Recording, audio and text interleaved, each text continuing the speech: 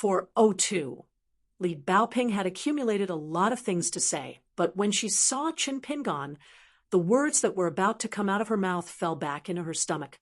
Chun Pingon gestured on Li Baoping's forehead. "You've grown a lot taller." Li Baoping jumped and frowned. "Youngest uncle, how did you grow faster than me? I can't catch up." Chun Pingon helped the little girl wipe away her tears, but Li Baoping suddenly bumped into his arms. Chun Pingon was caught off guard and could only hug the little girl gently, smiling knowingly. It seemed that she hadn't grown much. Old Master Liang looked at this scene. How should he describe it? It was as if he was admiring the world's freshest and warmest painting. The spring breeze to the willows, the green hills to the clear water. There was a good poem, golden wind and jade dew meet, surpassing countless things in the human world. Therefore, old Master Liang was quite happy and cheerful. After greeting old Master Liang, the two of them entered the academy. Li Baoping was like a little oriole, chattering nonstop, telling Chun Pingon about the situation in the academy. When the two of them arrived at the guest house, Chun Pingon saw a tall old man and Pei Qian standing at the door. Pei Qian quietly opened his mouth, but didn't say anything, only mouthing the word Mao. Chun Pingon, who had been in Jianghu for a long time, subconsciously wanted to give a fist salute, but he quickly stopped and imitated the Confucian scholar to bow to the Deputy Hill Master of Cliff Academy. Mao Xiaodong nodded and stepped forward. "Chun Pingon, let's talk." Only the 12-year-old Li Baoping and the 11-year-old Pei Qian were left at the door of the guest house. One was in a red dress, the other was in a black charcoal. Li Baoping looked at Pei Qian, who didn't know where to put his hands and feet. He lowered his head, not daring to look at her.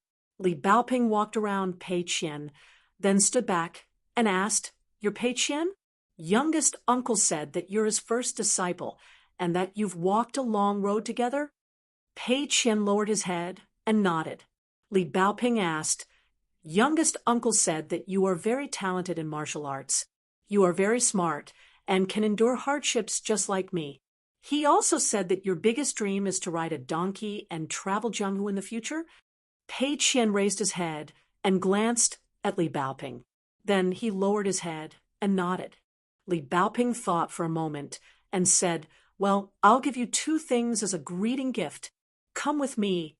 Pei Qian swallowed his saliva and did not dare to move. Although Pei Qian knew that this young lady who liked to wear red was definitely not a bad person, he was still afraid of walking into that dark alley. Li Baoping turned around and put a sack on himself. She would throw him to a corner of the capital city of the Great Sui Kingdom outside the academy. Li Baoping had already turned around and ran a few steps. She turned around and saw Pei Qian standing there like a wooden man. She said considerately, "Youngest uncle said a lot about you and said that you're timid. Well, stick the yellow paper talisman on your forehead and then come with me." Pei Qian quickly took out a demon-suppressing pagoda talisman and stuck it on his forehead. Only then did he gain some courage and slowly walk forward. Li Baoping walked very fast. However, in order to take into account Pei Qian's walking speed, she had to take small steps. Her arms were like swinging on a swing. She ran back to Pei Qian and said, "Pei Qian, your youngest uncle's first disciple. Alas, even if you're unfamiliar with this place and are afraid of meeting strangers in the academy, you have to pretend to be brave. Besides, with me here, no one dares to bully you. Don't worry." Pei Qian squeezed out a smile and took out a light-lifting talisman. He handed it to Li Baoping. He was indeed a fence-sitter. He wanted to please Li Baoping first. As for his original ambition to arm wrestle with Li Baoping, he had long forgotten about it. However, as soon as he took it out, Pei Qian regretted it. He felt that he would be looked down upon by Li Baoping. Unexpectedly, Li Baoping directly took his hand, dipped it in her saliva, patted it on her forehead, and laughed loudly. Pei Qian also laughed along. Pei Qian could even see through the abbot's divine sense of the ancestor of Taiping Mountain. Therefore, she could actually see some people's ups and downs.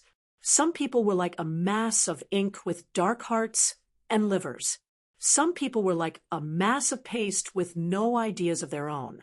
For example, the female ghost Shiro was like a golden seed that was not easily seen by others. It had just sprouted and had a little bit of green. Another example was Zhu Yan, who was particularly frightening. He was like a bloody storm with thunder and lightning, but there was only a vague, beautiful attic with a noble aura. However, some people were as pure as glass, just like this little sister in red. Therefore, Pei Qian felt particularly ashamed. Seeing that she still walked slowly, Li Baoping gave up the idea of running back to her own guest house. She accompanied Pei Qian for a walk and asked casually, "I heard from youngest uncle that you met Cui Dongshan. Did he bully you?" Pei Qian did not dare to tell the truth and only said that it was okay. Li Baoping grabbed something with one hand and put it to her mouth to breathe. "This guy needs to be taught a lesson. When he comes back to the academy, I will teach him a lesson for you." Pei Qian turned her head and peeped at Li Baoping. She immediately admired her, except for her master, from Old Wei and Little Bai to Sister Shiro, and even the yellow bull monster, who was not afraid of Cui Dongshan. Pei Qian was even more afraid. There seemed to be a huge dark pool in Cui Dongshan's heart, but it was not the kind of stagnant water that was lifeless. There was a shadow of a so-called flood dragon that Pei Qian had seen in books and portraits. There was a shadow outline that was slowly swimming. Every time the flood dragon's body approached the water surface, it would bring about chilling ripples. Fortunately, there were piles of golden and silver books beside the pool, so it did not seem so gloomy and scary. Otherwise, Pei Qian would not dare to get along with Cui Dongshan. The tall old man with the ferrule hanging on his waist was the real backbone of Cliff Academy, Mao Xiaodong. Mao Xiaodong led Qin Pingon all the way to his own study. On the way, he did not exchange any pleasantries with Qin Pingon. After the two sat down, Mao Xiaodong, who had been expressionless, suddenly smiled. He stood up and bowed to Qin Pingon. Qin Pingon hurriedly moved aside. He knew that he could not accept this sudden Confucian bow. Mao Xiaodong stood up and smiled. "If it were not for your protection in the past, our Cliff Academy would have lost half of its heritage." Qin Pingon did not know how to answer. Mao Xiaodong explained, "Just now, there were many eyes and ears outside. It was not convenient to speak in our own language. Little junior brother, I have been waiting for you for a long time." Qin Pingon smiled bitterly and was about to say something. Mao Xiaodong waved his hand. "We are family. Just know what you are doing." Qin Pingon sat down, helplessly. Mao Xiaodong smiled and looked at Qin Pingon. He stretched out his hand and said, "Little junior brother, let me see your customs clearance document. Let me see it." Qin Pingon stood up again and handed over the customs clearance document with both hands. Mao Xiaodong took it and smiled. "I have to thank little junior brother for subduing that little bastard Cui Dongshan. If this guy was not worried about you visiting the academy one day, he would have turned little Dongshan and the capital of the great Sui kingdom upside down." "Ooh," Qin Pingon said. "Actually, Cui Dongshan is still afraid of Mr. Wensheng. It has nothing to do with me." Mao Xiaodong stretched out his hand and pointed at Qin Pingon. "Little junior brother's conduct is very similar to our master's. The greater the feat, the more modest he is in front of us disciples. Oh, don't flatter him, as if he has done something great. The person who won the argument is not that Taoist ancestor or Buddhist ancestor. Why are you so excited? Did you think that he could not win from the beginning? It would be a pleasant surprise if he won. You, Mao Xiaodong, have the most ridiculous smile. Go out and study with Zhuozhuo in the yard. Remember to remind Zhuozhuo to bring a supper for Xiao Qi when they sneak out. Xiao Qi is now growing up. Remember not to be too oily. It will make one unable to sleep at night.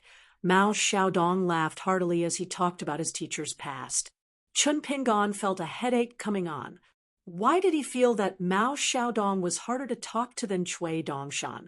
Chun Pingon asked, I heard from Mr. Liang at the gate that Lin Shui is very promising. Don't worry, but Li Huai seems to be not very good at his studies. Will Li Huai be tired? Mao Xiaodong smiled and said, with Li Huai's happy-go-lucky temper, even if the sky falls down, he will still lie on the ground and play with his painted puppets and clay figurines. He might even be happy that he doesn't have to listen to the teacher's nagging lectures today. You don't have to worry about Li Huai. Every time he is at the bottom of the class, he still eats and drinks. Last time his parents and sister came to the academy and left him some money. He didn't spend it recklessly. But one time he was caught red-handed by the teacher on night duty. At that time, Li Huai and two of his schoolmates were using bowls of water instead of wine. The three of them were eating big chicken legs. After they were punished to stand and be beaten, Li Huai was still snoring. The teacher asked him which one was better, the beating or the chicken leg. Guess what Li Huai said? Chun Pingon held back his laughter and said, if being beaten can make you eat chicken legs, then the beating is also delicious. However, I reckon that after saying this, Li Huai will be beaten until he's full. Mao Xiaodong gave him a thumbs up and said, you are indeed the little brother who escorted them all the way. You really know Li Huai the best. Then Mao Xiaodong smiled and said, although Li Huai is slow at reading, he is not stupid. Many of his peers only know how to recite. As long as Li Huai is able to read, he can really make it his own. So the teachers have a good impression of Li Huai. Every time he is at the bottom of the class, they won't scold him. Chun Pingon said tentatively, Li Huai should study harder and not be lazy. These principles have to be said. Mao Xiaodong's eyes were full of admiration. Yes, at that time, Li Huai had just made a scene in the palace, and everyone was scared out of their wits. The teachers liked Li Huai more, and they were also worried that Li Huai was too protective of his children. For a period of time, they didn't even dare to say a harsh word. So I reprimanded those teachers. After that, they were on the right track. They were beaten and reprimanded when they needed to be beaten. This is the attitude that teachers' disciples should have. Chun Pingon asked, after that incident, did Li Huai and the other children have any side effects that they themselves didn't notice? Mao Xiaodong said with a smile, with me around, and at the very least with Cui Dongshan, that bastard with a bellyful of evil tricks keeping an eye on them, they didn't cause any trouble. This kind of thing is inevitable. It is also a part of learning etiquette and knowledge. Don't worry too much about it. Chun Pingon nodded and said, it's easy to control and not go to extremes. It's just that Mountain Master Mao has to be more careful. Mao Xiaodong complained, is it so difficult to call me Senior Brother Mao? What's wrong? Do you think that I, Mao Xiaodong, am far inferior to Qi Jingchun and Zhuo, or even Cui Shi and Cui Dongshan, so you don't want to call me Senior Brother Mao? Chun Pingon shook his head and said, it's not like that. Please understand, Mountain Master Mao. When it came to the cultural pulse, Chun Pingon couldn't be polite and perfunctory. Mao Xiaodong seemed to be a little dissatisfied, but he was secretly nodding. If it was a young man who changed his mind when the so-called saints of Cliff Academy tried to please him, Mao Xiaodong would be qualified. However, if he wanted to be teacher's last disciple, Qi Jingchun and Zhu's little junior brothers might not be suitable. One could see the situation from a small clue. Mao Xiaodong still had this bit of insight. Back then, among the 4 direct disciples of the sage of literature, the first disciple, Cui Shi, was the most knowledgeable, while Qi Jingchun was the most knowledgeable. She was the most knowledgeable, and she was the one who advocated that the great Tao moves on its own. She was a late bloomer, and her cultivation was the highest. There was also a fellow who seemed to be slow-witted and was the slowest to become a talent, but he was the teacher's favorite other than Qi Jingchun. In fact, after the defeat of the third and fourth disciple, the sage of literature's lineage, which was at the peak of its power, gradually fell into silence. Only this person followed the teacher from beginning to end, accompanying the teacher, who imprisoned himself in the forest of merit. Among all the nominal disciples, Mao Xiaodong and the others weren't considered outstanding. From this, it could be seen that the literary sage's lineage was the center of attention and brilliant literary fortune. Mao Xiaodong felt that it was a pity outstanding people were always blown away by the wind and rain. Qi Jingchun left the Central Divine Continent and came to the Aquarius Continent to establish the Cliff Academy. Outsiders said that Qi Jingchun wanted to restrain and intimidate his old senior brother Cui Dong, but Mao Xiaodong knew that wasn't the case at all. He was even more decisive, leaving the human world and going out to sea to visit immortals alone.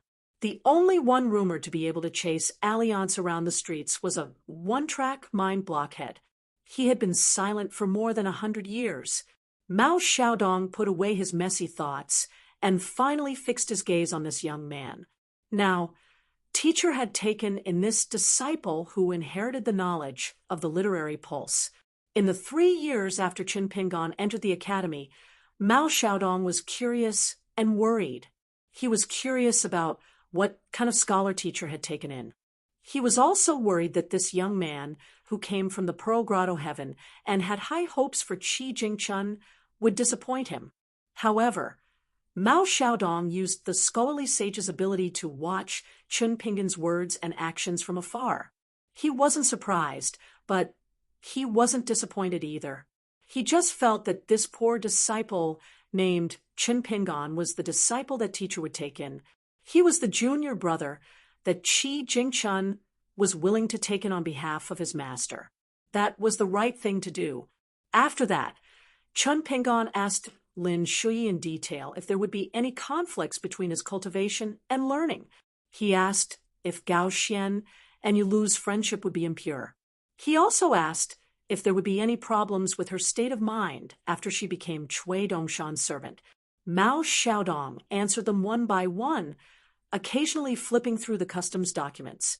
After knowing more or less everything, Qin Pingan was truly relieved. Mao Xiaodong finally smiled and asked, "Aren't you tired of thinking so much about your own and other people's?" Qin Pingan shook his head and said honestly, "Not at all." Mao Xiaodong nodded and said softly, "Learning and practicing the sword are actually the same. They both need to accumulate strength. A gentleman will do great things when he's successful, but when he's not, he'll be like a dragon. Therefore, when you have a strange idea, it's as if brilliant literary talent has come from the heavens, and the world has never seen it before." Qin Pingan felt that his words were a little too exaggerated. He was a little nervous. Mao Xiaodong suddenly asked in a low voice, "Has teacher ever mentioned me?" Qin Pingan wanted to say something, but hesitated. He answered honestly, "I don't think he's ever mentioned you." Mao Xiaodong slapped his knee and said angrily, "There's actually such a biased teacher in the world." Mao Xiaodong didn't give up and asked, "Think about it again. Could it be that you've missed something?" Qin Pingan shook his head decisively. Mao Xiaodong stroked his beard and smiled. He said confidently, "I think teacher has a disciple in his heart. Of course, he doesn't have to mention me all the time." Qin Pingan was relieved. The Mao mountain chieftain in front of him was definitely a disciple taught by teacher Wensheng. Pei Qian probably thought that Li Baoping was easier to talk to. She walked faster and faster, her footsteps lighter and lighter. However, when Pei Qian arrived at Li Baoping's dormitory and saw the stacks of copied books on the bed, she almost knelt down and kowtowed to Li Baoping.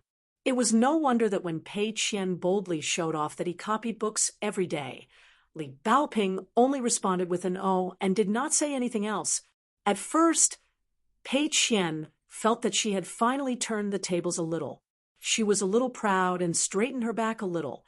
Li Baoping poured a cup of tea for Pei Qian and asked her to sit anywhere she wanted.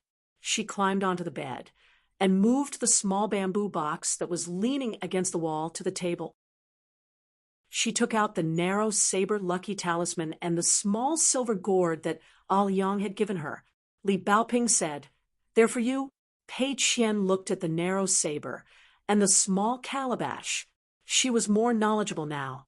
She looked up at Pei Qian and asked, "Is it very expensive?" Li Baoping didn't deliberately hide anything. She said in detail, "I heard from Alliance that this auspicious symbol saber is of average quality. It's a half-immortal weapon. This small calabash that was abducted from Wei Jin of the Wind Snow Temple is better. It's one of the 7-sword nourishing calabashes on the calabash vine that the Taoist ancestor planted during his early cultivation. The swordsmen in the world use this to nourish their flying swords. Pei Qian, haven't you started to learn swordsmanship? Then you can use it." Pei Qian was tongue-tied. She said vaguely, "But I've just started to practice swordsmanship. I'm not a swordsman. I'm not a swordsman. I may not be able to cultivate a natal flying sword in my life." Li Baoping asked directly, "Do you like the auspicious symbol and the small calabash?" Pei Qian nodded timidly. Li Baoping scratched her head and sighed in her heart. Why did little martial uncle find such a silly disciple? Pei Qian became more and more uneasy. She glanced at the mountains of books on the bed, and then looked at the narrow saber and the silver sword-nourishing calabash on the table. Pei Qian suddenly had an idea. She whispered, "Sister Baoping, I dare not accept such expensive gifts. Master will scold me." Li Baoping blinked her eyes. "Then you can tell Master that I'm borrowing them from you. I'll borrow them for 1 year, 10 years, 100 years, or 1,000 years. Anyway, I won't ask you for them. You can take them to travel in Jianghu with a clear conscience. Isn't that enough?" Pei Qian lowered her head. "Yes." Li Baoping changed her position and sat on the bench next to Pei Qian. She comforted her. "Don't feel stupid. You're young.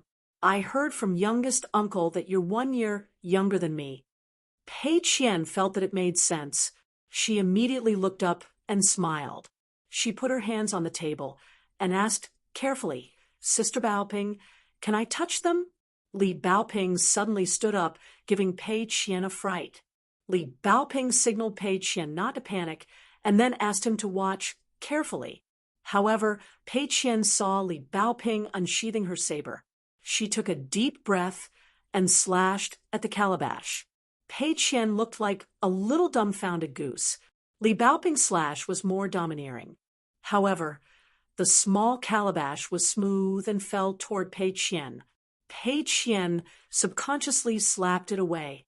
The silver sword-nourishing calabash hit Li Baoping's face with a bang. There was a bang. The calabash fell to the ground. Li Baoping, who was stunned for a moment, began to have a nosebleed. Pei Qian felt that he was doomed. At this moment, Li Baoping was still holding the auspicious symbol in her hand. It was very likely that she would chop off his head with the next slash. Unexpectedly, Li Baoping raised her hand and casually put the auspicious symbol back into the scabbard. She gently tiptoed and held the sword-nourishing calabash in her hand. Then she put them back on the table. After sitting down, Li Baoping smiled happily at Pei Qian. "Pei Qian, your block and slap were very beautiful. You have the style of Jianghu. Not bad, not bad. You're worthy of being my youngest uncle's disciple."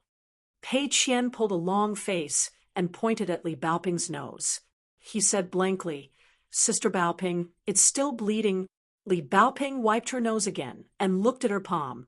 It seemed that it was indeed bleeding. She stood up calmly and ran to the bed. She pulled out a piece of rice paper and tore off 2 paper balls. She raised her head and stuffed them into her nose. Then she sat beside Pei Qian casually. Pei Qian's face was pale. Li Baoping was confused. Why did she feel that the small calabash hit this guy's face? But even if it hit him hard, it wouldn't hurt. Li Baoping rubbed her chin and carefully sized up the tan little Pei Qian. She felt that this disciple of little Uncle Master's was rather strange. Even Li Baoping could not keep up with him. As expected of little Uncle Master's first disciple, he still had some skills. Pei Qian endured the pain in his heart and took out the small calabash from his sleeve. He put it on the table and pushed it towards Li Baoping. "Sister Baoping, this is for you. Take it as my apology." Li Baoping was a little angry. Why was Pei Qian treating her like an outsider? She glared at him and said, "Keep it." Pei Qian obediently put the small gourd into his sleeve at lightning speed. After leaving Mao Xiaodong's study, the afterglow was fading and dusk was approaching. Chun Pingon went to find Li Huai, who should be listening to the headmaster's lecture. Outside the window of the school, Chun Pingon saw Li Huai with a book in his hand. Behind the book, he was dozing off like a chicken pecking at rice. There were two people of the same age sitting beside Li Huai. One of them had a face full of spirit. He was someone who couldn't sit still and was looking left and right. When he saw Chun Pingon, he started staring at Chun Pingon. The other child was sitting upright and listening to the lecture attentively. Lu Guan saw that the young man in white kept looking at him with a smile. He knew that the young man couldn't be the headmaster of the academy, so he secretly made a provocative gesture with his fist. The headmaster of the academy shouted angrily, "Lu Guan!" Lu Guan stood up obediently. Li Huai, who was having a beautiful dream, was scared out of his wits. He woke up and put down the book, looking around blankly. The headmaster of the academy immediately shouted, "And you, Li Huai, you too, copy persuasion to study 5 times tonight. And don't ask Ma Lian for help." The lesson was over. The headmaster of the academy walked out of the school with a straight face. He nodded to Chun Pingon, who had been paying attention. Chun Pingon bowed back. Walking out of the cheerful and noisy classroom, Li Huai suddenly opened his eyes wide with an expression of disbelief. Chun Pingon smiled and waved at him. Li Huai grinned and suddenly shouted, "Chun Pingon, I'd like to learn from Great Grandmaster Li's invincible fist art." Li Huai then rushed to Chun Pingon in a muddle-headed 6-step stance. Chun Pingon pressed his head with one hand. Li Huai struggled for a long time and finally stopped. He asked with red eyes, "Chun Pingon, why did you come so late? My sister has been gone for a long time. Otherwise, if you met her and I set you up, you would be flirting with each other and flirting with each other. I could call you brother-in-law now." Chun Pingon did not know whether to laugh or cry. Li Huai hugged Chun Pingon's arm and turned to Lu Guan and Ma Lian with a smile. "He is Chun Pingon, the one who gave me my book box and made my straw sandals. You know what I said? He would definitely come to the academy to see me. Do you believe me now?" Lu Guan rolled his eyes. It turned out that this guy was Chun Pingon, the one Li Huai kept talking about. Ma Lian hurriedly bowed to Chun Pingon. Li Huai laughed unscrupulously and suddenly stopped. "Have you seen Li Baoping?" Chun Pingon nodded and said, "When I arrived at the academy, I saw the little treasure bottle first." Li Huai nodded hard and said, "Let's go find Li Baoping together later. She has to thank me. I invited you to the academy. When she was at the top of the mountain, she wanted to beat me. Ha ha! How can a little girl run faster than me? What a joke! I, Li Huai, have mastered the divine skill and can run as fast as flying. I can leap over roofs and vault over walls." Ooh! Chun Pingon coughed. Li Huai suddenly realized that Lu Guan was rejoicing in his misfortune and Ma Lian was bashful. Li Huai slowly turned his head and saw Li Baoping behind him, as well as a little girl who was as black as charcoal beside her. Li Huai felt that there was fate between them at first glance because they resembled the time when he first met Chun Pingon. Li Baoping crossed her arms and sneered, "Li Huai, I'll let you run 100 steps first. It's up to you whether you want to hide in a tree or on the roof." Li Huai said resentfully. Li Baoping, since Qin Pingan really came to the academy, let's call it a tie. Li Baoping smiled and said, a tie? Li Huai thought for a while and said, okay, let's call it a regretful loss. Li Baoping didn't want to argue with Li Huai for the sake of her martial uncle. Li Huai saw that Li Baoping didn't want to teach him a lesson, so he immediately became arrogant. He pulled Qin Pingan's arm and said excitedly, where are you staying now? Do you want to come to my place? Pei Qian's eyes brightened. This Li Huai is a kindred spirit. They went to the guest house where Qin Pingan was staying. Ma Lian actually wanted to follow Li Huai, but Lu Guan dragged him to have a meal. Zhu Lian was still traveling and hadn't returned. Shi Rose stayed in her guest house and didn't see anyone. She was in a Confucian academy. Even if you were an earth immortal otherworldly item, who would dare to show off in such a place? Shi Rose felt that every time she breathed, she was blaspheming the academy. She was full of guilt and reverence. This was the vast world. Qin Pingan, Li Baoping, Pei Qian, and Li Huai. They sat around a table and ate the special meal that the academy would give them. Li Huai, who was sitting opposite Qin Pingan, was the loudest. As long as Qin Pingan was there, he didn't need to be afraid of Li Baoping. Li Huai asked, Qin Pingan, do you want me to take you to Lin Shui after dinner? That guy is rarely seen nowadays. He's very happy and often leaves the academy to play outside. I'm so jealous. Ooh. Qin Pingan smiled and said, it's now 7:00. Qi cultivators value this period of time. It's best not to disturb them. We'll go after 7:00. I don't need you to lead the way. I'll go find Lin Shui myself. Cultivation of the Great Tao was about haggling over every detail. There were some rules of cultivation that could be applied everywhere. For example, one must pay attention to the 4 hours of the day and not slack off. At midnight, the world was clear and bright. It was the most suitable time to see the qi inside and use the longevity bridge to communicate with the world outside. At 3:00, the qi circulated and benefited the qi residents and meridians. At noon, the yang fire was used to refine the qi into liquid. At 7:00, the qi was stored in the important mansions of the natal acupoints, accumulating and strengthening the foundation of the Great Way. Apart from the 4 hours of the day, there was also the month and the year to pay attention to. The foundation of the Great Way was nothing more than postnatal repair and polishing the innate. The postnatal method was like polishing a mirror with water, gradually becoming clearer and clearer.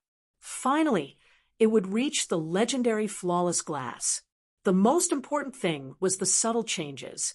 As long as one crossed the threshold of cultivation and started to climb the mountain, he would know that he had lost a day if he slacked off. Therefore, cultivators couldn't be lazy. If one understood the mystery of this, many rules that were derived from it would suddenly become clear. For example, the emperors and monarchs of the secular dynasties couldn't cultivate to the middle 5 states. For example, why would cultivators gradually stay away from the secular world and be unwilling to be swept away by the world of mortals? Instead, they wanted to cultivate in the blessed enclave with abundant qi.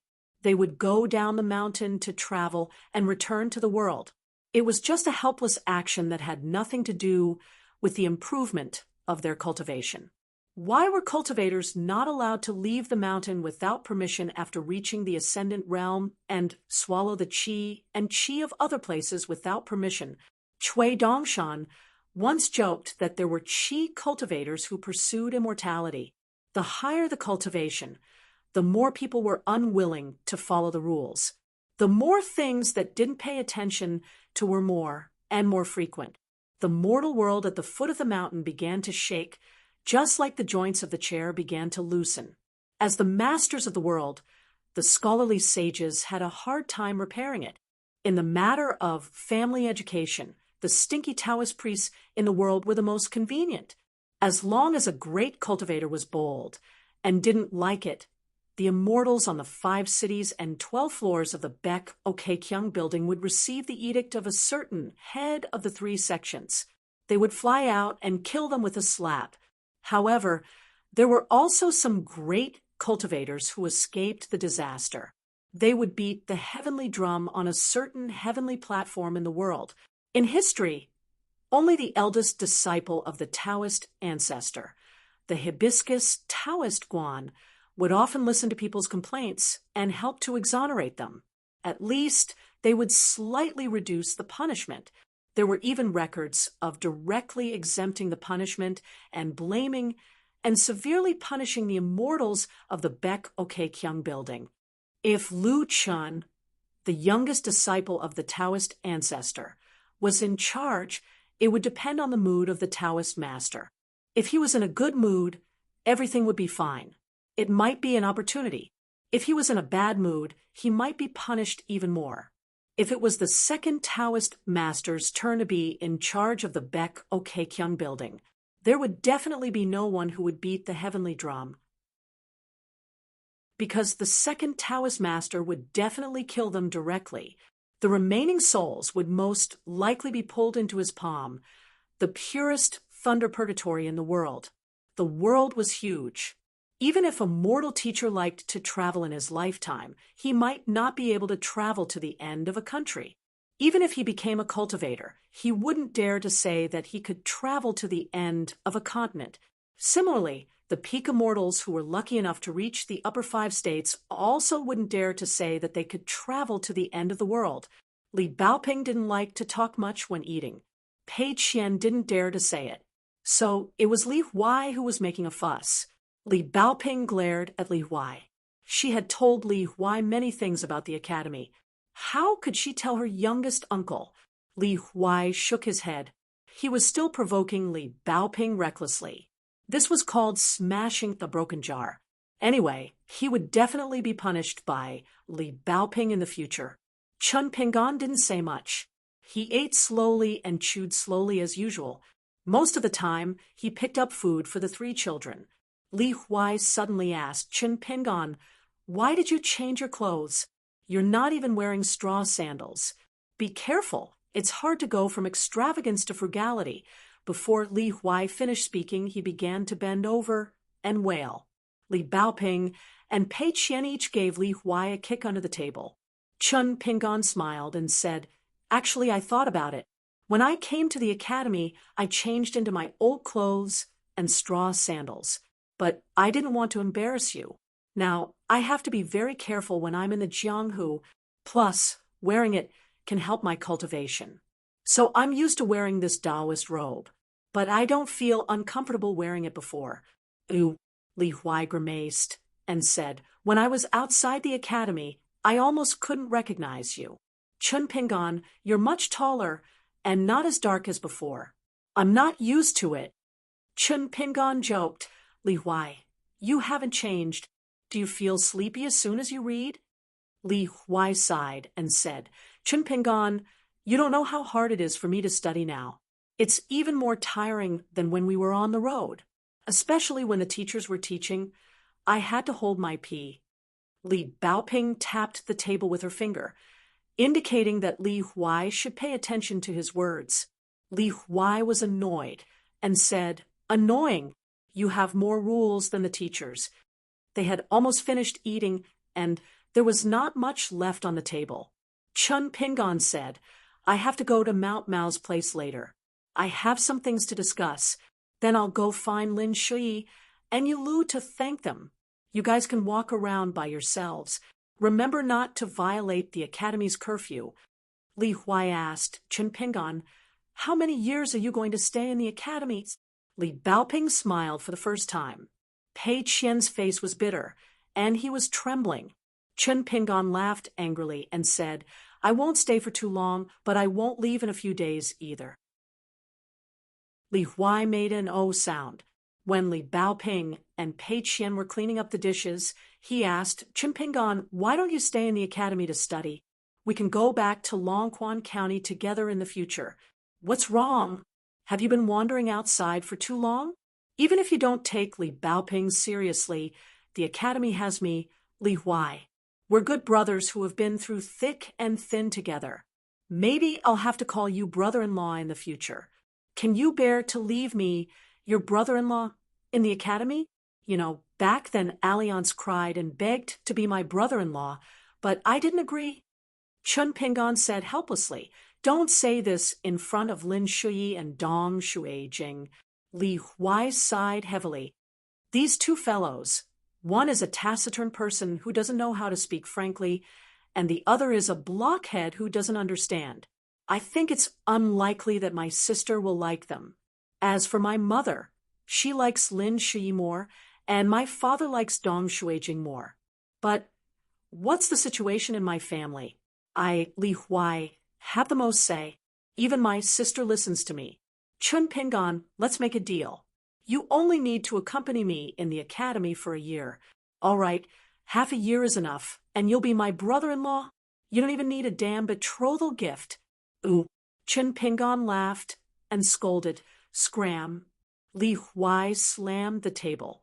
Chun Pingon, talk properly to your brother-in-law. Don't say I didn't warn you. Li Baoping's slap made Li Huai shrink his head back.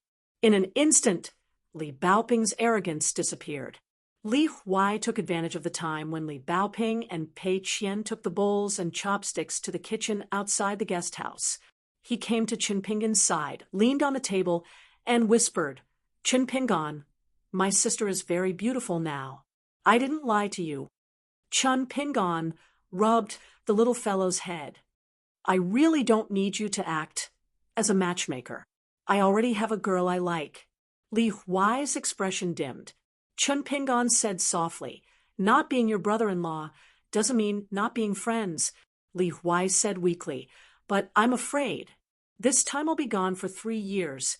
What about next time? Will it be another 3 or 5 years? How can you be a friend? When I was bullied in the academy, you weren't there." Chun Pingon was speechless. According to the plan in his heart, they might not be able to meet again in 3 or 5 years. He was prepared to go to the Dragon Spring Prefecture and Book Lake, as well as the Colorful Clothes Nation and Shu Shui Nation. Then he would go to the north, even further north than the Dali dynasty in the Aquarius continent. Li Huai sniffled, raised his head, and laughed. "Forget it, we are all adults. Don't be so wishy-washy. Let's talk about tomorrow's matters tomorrow." Chun Pingon patted Li Huai's head. "Pei Qian seems to be afraid of Aquarius. You can accompany Pei Qian in this period of time." Li Huai immediately laughed and said, "That piece of charcoal, no problem. What's so shameful about being afraid of Li Baoping? I'm also afraid. Whoever is afraid is a hero. To be able to say such a shameful thing so confidently and heroically, only Li Huai could do it." After that, Chun Pingon went to Mao Xiaodong's study. They began to discuss the matter of refining the second natal item. Mao Xiaodong had already received Cui Dongshan's secret letter. His plan was even more watertight than Chun Pingon's. He had already bought most of the treasures needed to refine the golden script gallbladder. Some had not been sent to the academy, but he would definitely be able to collect all of them before autumn. Chun Pingon said that he might have to pay back the money later. Mao Xiaodong was not pretentious. He said that he would pay according to the market price and try to settle it within 20 years. Because it was a very special golden script gallbladder, as one of the 5 elements natal items, Mao Xiaodong carefully studied the golden script gallbladder that Chun Pingon took out from the Fengsuan item. Before that, he had already studied the history of the Tsai kingdom and the county records of the city god pavilion. Shen Wen, who finally determined that the civil official had become a god, had used the essence of incense and the Great Spirit. It was very likely that he had also used the influence of the seal personally refined by the great celestial master and the thunder method to create this extraordinary golden script gallbladder. Therefore, Mao Xiaodong planned to take Chun Pingon to visit the capital of the Great Sui Kingdom, the Confucian Temple, and other places in private. However, the final refining location would definitely be at the Cliff Academy, where he could guard the fate. The two of them continued to polish the details. Mao Xiaodong was more and more pleased. Even when it came to the foundation of cultivation, Chen Pingan was still calm and collected, which made Mao Xiaodong very satisfied. Chen Pingan's answers to many of the seemingly casual conversations, as well as the questions he took the initiative to ask about some of the books, did not amaze Mao Xiaodong. Instead, he felt determined and vaguely revealed his tenacity. That was enough, especially when Chen Pingan looked at the sky and said that he wanted to visit Lin Shui and Yulu first. Instead of talking about more important business in one go, Mao Xiaodong agreed with a smile. After Chen Pingan left with an apologetic expression, the tall old man, who had always given everyone the impression of being old-fashioned, sat alone in the study room. He could not help but cry, but he was smiling happily. In Mao Xiaodong's opinion, 10F * King talented Cui Dong could not compare to one Chen Pingan. Without Li Baoping by his side, Pei Qian became angry. All of a sudden, Pei Qian became unrestrained and high-spirited. Not long after they arrived at Li Huai's dormitory and sat down, not only Li Huai, even Lu Guan and Ma Yan were shocked to the point that their eyes widened, and they looked at each other in dismay. Pei Qian already had a bamboo sword hanging from his waist. He sat on the bench facing the three fellows sitting side by side. She was telling them about her experience in Jianghu. The opening speech was very intimidating. You should have seen that I, Pei Qian, as my master's disciple, am a very cold-blooded Jianghu person. I have killed and subdued countless monsters in the mountains and lakes. The gadfly that was killed by her crazy demon swordsmanship, the toad that was kicked away by her on the mountain path, the dog that she pressed down on its head, and the mountain leaper that she caught. She imagined all of them to be monsters in the future. Lu Guan, who was skeptical, served tea. While Heroine Pei was drinking, Ma Lian quickly took out some sunflower seeds and pastries. Li Huai hugged the painted puppet with a silly smile on his face. In fact, he thought that this black girl could not be judged by her appearance. She was better at bragging than Alliance and himself. He had met his match. After Chen Pingan walked out of Mao Xiaodong's residence, he found Li Baoping waiting for him at the door with a small bamboo box on her back. He was not surprised at all. Chen Pingan left his hometown for the first time and went to the outside world of the Great Sui Kingdom. Of course, Chen Pingan escorted Li Baoping to study in the Great Sui Kingdom. But wasn't it also the little girl who accompanied youngest uncle in Jianghu? In the beginning, when only the two of them were accompanied by each other, the green mountains and clear waters they walked through were very lovely. Chen Pingan was not in a hurry. He squatted down and asked with a smile, "Baoping, did anyone bully you in the academy these years?" Li Baoping thought for a while and shook her head. "No, youngest uncle." Chen Pingan scratched his head and felt a little disappointed. Mao Xiaodong's words suddenly sounded in his heart. Chen Pingan's expression did not change. After listening, he stood up and held Li Baoping's hand. He began to look at the night view of the capital city outside the academy's Xiaodong Mountain. They began to go down the mountain. "Young martial uncle, I've already divided the copied books into 5 parts and put them in the small boxes. I've given them to the 5 teachers, but those are just copies for skipping classes for a month. I still have a lot of them in the academy. Don't worry, youngest uncle." Are the teachers angry? They're not angry. They're used to it. They just want me to run slower when moving the books. The teachers are all good. Well, they are, but they're not as knowledgeable as Mr. Qi. Why, Mr. Qi is the most knowledgeable. Youngest uncle is the best. There's no reason. Huh, that makes sense. For 03, Chen Pingan first went to Cui Dongshan's courtyard.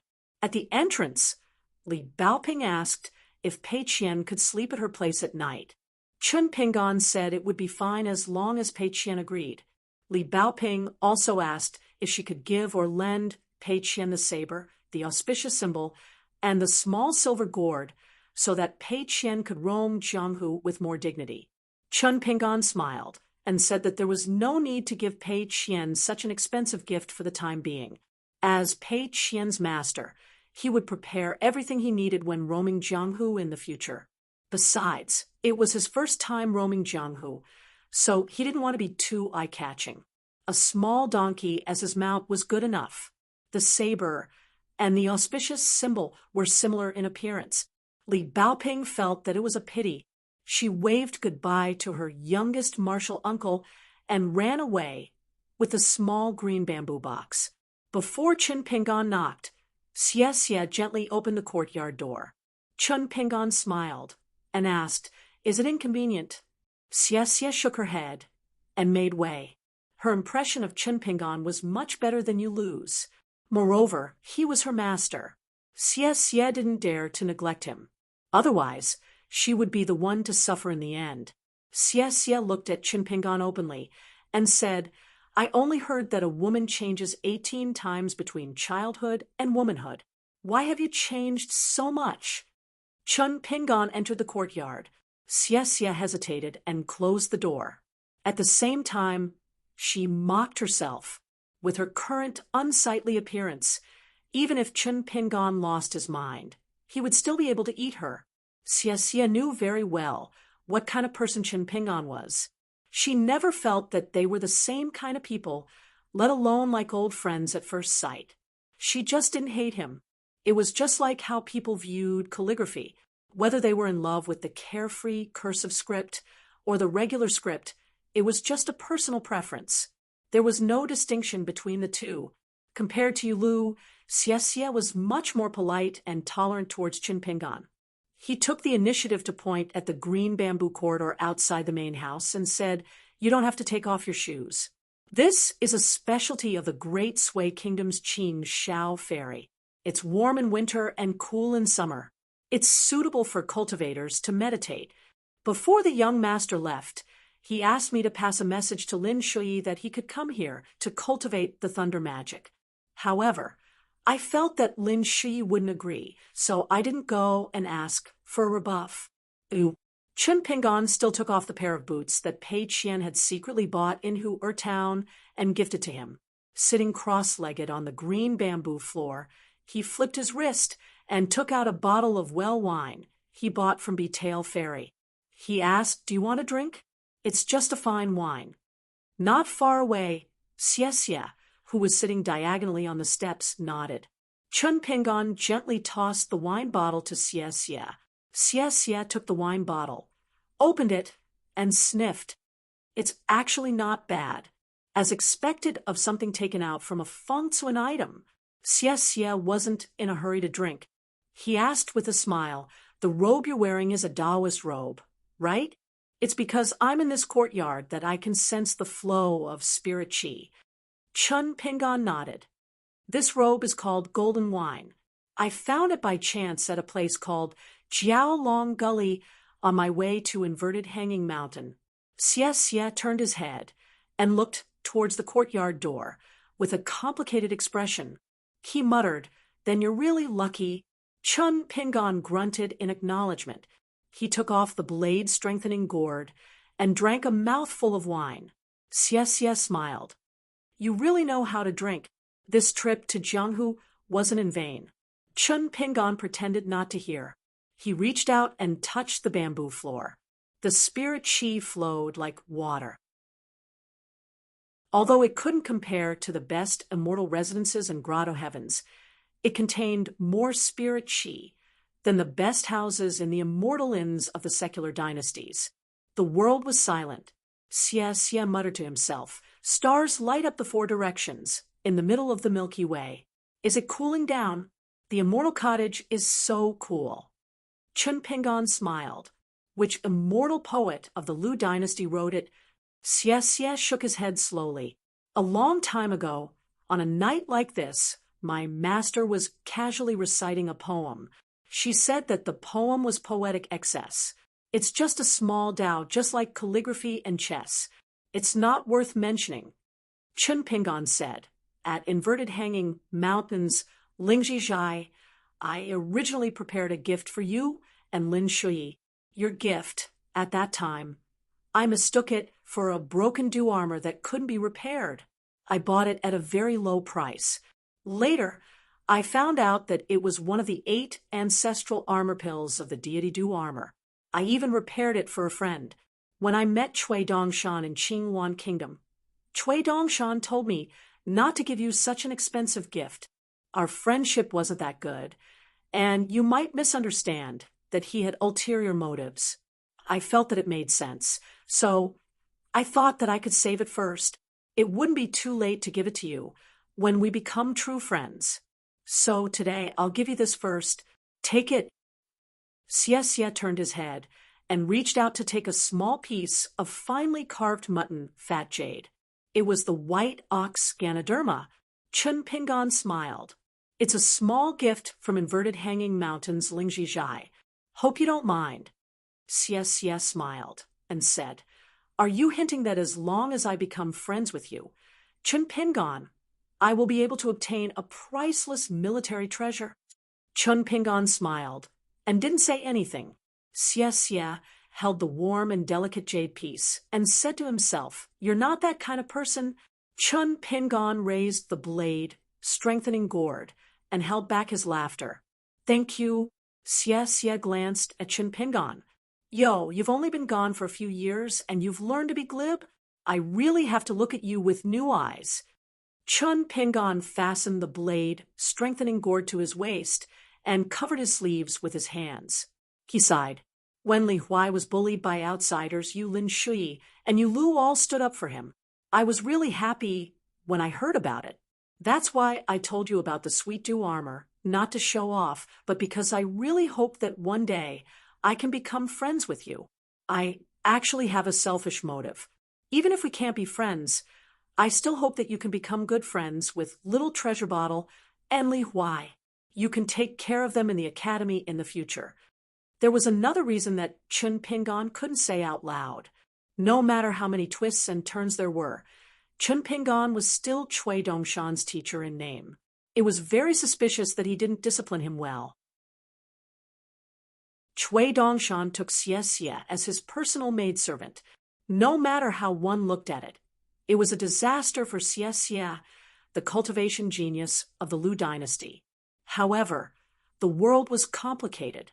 Many seemingly well-intentioned wishful thinking could end up doing bad things. Don't touch the scars of others and live in peace. When it was uncovered, it was dripping with blood. Chun Pingon sat at the bottom of the steps, wearing his boots. Xie said softly, I won't send you off. Chun Pingon waved his hand. No need. After Chun Pingon left, Xie covered her mouth and laughed for no reason. She didn't know why, but she felt that he was like a cat who sneaked home in the middle of the night to avoid the tigress at home. Of course, this was just a very strange thought of Xie. A woman's heart was like a needle at the bottom of the sea. It could only mean that Xie was in a good mood. Xie raised her hand and held the Ganoderma jade high up. It was quite beautiful. Chun Pingon left this one of the best places in the academy. Yu Lu lived alone in the academy. Although the lights were off, Chun Pingon didn't hesitate to knock on the door. Yu Lu quickly opened the door, casually in his boots, and smiled. What a rare guest! Yu Lu turned around to light the lamp. Chun Pingon helped to close the door. The two sat facing each other. Inside Yu Lu's room, other than some things the academy had prepared for the students, there was nothing else. This was Yu Lu, as if he didn't have anything on his mind. As the crown prince of a great dynasty, after the fall of the country, he still stood aloof from worldly affairs. Even when facing one of the main culprits, Chui Dongshan, he didn't have the same hatred as Xie. On this point, Yu Lu was similar to the martial madman Zhu Lian, who came from a rich family. When Chun Pingon was on his way to the academy of the Great Sui Kingdom, he and Yu Lu took turns to keep watch. One in the first half of the night, the other in the second half of the night. If the person in the first half of the night didn't feel sleepy and sat by the fire, there was nothing to talk about. Often, it was Chun Pingon who practiced the stance sword furnace or the six-step stance. If he was in the stance, Yu Lu would be in a daze. If he was in the stance, Yu Lu would just watch for a while. Yu Lu didn't drink. Chun Pingon also didn't drink. He gave the book, Records of the Mountains and Seas, that he also bought from the inverted hanging mountain to Yu Lu. Yu Lu naturally thanked him, saying that he was poor, but had no gifts to give. He could only send Chun Pingon to the entrance of the academy. After Chun Pingon left, Yu Lu lightly closed the door. He continued to close his eyes and walk in the pitch-black room, his fists loosening and clenching, repeating this. When Yu Lu was practicing, Xie Xie was also sitting in the green bamboo corridor, diligently cultivating. When Lin Shi saw Chun Pingon, he wasn't surprised. In truth, he already knew that Chun Pingon was coming. But after hesitating, he didn't take the initiative to find Chun Pingon at the guest house. Chun Pingon gave him the incomplete, lightning Taoist book from Ling Zhizhai. At that time, there was a note saying, "There is only one book in the world, unless it is missing dozens of pages. It is priceless." Lin Shi didn't refuse. Chun Pingon smiled and said, "Thank you for letting me pass a message to you. If you don't mind, please go to her place to cultivate." Lin Shi thought for a moment, nodded, and said, "Okay, as long as I'm free during the day, I'll go." Chun Pingon didn't stay for long. His but didn't even warm up on the bench. After staying for less than half an incense stick's time, he had to leave. Before Lin Shi opened the door, it was obvious that he was practicing a breathing technique on a futon. Lin Shi suddenly smiled and asked Chun Pingon, "Do you know why I'm willing to accept such a valuable gift?" Chun Pingon stopped, turned around, and asked, "Why do you say that?" Lin Shi, who would never leave people in the academy, walked to the table for the first time and poured 2 cups of tea. Chun Pingon then returned and sat down. Lin Shi, who had already become an elegant young master, was silent for a moment and said, "I know that I'll definitely return the favor in the future." Chun Pingon smiled and nodded. Sure enough, he hadn't changed. This guy was still cold. Lin Shi turned to look at the bamboo box, the corner of his mouth raised. "Also, I'm very grateful to you. For one thing, take a guess. You've already made such a move. What's there to guess?" Chun Pingon said helplessly, "Didn't I just give you a bamboo box?" Although it was made from the bamboo transplanted from the green immortal mountain in the past, to be honest, it definitely can't compare to the Thunder Magic Taoist book now. Lin Shi smiled and shook his head. "Guess again." Chun Pingon recalled that trip and asked tentatively, "That time when you stayed at the inn?" Lin Shi still shook his head and laughed heartily. He got up and began to chase him away, joking, "Don't delay my cultivation just because you gave me a gift." Chun Pingon left the school in confusion. After meeting the 3 people, he didn't return the way he came. After delivering the gift an hour earlier than expected, Chun Pingon took a slight detour and walked in a quiet area of the Cliff Academy. Just as he passed by the guest house, Chun Pingon saw Li Huai sneaking over alone. Seeing Chun Pingon, Li Huai quickened his pace and said hurriedly, "Chun Pingon, I came to ask you a question. Otherwise I can't sleep." Chun Pingon smiled. "About Pei Qian? Ask away." Li Huai whispered, "At first I thought that Pei Qian was bragging, but the more I listen, the more I feel that Pei Qian is extraordinary. Chun Pingon, tell me the truth from the bottom of your heart. Is Pei Qian really a princess living among the common people?" Chun Pingon could completely imagine Pei Qian's stiff face and secretly happy appearance when she was telling this lie. She might even laugh at Li Huai and the others for believing it. Were they stupid? Not to mention Li Huai. Even the 3 experienced constables in Hue Town at the border of Daquan could be fooled by Pei Qian's nonsense. It would be strange if Li Huai, Lu Guan, and Ma Lian didn't fall for it. Chun Pingon didn't intend to expose Pei Qian's bragging in front of Li Huai. It was just a naive prank between these children. Chun Pingon patted Li Huai's shoulder. Guess it yourself. Li Huai nodded vigorously and said in realization, then, I understand. Chun Pingon smiled and asked, what do you understand? Li Huai crossed his arms and rubbed his chin with one hand. No wonder this little charcoal had a look of disdain when she saw my painted puppet. This won't do. I have to compete with her tomorrow. An expert's move wins in momentum. When the time comes, we'll see who has more treasures. So what if she's a princess? Isn't she just a little charcoal kid? What's so great about her? TSK, carrying a bamboo sword at such a young age. Who is she trying to scare? Oh, right. Chun Pingon, what does the princess like to eat? Chun Pingon reached out and pressed Li Huai's head, gently twisting it in the direction of his dormitory. Quickly go back and sleep. Li Huai was satisfied after asking the question. He turned and ran back to his dormitory. Not long after, an angry roar came from afar. Needless to say, it must be Li Huai who was caught red-handed by the night patrol teacher. Chun Pingon was just about to help Li Huai out when he saw Li Huai swaggering over with Zhu Lian by his side.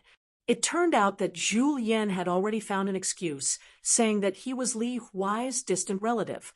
He didn't know the way in the middle of the night, and needed Li Huai's help to return to his dormitory.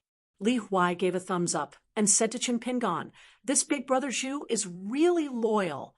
Chun Pingon, you're really lucky to have such a butler. Then Li Huai turned his head and smiled at the stooped old man. Big brother Zhu, if Chun Pingon treats you badly in the future, come find me, Li Huai. I'll help you get justice. Zhu Lian looked left and right. This brat named Li Huai really didn't look like someone who was good at studying. Sheng Dafeng, Li Er, Li Baozhen, Li Baoping. It was rare to meet someone who came out of Lizhu Grotto heaven, who wasn't a freak. Zhu Lian felt that he needed to cherish him. So he suddenly felt that Li Huai was much more pleasing to the eye. So he became even more benevolent. Wait a minute. Why does this Li Huai look a bit like the 10th realm martial artist who came to visit in Old Dragon City? Li Er, Li Huai. Both surnamed Li. Could they be family?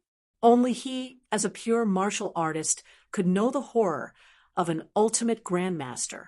No matter how conceited Zhu Lian was about his martial arts talent, he only dared to say that if he was born and raised in the vast world, and his talent remained the same, it wouldn't be difficult for him to reach the peak of the 9th realm in his lifetime. Reaching the 10th realm was impossible.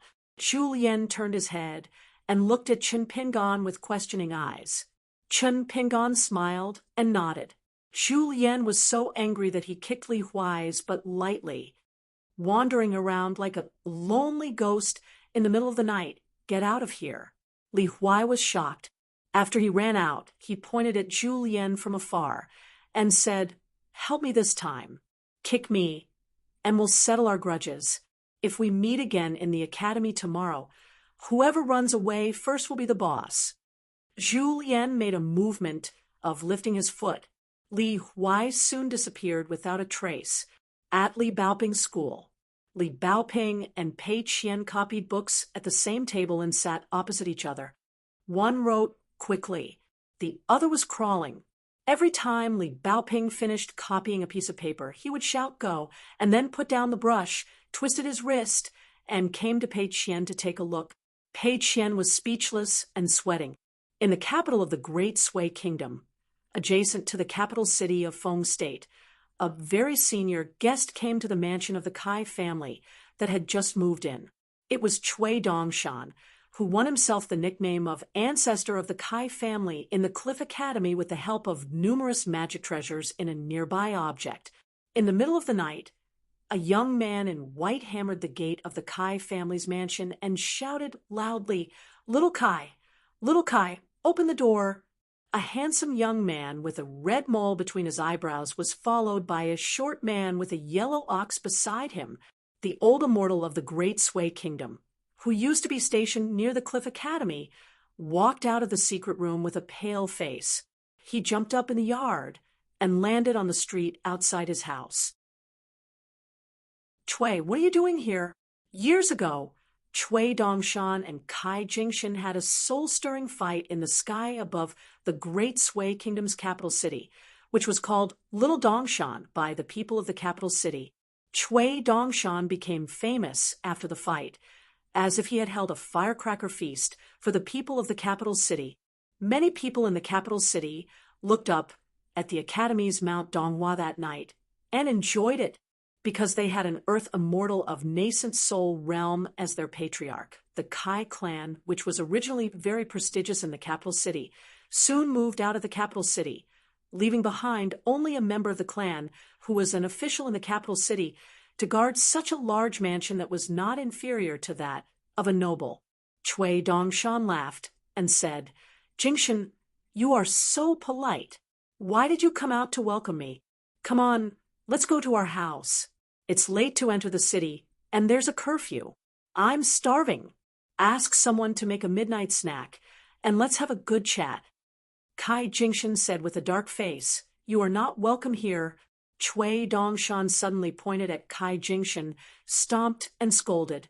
You ungrateful son of a bitch. I gave you face, but you don't want it. Do you? Come. Let's fight again. This time, if you can withstand my 50 transcendent artifacts, then I'll call you my ancestor. If you can't, then tomorrow you'll ride a horse and parade through the streets, shouting that you're my Chui Dongshan's good grandson 1,000 times.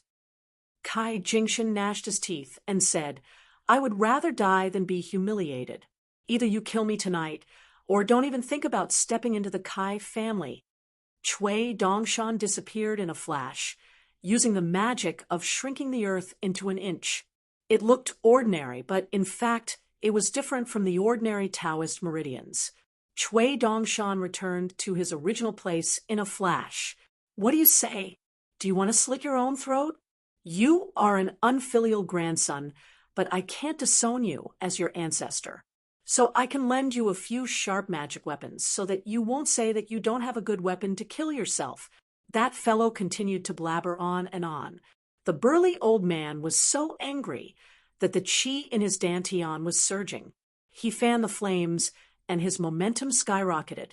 Chui Dongshan suddenly stopped smiling, narrowed his eyes, and said gloomily, Little bastard, you probably think that the elder ancestor took advantage of the academy in the Battle of Donghua Mountain, so you lost unjustly, right? Kai Jingshan's heart lake was agitated. Just as the battle of life and death was about to break out, he was shocked to find that Chui Dongshan's pupils were vertical and emitted a dazzling golden light. Kai Jingshan felt as if he was being stared at by an ancient flood dragon that was stirring up trouble.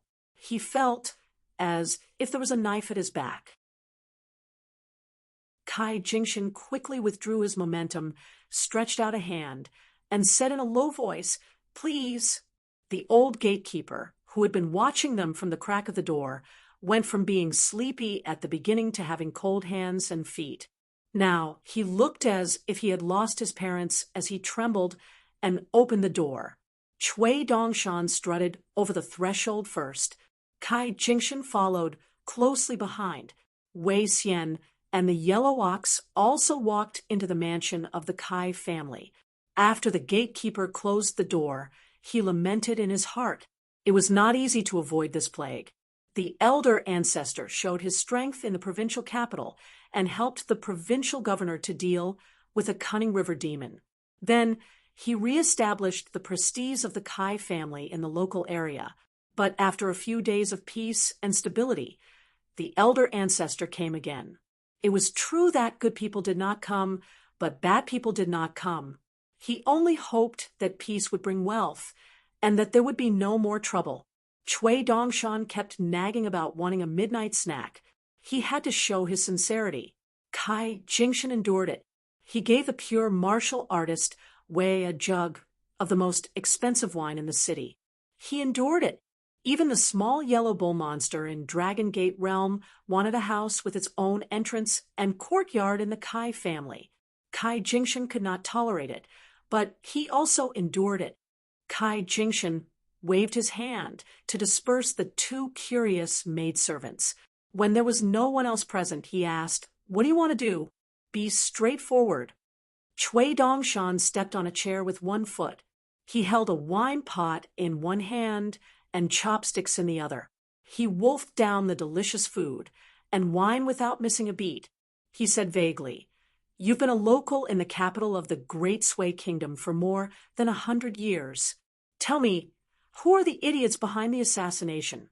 General of Agile Cavalry Tang Zhuangshan, Right Assistant Minister of the Ministry of War Tao Jiao, and General of Dragon Bull Miaorin?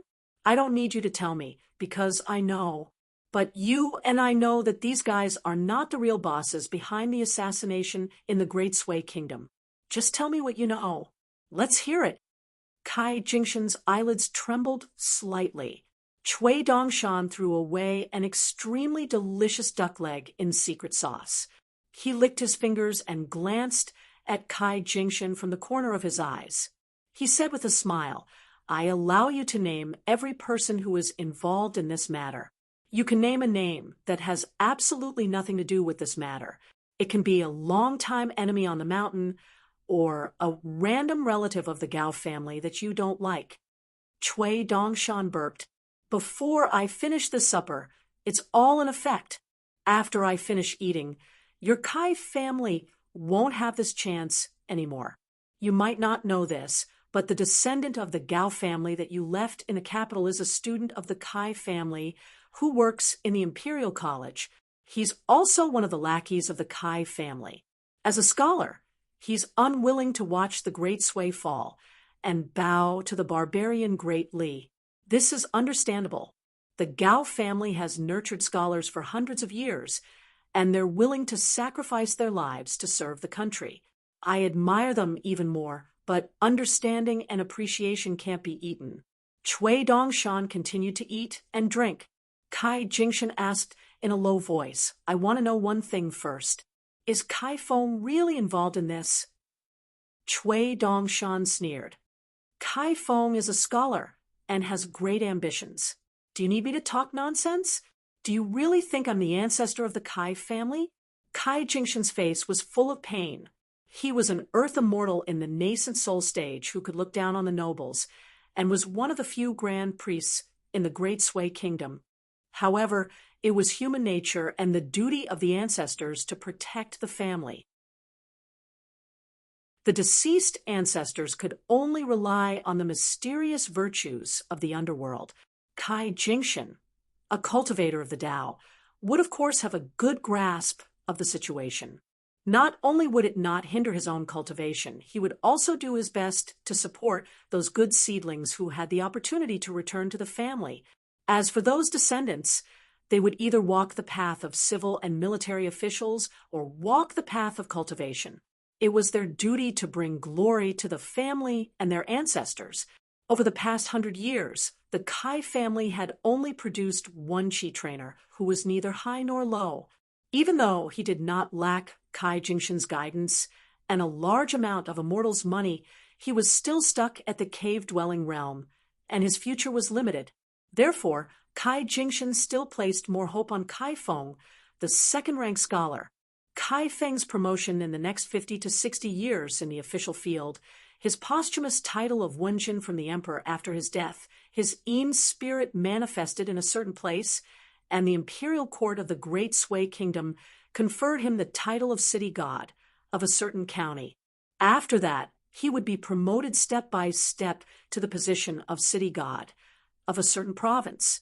Kai Jingshan had already prepared all these things.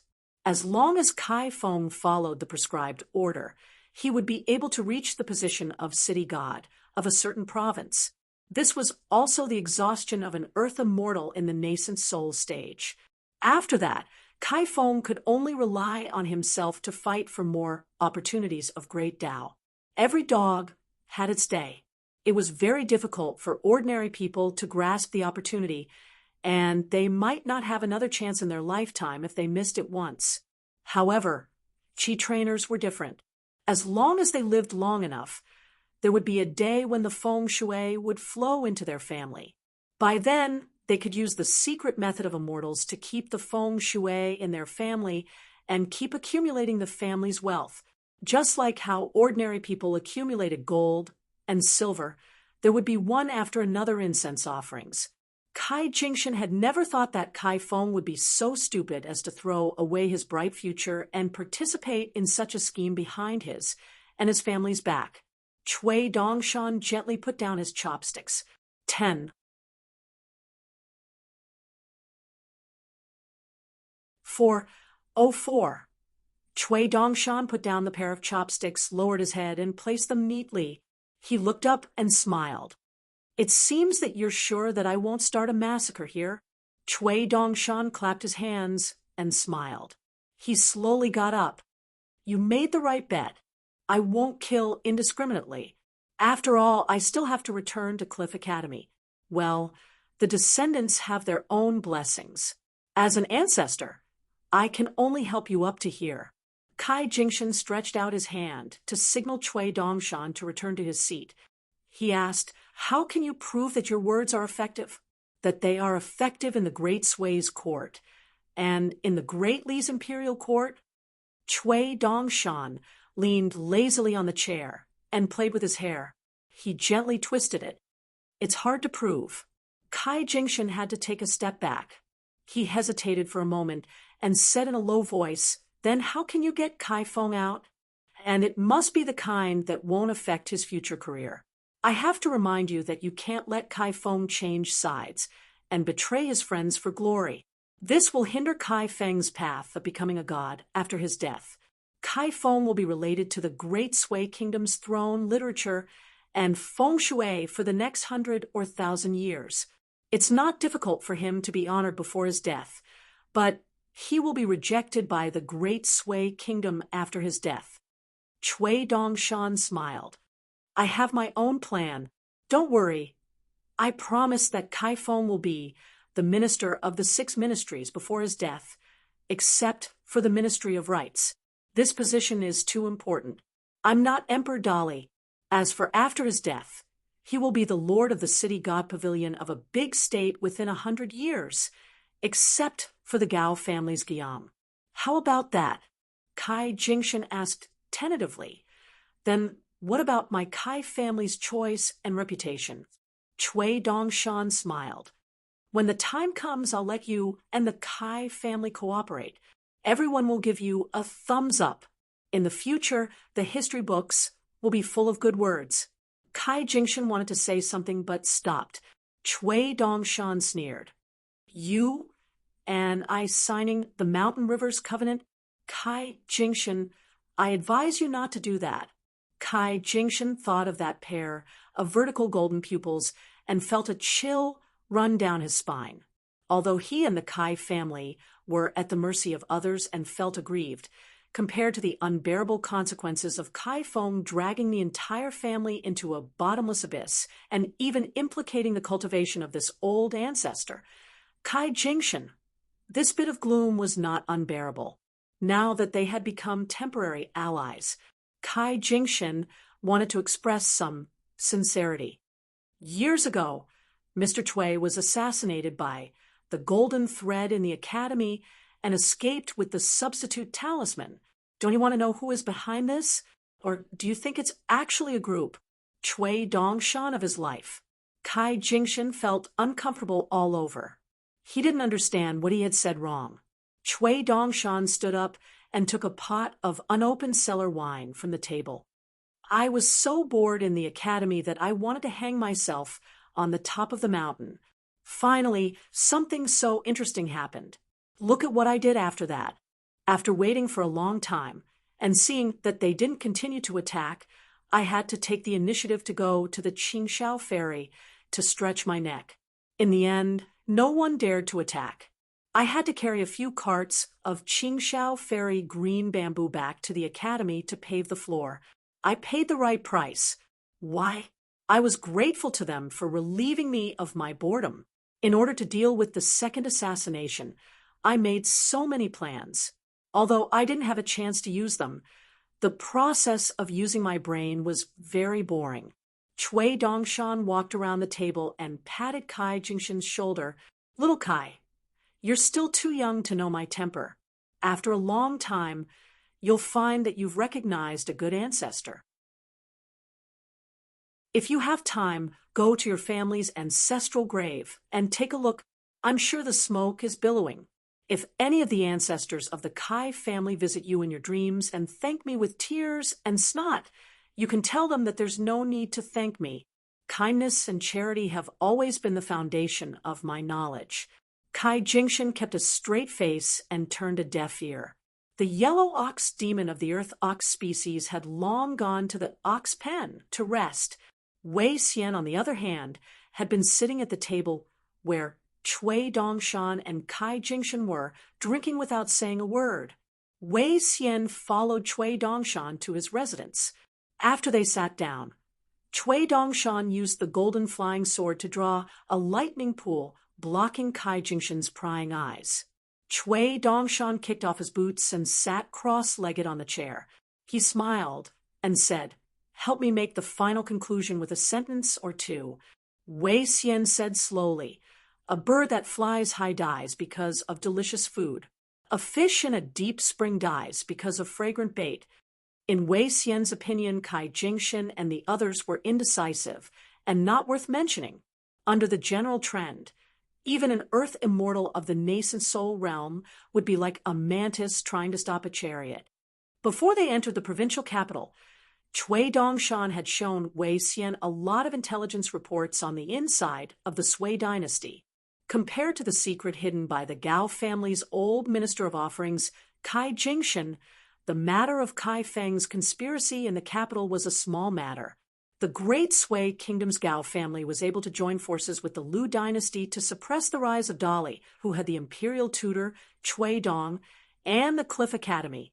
It was not as simple as the great Sui kingdom's Gao family's foresight. Back then, Dali had the help of the school of Mo and the school of Yin and Yang from the school of Lu to build the replica of the Baek Okekyung building. The Great Sui Kingdom and the Lu dynasty also had the shadows of the 100 schools of thought behind the scenes. Kai Jingshan was a chess piece that was buried deep and, at the same time, a more important one. Although Kai Jingshan appeared to be cowardly tonight, the situation was completely under Cui Dongshan's control. In fact, even when Kai Jingshan resigned in a fit of pique and moved his family out of the capital, it seemed that he could not bear the humiliation, but it should have been instructed by the expert. Currently, the Great Sui and the Great Li had formed a mountain alliance of the highest rank. One side used Mount Donghua, where the Mountain Cliff Academy was located, and where the chi of the dragon vein was gathered, while the other side used the newest dynasty's northern peak, Mount Biyun, as the place for the Mountain Alliance to worship the heavens and announce to the earth. The Great Sui dynasty did not have to fight the Great Li Iron Cavalry head-on and won a great opportunity to recuperate for more than 100 years. They only had to cede the Huangting Kingdom and its vassal states, while the Great Li was able to preserve their strength and go all out to the south, killing their way to the border of the Zhuiying dynasty. But behind the peace, the Song clan and the Gao clan of the Great Sui Kingdom naturally had their own plans, especially after the death of Emperor Dali Song Yongchun. Even if the central government of Dali kept it a secret, the Great Sui Kingdom might have already sensed it. That was why they were ready to make a move. Now, although Dali's Iron Cavalry was unstoppable and included half of the Aquarius continent, it was not stable. Once Dali and the Great Sui Kingdom's backyard were in trouble at the same time, and Lakeview Academy and the Zhuiying dynasty suddenly showed their strength, Dali's seemingly favorable chess game would be destroyed in an instant. By then, the entire northern territory that was trampled by Dali's Iron Cavalry would be a piece of juicy meat that could be rightfully placed in their mouths. Cui Dongshan's trip was without a purpose to Wei Xian. Depending on the situation, whether it was to attract, kill, or be used as bait, it all depended on how Kai Jingshan responded. Wei Xian did not dare to say that Cui Dongshan could definitely win against those top figures behind the scenes, but a Kai Jingshan was definitely not a problem. He would only be played by Cui Dongshan. That was why Wei Xian said that birds and fish were greedy for bait. Chui Dongshan shook his head. Chui Dongshan stretched out 2 fingers and wrote the same 16 words in the air. A tiger is inferior to its power. It will attack. A fox withdraws its body. It will take it. Wei Xian frowned and said, "Is the Great Sui Kingdom really going to tear up the alliance and stake it all on one throw? Does it want to replace Dolly?" Chui Dongshan laughed and pointed at himself. Wei Xian was stunned and cupped his hands. The imperial tutor's foresight is not something that ordinary people can compare to. Chui Dongshan complained. "In the future, just call me Mr. Chui. Calling me the imperial tutor makes me feel that you, the founding emperor of the Nanyuan kingdom, are taking advantage of me." Wei Xian sighed and said, "The small Nanyuan kingdom is just a few provinces of Dali. In the past, there were also banished immortals who left behind a few words. That was why I ordered the alchemists of the Nanyuan kingdom to search the mountains and sea for immortals. But if you don't really come to the vast world, you can't really imagine the true vastness of the world." Chui Dongshan smiled and said, "There is a very powerful scholar in the Central Plains. He once lamented about a drop in the ocean and a mustard seed on the continent. If there is a chance in the future, I will take you to meet him. At that time, you can be a frog at the bottom of a well and sigh." Chui Dongshan held the armrests of the chair with both hands and shook it. The chair began to move. Chui Dongshan sat there, as if he was riding a bumpy horse. It was extremely comical, but Wei Xian had been with Chui Dongshan for a long time and was already used to it. In this matter, Wei Xian and Yu Lu were far more used to it than Chui Dongshan. This was probably the breadth of mind of the emperor and the crown prince. Chui Dongshan said slowly, "I have already told you the answer. Anyway, the people behind the scenes of the Great Sui Kingdom and Dali are competing with each other.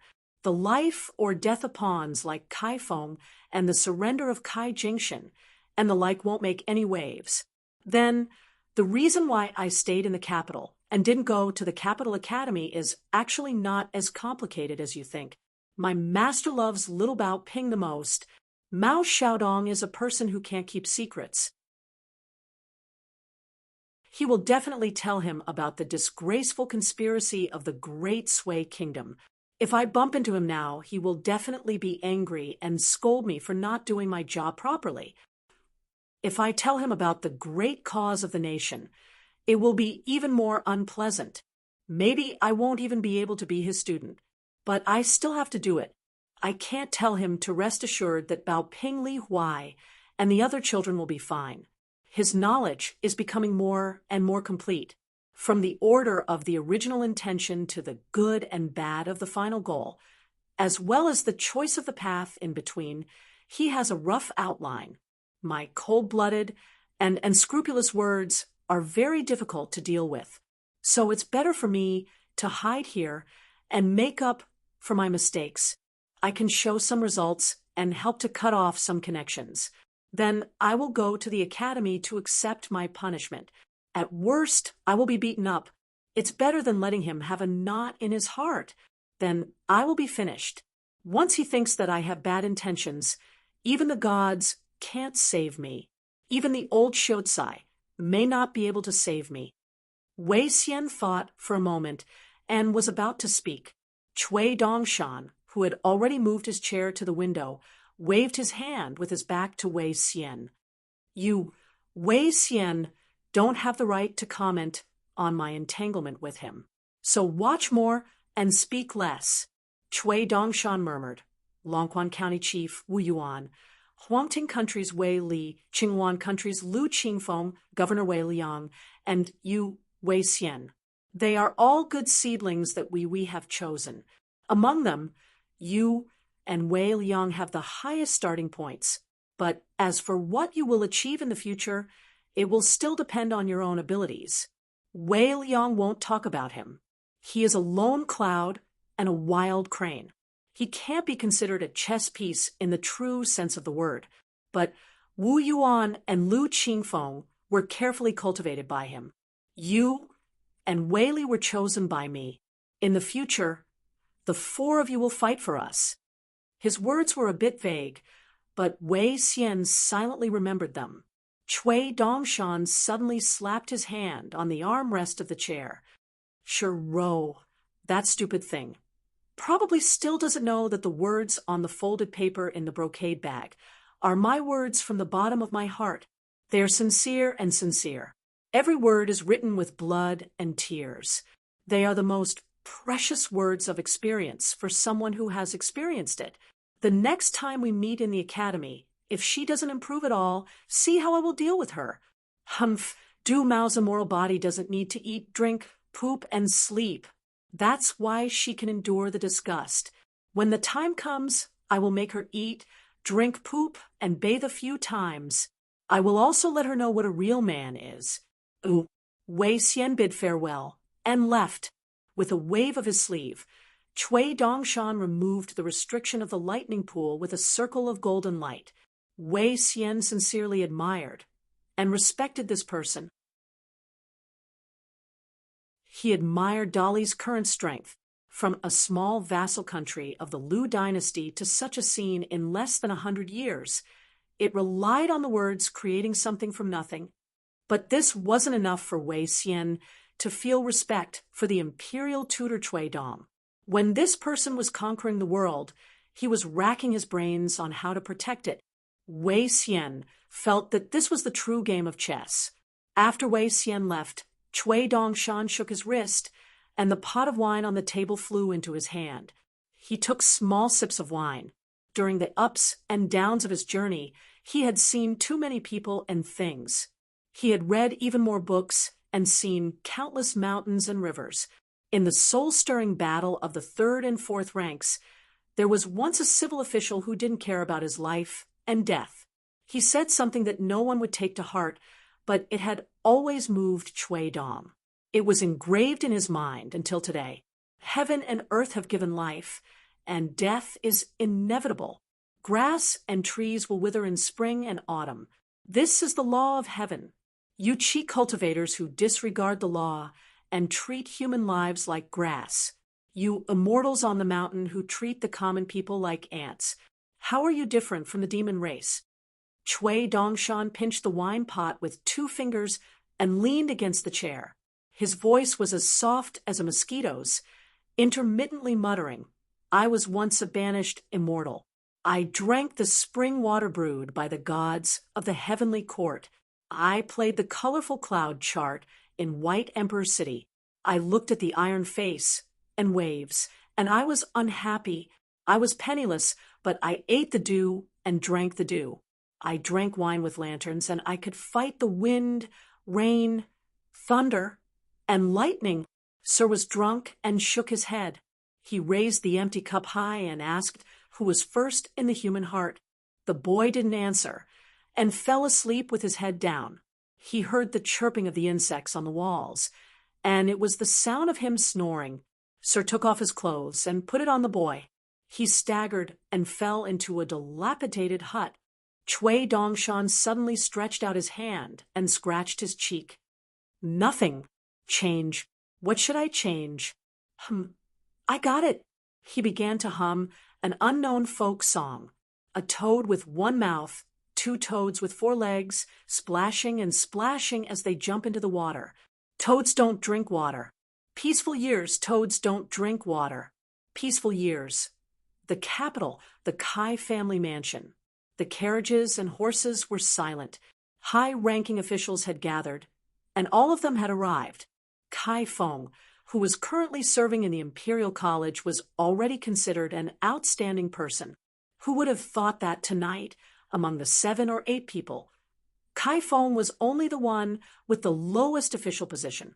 The left assistant minister of rights Xian, the right assistant minister of war Tao Jiu, the Dragon Bull General Miao Ren, and the deputy commander of the infantry Yamen, Song Shan. Most of them were young officials from the capital of the Great Sui Kingdom, and they were not old. The oldest was Tao Jiu, who was only 45 years old. Kai Feng was a tall and handsome youth with an imposing appearance. Even when facing these high-ranking officials, he did not lose to them in terms of aura. This was not only because of his talent, but also because of the family name of the mansion, the ancestor of the Kai family, Kai Jingshan. Even if he was reduced to a laughingstock, he was still an old Yuanying immortal who had protected the capital of the Great Sui Kingdom for many years. Everyone was either drinking tea or drinking wine. They had already made plans, and it was very likely that the future of the Great Sui Kingdom and even the future of the entire Aquarius continent would be decided by the Kai Mansion tonight. Half a month later, the emperor would hold the 1,000 Old Men banquet, and before and after that, they could do anything. Kai Feng stood up and said in a clear voice, studying the books of the sages, protecting the mountains and rivers, protecting the people from humiliation, protecting the nation's name, and not being overshadowed by foreigners. We scholars, sacrificing ourselves for righteousness, this is the time. Another newly appointed top scholar of the Hanlin Academy suddenly stood up and threw the wine cup in his hand to the ground, shattering it into pieces. He said in a low voice, "A son cannot have two fathers, and a minister cannot have two emperors. It is better to die in glory than to live in dishonor." Most of the 36 founding generals of the Great Sui Kingdom were Confucian scholars. The crowd was furious and passionate. Someone raised his arm and shouted, "We swear to kill the demon Mao Xiaodong." Someone cried and slapped the armrest of the chair again and again. How can the Great Sui dynasty bow and bend our knees to that barbaric Song clan, cede our land and beg for peace? Losing without a fight is a great shame. The crowd gradually dispersed. Kai Feng did not see anyone off, otherwise it would be too conspicuous. Although Song Shan had already arranged everything, and the night guards near the Kai family were all the trusted officers and soldiers of the deputy commander of the infantry yamen, it was still better to be careful. Kai Feng was left alone in the lonely banquet hall, and the smell of wine still filled the air. Kai Feng's eyes were burning. Who else but me, Kai Feng, could turn the tide? Miao Run and the newly appointed top scholar, Zhang Dai, left in the same carriage. The two of them sat opposite each other in the carriage. Miao Run looked at the calm young man and felt a little self-deprecating. He was not as calm as a young man in his 20s. No wonder he was called the Prime Minister. The future gentlemen of Cliff Academy, Li Zhongying, Chu Dong of Nanxi, and Kai Feng were known as the four spirits of the capital. They were the outstanding figures of the younger generation of the Great Sui Kingdom. In addition, there were the four leaders Pan Yuanchun, the son of the late great General Pan Maozhen. However, these were all descendants of generals. After the youngest Pan Yuanchun left the academy and went to the border to join the army, the four leaders were all in the army. There were a total of 8 of these four leaders. After the meritorious families, there were 4 of them, such as Chu Dong and Pan Yuanchun. There were also 4 of them, such as Zhang Dai and Li Zhongying, who were in front of him. Miao Ren knew that there were as many as 3 of these young people who were destined to have a bright future were involved in this plan. Therefore, Miao Ren felt that all the heroes of the Great Sui Kingdom would protect them and help them succeed. Miao Ren lifted the curtain and looked outside. The night was dark, and there was still a long time before dawn. On the way back, Chun Pingan was still thinking about the matter that Lin Shui had mentioned. However, after thinking about it, he did not feel that he had done anything worthy of Lin Shui's gratitude.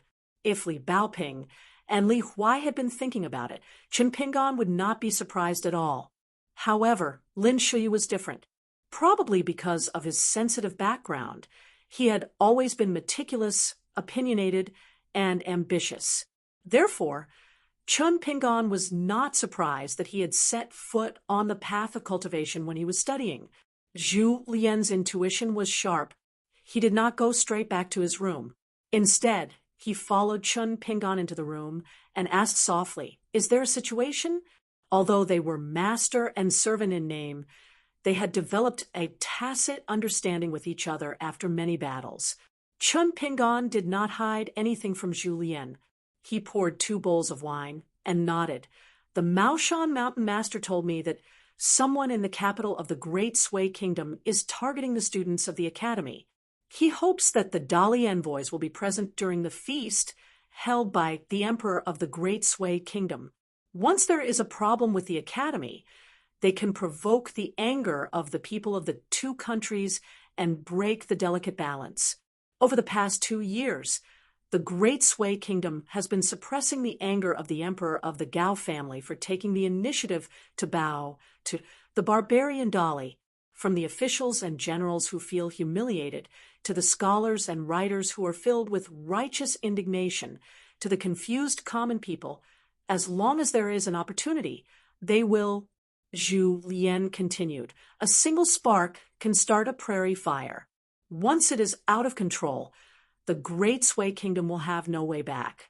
Even the Emperor of the Gao family will be forced to break the mountain alliance. Chun Pingan said indifferently, "These are important matters of the imperial court. If you ask for benevolence and obtain benevolence, you will have no complaints. I understand that. That's why I didn't want to get involved. It's the same principle as us in Jianghu. It's just that Bao Ping and the others are involved." Chun Pingan drank the wine in his bowl and stopped talking. Zhu Lian was slightly surprised. What a strong, murderous aura. A ferocious aura surged in his heart lake. Zhu Lian wanted to say something but stopped. Chun Pingan looked indifferent. "I know." Chun Pingan poured a bowl of wine. "The more I practice the sword, the more I am influenced by the sword was Wei Jin's sword that split the night sky and his killing in the Jiaolong Valley. I am a timid person, and I don't dare to do as I please. But later, I was seriously injured by Du Mao's sword-swallowing boat. Later, I met my enemy Li Baozhen. I became more and more aware that there is something wrong with my state of mind. It may even have a lot to do with my natal porcelain being broken in the beginning. In short, it is very troublesome." "Ooh," Zhu Lian said worriedly. "What should we do, young master? This seems to involve the knot in your heart or the inner demon of a cultivator." Chun Pingan raised his bowl and clinked it with Zhu Lian's. He smiled and said, "Read more books." Seeing Zhu Lian's incredulous face, Chun Pingan said with a bitter smile, "I'm not joking with you." Zhu Lian took a sip of wine and shook his head. "If this was not a joke, was there a joke in the world?" Chun Pingan said softly, "Before I arrived at Donghua Mountain Academy, I actually began to read the books of the sages. Why did I read the books of legalism in Qinghuan Kingdom? It was because I realized that only reading Confucian books seemed to be not completely compatible with my inexplicable nature. It was not very effective. Under Cui Dongshan's suggestion, I wanted to compare the Confucian moral essays with the fundamental knowledge of legalism. In retrospect, it was indeed useful. When I arrived at the academy and saw the Maoshan Master's ruler and the words engraved on it, I was enlightened and felt that I was on the right path. It was just that I was in a daze and followed my instincts. I had no idea where I was going. You may not know, but I, Chun Pingan, am most afraid of that kind of... Chun Pingan began to think about how to phrase it. Zhu Lian said tentatively, drawing the sword and looking around, "The heart is at a loss." Chun Pingan smiled and said, "That's a little interesting. As long as I see someone standing somewhere far away or high up, no matter how far or high up, I am not afraid." Chun Pingan used his finger to write lightly on the table and said slowly, "The sages said, follow your heart and do not overstep the rules. This is the remedy for the illness." Zhu Lian raised his wine bowl and felt that it was not right to drink, but it was also not right to not drink. Chun Pingan laughed and said, "Do I need a reason to drink? Let's drink." The two of them finished the wine in their bowls.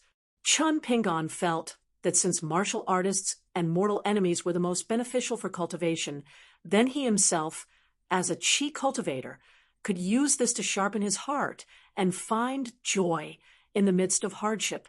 Was it not a bad idea to use this as the dragon-slaying platform for cultivation? Just like in Zhongyue of sky-bearing, Zhu Lian threw a punch at Pei Qian on the ferry boat and Pei Qian dodged it. Shiro was not a pure martial artist.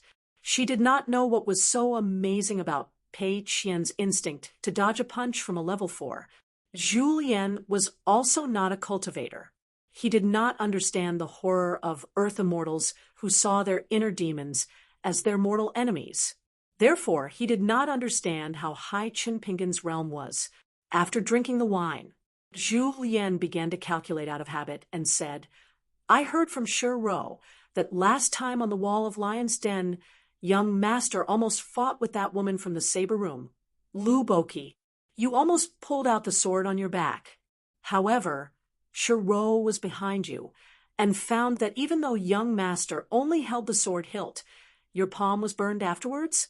You had no choice but to withdraw your hand into your sleeve to prevent Lu Boki from discovering the truth." Chun Pingan nodded and said, "Can't help it. Half-immortal soldiers are just that hard to please." Zhu Lian was puzzled. Chun Pingan had talked about the battle with Ding Ying in the Lotus Flower Blessed Land in detail. It could be considered a replay of the chess game between the master and servant. Chun Pingan explained, "The long chi sword I told you about before was of a higher grade, but most of the restrictions were broken by that big sword immortal. Otherwise, I would not have been able to pull out the sword until I died. As for the Fu family of Old Dragon City, as the sword immortal, they wanted to watch the show. They knew that if they gave it to me, it would mean that the so-called half-immortal weapon would be useless for a long time. Moreover, it was in line with the rules. They helped to break all the restrictions, which meant that this sword immortal sword was like a house without a key. It could be used by me, Qin Pingan. If it accidentally fell into the hands of others, they could still enter and leave the house freely. It would be an unpredictable move." Qin Pingan stretched out his hand and grabbed the sword immortal sword on the bed. "I have been using the small refining method to slowly unravel those secret restrictions. The progress is slow. I probably need to reach the 7 realms of martial arts to be able to break all the restrictions one by one and use them freely. Now that I have pulled it out, it is equivalent to sacrificing 800 to kill 1,000 enemies. Unless it is absolutely necessary, it is best not to use it." Zhu Lian suddenly understood. He drank a mouthful of wine and then slowly said, "Li Baoping, Li Huai, Lin Shui Yulu, thank you." The 5 of them were all from Dali. Assassinating Yulu was not significant. Thank you had already revealed his identity. He was a remnant of the Lu family. Although he was once a cultivation genius of the Lu family's #1 immortal mansion, this identity determined that Thank You did not have enough weight. The first 3 all came from the Dragon Pearl Grotto Heaven and were the direct disciples that Mr. Qi carefully taught in the past. Among them, Little Treasure Bottle and Li Huai had the best identities. One of them had a nascent soul realm ancestor who was worshipped by Dali. The other's father was even a great grandmaster. If anything happened to any of them, Dali would not let it go. One was unwilling, the other did not dare. Chun Pingan did not mention Li Huai's matter to Zhu Lian, so Zhu Lian gave the did not dare to Li Huai, whose father was Li Er. Back then, Li Shixing's cultivation as a 6th realm chi refinement warrior confronted a 9th realm sword cultivator with an innate sword embryo at Mud Bottle Alley. His defense was watertight, and he was not at a disadvantage at all. Later, he drew talismans on the bamboo building of Luapa Mountain. Every word was heavy, and it even caused the entire Luapa Mountain to sink. In fact, these were not important. To Chun Pingan, Li Baoping's safety was the most important. Chun Pingan poured another bowl of wine for Zhu Lian. "Why do I feel that you've never had a peaceful day with me?" Zhu Lian gulped down the wine and wiped the corners of his mouth. He smiled and said, "Young master, If you had entered the lotus flower-blessed land earlier and met me at my best, you wouldn't have said this. Life and death have always been in the blink of an eye. Chun Pingon smiled and said, back then, I was able to win against Ding Ying because he was too arrogant. If I met someone like you who didn't care about the demeanor of a grandmaster, the one who would die would probably be me. Zhu Lian quickly finished the wine in the bowl and licked his face as he held out the wine bowl. Young master's words alone, I should drink another bowl of wine as punishment. Chun Pingon really poured another bowl of wine for Zhu Lian. He was a little emotional. I hope that you and I, whether it's 10 years or 100 years, will often have the opportunity to drink together like this. Zhu Lian grinned and said, what's so difficult about that? Chun Pingon drank a lot tonight, far more than usual. After the two parted ways, Chun Pingon went to Mao Xiaodong's study to talk about the refining of the natal item in detail. In the night, Chun Pingon walked alone. Before the lights went out in the school, Pei Qian blushed and said, Sister Baoping, I don't sleep well. Li Baoping thought for a moment, then went to move the small mountain of books that occupied one of the beds to another small mountain of books. The two lay in their respective blankets.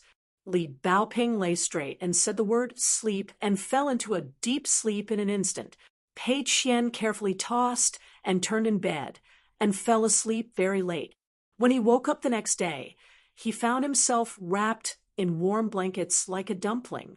Pei Qian turned around and saw that Li Baoping's bedding was so neat that it looked like a piece of tofu cut by a knife. Pei Qian recalled that he always cleaned the bedding carelessly. He felt a little guilty and went back to sleep comfortably. He had to recuperate so that he could continue to fool the dull-witted Li Huai and the other two fellows who were even more stupid than Li Huai. As for arm wrestling with Li Baoping, Pei Qian felt that he would wait until he was as old as Li Baoping. He was still young anyway, so it was not embarrassing to lose to Li Baoping. Next year, he would be 12, and Li Baoping would be 13. Naturally, he would still be 1 year older than her. Pei Qian did not care. Next year, there would be many years. It was not bad. Li Baoping woke up early in the morning and went to find Chun Pingon. There was no one in the guest house, so she ran to the courtyard of the Mao Shan master. She waited at the door. As the sage of Confucianism, Mao Xiaodong knew everything about the academy as long as he wanted to. Therefore, he had to tell Chun Pingon that Li Baoping was waiting outside. Chun Pingon left the study room to pick up Li Baoping. On the way back, he said that he could not visit the capital of the Great Sui Kingdom today. Li Baoping was not in a hurry after knowing that Chun Pingon would stay in the academy for at least a month. She wanted to visit some places that she had not been to before, or take Pei Qian with her. However, Chun Pingon suggested that they take Pei Qian to visit the academy today. They would take Pei Qian to visit the famous places like the Teacher's Hall, the library, and the Flying Bird Pavilion on Donghua Mountain. Li Baoping agreed. She ran away in a hurry before reaching the study room, saying that she wanted to have breakfast with Pei Qian. Mao Xiaodong smiled and said, You have to worry about being assassinated when you go out, but you also don't want to disappoint Li Baoping. Do you find it troublesome? Chun Pingon nodded and said, Yes, I do. Mao Xiaodong asked, Why don't you ask me if I know which rich and powerful families of the Great Sui Kingdom are planning this? Chun Pingon shook his head and said, Even this academy is still the land of the Great Sui Kingdom. The most important thing now is to refine your body. Mao Xiaodong waved his hand and said, Cui Dongshan is full of crap, but he said something reasonable. The foundation of the academy, our lives, knowledge, and skills are all based on the word attainment. Mao Xiaodong stood up and walked slowly. Buddhism says that if you let go of your attachments, all the sufferings in your life will no longer be painful. It is a kind of great freedom. Taoism pursues peace and tranquility. Sufferings are like the flying boat in the void. Avoiding the world early is a kind of true freedom. Only our Confucian school faces difficulties. People in the world don't run away from the sufferings in this life. On the road, the books of the sages are like lanterns guiding people. Chun Pingan couldn't help but whisper, even if there are thousands of people, I will still go. Mao Xiaodong stopped and agreed. He sighed and said, That's right. In less than 4 hours, Li Baoping took Pei Qian to the academy. If she didn't have to explain to Pei Qian patiently, Li Baoping could finish it in 2 hours. In the end, Li Baoping took him to the towering tree at the top of the East Mountain. They climbed up the branches one by one and looked into the distance with Pei Qian. Then she stretched out her fingers and told Pei Qian about the fun and delicious food in the capital city of the Great Sui Kingdom. She was so bold that it was as if the whole capital city was her courtyard. Pei Qian peeked at Li Baoping. He could imagine Sister Baoping in a red dress or a red cotton-padded jacket standing here all these years, waiting for youngest uncle. The two sat on the branches. Li Baoping took out a red handkerchief and opened it. There were 2 soft cakes inside, and they each ate one. Pei Qian said that she could go shopping by herself in the afternoon. Li Baoping nodded and said that there was an old teacher from outside the academy in the afternoon. He was very famous and said that he was even more arrogant. He was going to give a lecture in the academy. He was a master of exegesis in a Confucian classic. Since youngest uncle was busy today and didn't have to go to the capital city, she wanted to listen to the old teacher from the distant south and see if he was really that knowledgeable. Pei Qian, who didn't even know what exegesis was, asked shyly, Sister Baoping, do you understand? Li Baoping nodded and then shook her head. She said, In fact, it's all in the book I copy, but I don't understand a lot of questions. The teachers in the academy either advised me not to bite off more than I can chew, saying that Li Zhongying in the academy would be the one to ask. Even if they told me now, I wouldn't understand. But I don't really understand. How do you know that I don't understand when they don't even tell me? Forget it, they are teachers, and I can't say that. So I can only swallow my words. Or there are some teachers who will change the topic. Anyway, they won't be like Mr. Chi, who can always give me an answer. They won't be like youngest uncle, who will tell me what he knows and tell me what he doesn't know. So I like to run around outside the academy.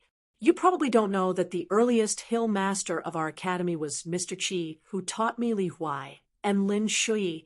He said that all knowledge still lies in the word attainment. How do you explain the word attainment? It has 2 meanings. One is to travel thousands of miles and increase one's knowledge. The other is to master it and use what one has learned to cultivate oneself and govern the country. I'm still young, so I can only run around more. When talking about these, Pei Qian found that Li Baoping frowned, which was rare. Pei Qian sighed sincerely. Sister Baoping, you really think a lot? Li Baoping saw that Pei Qian hadn't finished eating the cake like a mouse gnawing on corn. She laughed and patted Pei Qian on the shoulder. You think a lot. Youngest uncle. Li Baoping shook her feet and said seriously, Cui Dongshan once said that one day, my youngest martial uncle will meet the girl he likes the most. Then I can only be the second in youngest martial uncle's heart. Maybe one day I will meet someone I like more, and youngest martial uncle will be the second in my heart too. I think Cui Dongshan is talking nonsense. I don't mind if youngest uncle has a girl he likes, but how can I like someone more than youngest uncle? Right, Pei Qian? Pei Qian nodded quickly. Li Baoping was very satisfied with Pei Qian's attitude. She patted her on the shoulder and said earnestly, in the future, when you follow youngest uncle to travel Jianghu, you have to work harder and be more sensible. It's okay to be naughty, but don't be naughty all the time and make youngest uncle work hard. My youngest uncle, your master, didn't fall from the sky. Youngest uncle also has troubles and needs to drink to drown his sorrows. So you have to be more sensible. Can you do it? You see, youngest uncle didn't drink in the past, but now he drinks. This shows that you, as the first disciple, have not done enough, right? You. Pei Qian still nodded and was convinced.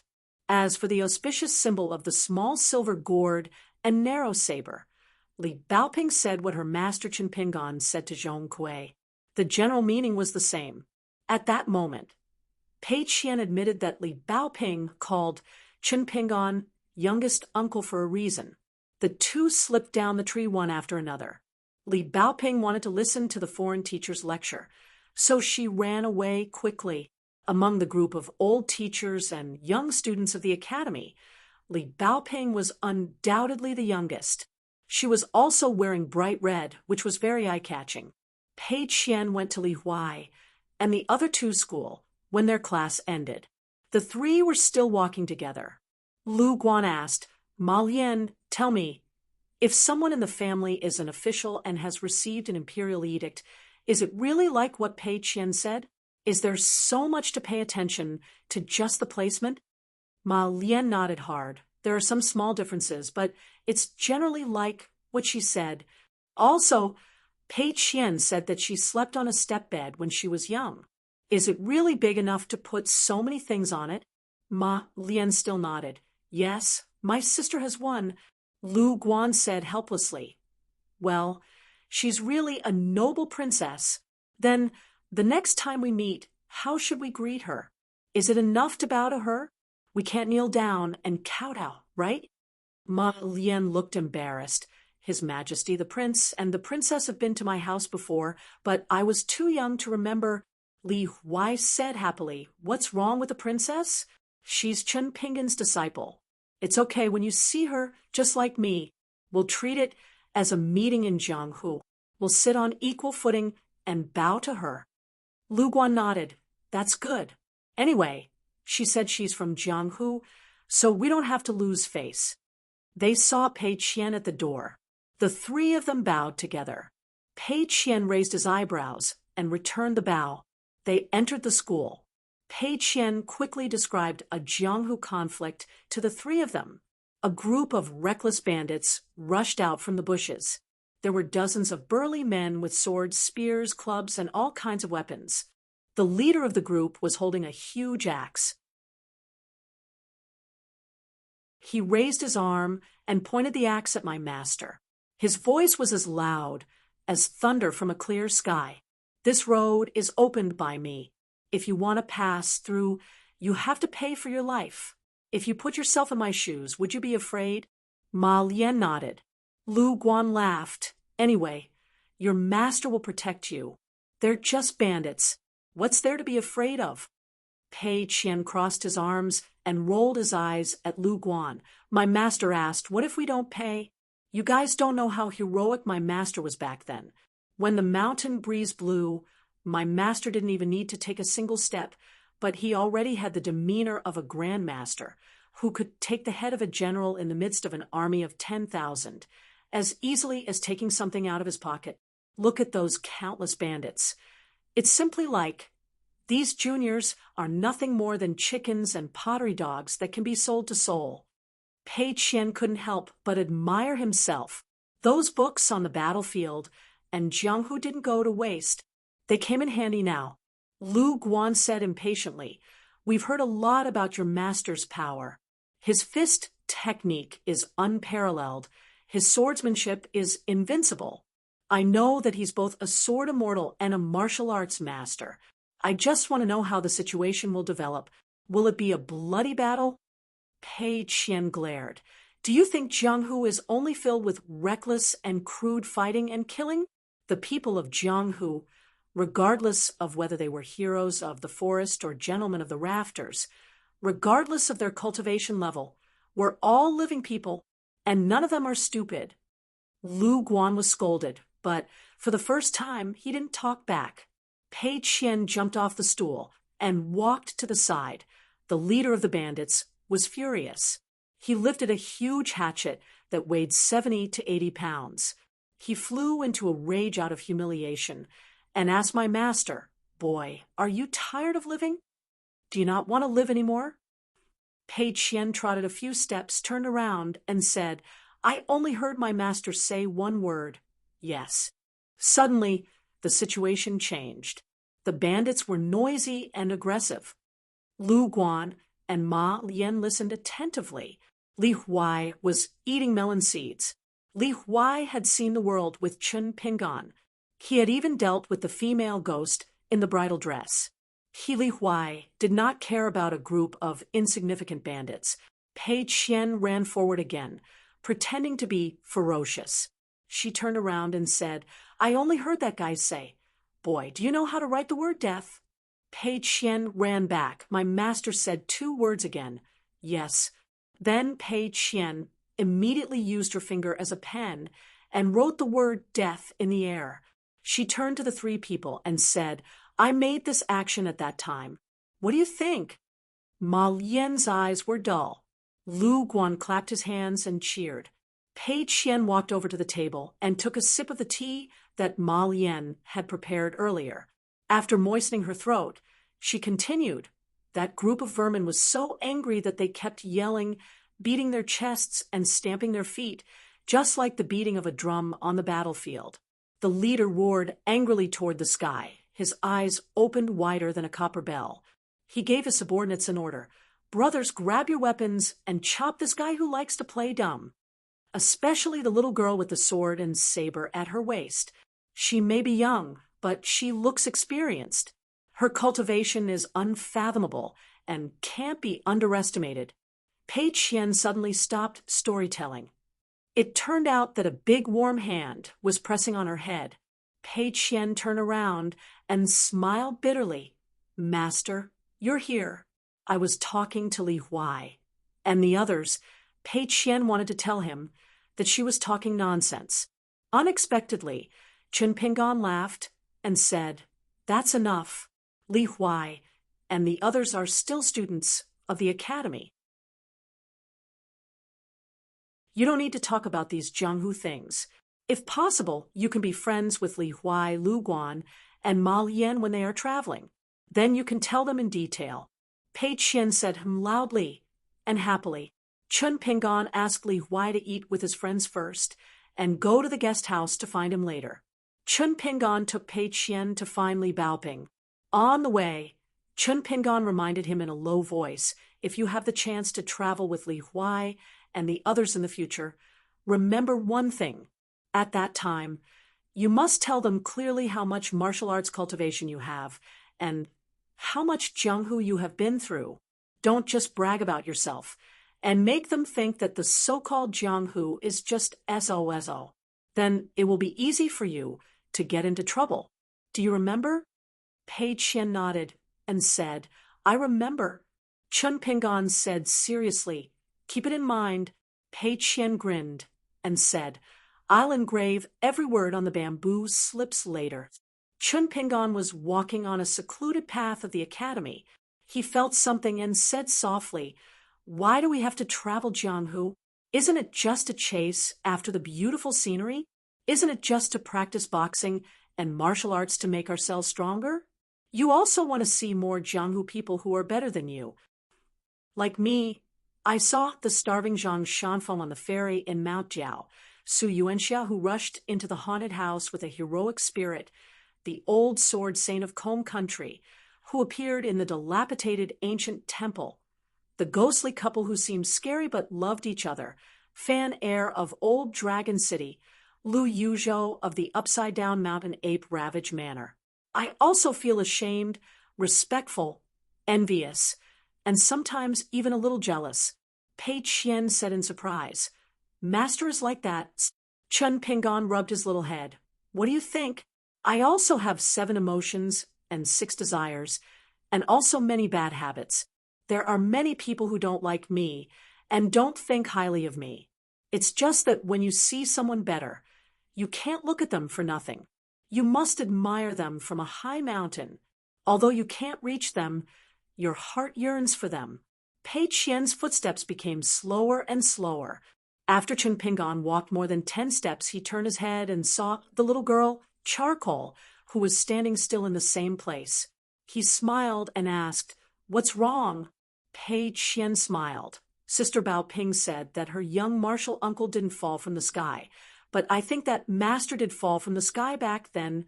Chun Pingon smiled and said, if you have the ability, say this to your sister Bao Ping. Pei Qian ran quickly to Chun Pingon. I'm not stupid. He looked at his master's back. Pei Qian suddenly felt a little sad. Walking on mountains and rivers on the long journey, they once saw a lot of rolling stones on the muddy mountain road in the heavy rain.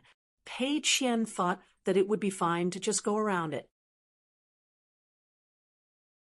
But his master would stop in the heavy rain and move the stones away from the road.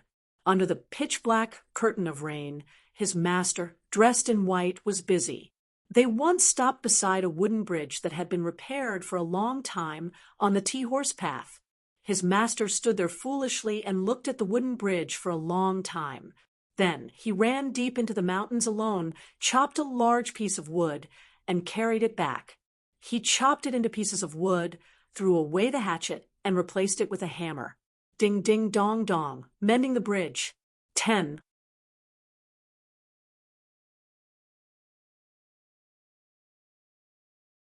405. The old master who visited Donghua Mountain was invited by a deputy headmaster of the Cliff Academy. He was teaching in the School of Persuasion this afternoon. Chun Pingon led Pei Qian through the corridors. Outside the School of Persuasion, which was covered with trees, they saw Li Baoping shuttling through the crowd like a small koi fish. She took the lead and ran out of the courtyard. After leaving the courtyard, Li Baoping clenched her fist to praise herself. Soon, she saw Chun Pingon and Pei Qian. Li Baoping quickened her pace. Pei Qian looked at Li Baoping, who was running fast in the academy, and admired her even more. Sister Baoping was really fearless. After the three of them met, they went to the guest house together. Li Baoping and Chun Pingon shared many interesting stories. For example, when the old teacher was lecturing, there was a snow-white elk sitting beside him. It was said that when the old teacher founded his private academy, there was a connection between man and nature. The white elk sat beside the teacher. That was why the academy built deep in the mountains and forests was not destroyed by wild beasts and mountain spirits. In the end, Li Baoping said, the white deer by Master Zhao's side doesn't look as beautiful as the one that elder sister he brought to our Liju grotto heaven years ago. Chun Pingon had a headache when he thought of Xiaoliang, and then he thought of his future plans. He only hoped that he would never see this female Taoist Nuan again in his life, who was once the most blessed in the continent. Back then, Chun Pingon met Xiaoliang of the Divine Grandeur sect, who represented the unified Tao branch on the other side of the stone cliff by the Dragon Whisker River for the first time. He had seen the glowing white deer. After that, he casually asked Chui Dongshan about it, and found out that the elk was not simple. Its snow-white appearance was just a camouflage cast by the Taoist Lord Qizhen. In fact, it was a 5-colored deer that was coveted by the cultivators of the 5 states. Since ancient times, only those with good fortune could keep it by their side. Back then, the hierarch Lu Qin built a long bridge of luck between him and Xiaoliang. After Liju Cave collapsed, Chun Pingon could share the luck with Xiaoliang. Of course, Lu Qin had a long-term plan to target Mr. Qi. This kind of tug-of-war was very dangerous. If it were someone else, he or she would have been trapped somewhere in the 5 cities and 12 floors of the Baek Okekyung building under the blue sky. He or she would have been a puppet. Therefore, Chun Pingon had a deep understanding of the phrase fortune and misfortune are interdependent. However, with Chun Pingon's temperament, although he was not pulled to Lu Chen's side in the Baek Okekyung building, he had left behind many problems. For example, Chun Pingon had always been against the idea of exploring the secret realm in the Broken Blessed Enclave. It was not until he traveled with Lu Tai and heard Zhu Lian's unintentional words that Chun Pingon began to change. He was more determined to travel to the North Continent in the future. That place was known to be full of sword cultivators and the most martial arts in the world.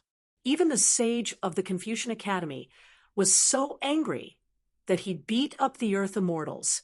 Chun Pingon wanted to go there to practice swordsmanship. Alone. The purest way to practice swordsmanship. Chun Pingon smiled and asked, "How was the headmaster's lecture?" Li Baoping thought for a while and said, "There was a book by this Mr. Zhao's admirer. It said that the headmaster's lecture was like a lonely crane coming from the east. With a sudden cry, the river surged and the moon turned white. I listened to it for a long time and felt that there was some truth in it, but it was not as exaggerated as the book said." However, the headmaster's most impressive point was his comprehension of climbing the tower and overlooking the sea. He advocated using poems and prose to meet the ancient people. After hundreds and thousands of generations, they could still resonate. He then went on to further elaborate and introduce his heavenly knowledge. However, the headmaster was very detailed in his lecture this time. He only chose a Confucian classic as the subject of his exegesis. He did not bring out the specialty of his branch. I was a little disappointed. If I was not in a hurry to find youngest uncle, I would have asked the headmaster when he would talk about the heavenly knowledge and the human heart. Chun Pingon thought for a while and asked, "Is this headmaster from the Goose Lake Academy in the South Saw continent under St. Lu?" Li Baoping smiled brightly and said, "Youngest uncle, you really know a lot." Of course, the ancestor of this headmaster Zhao was the St. Lu, who was known as the heart of the world, heart of the sea. Chun Pingon remembered the record of the annals of the mountains and seas that he gave to Lu. St. Lu had a good relationship with the mellow scholar Chen. He wondered if Lu Xianyang had a chance to meet him.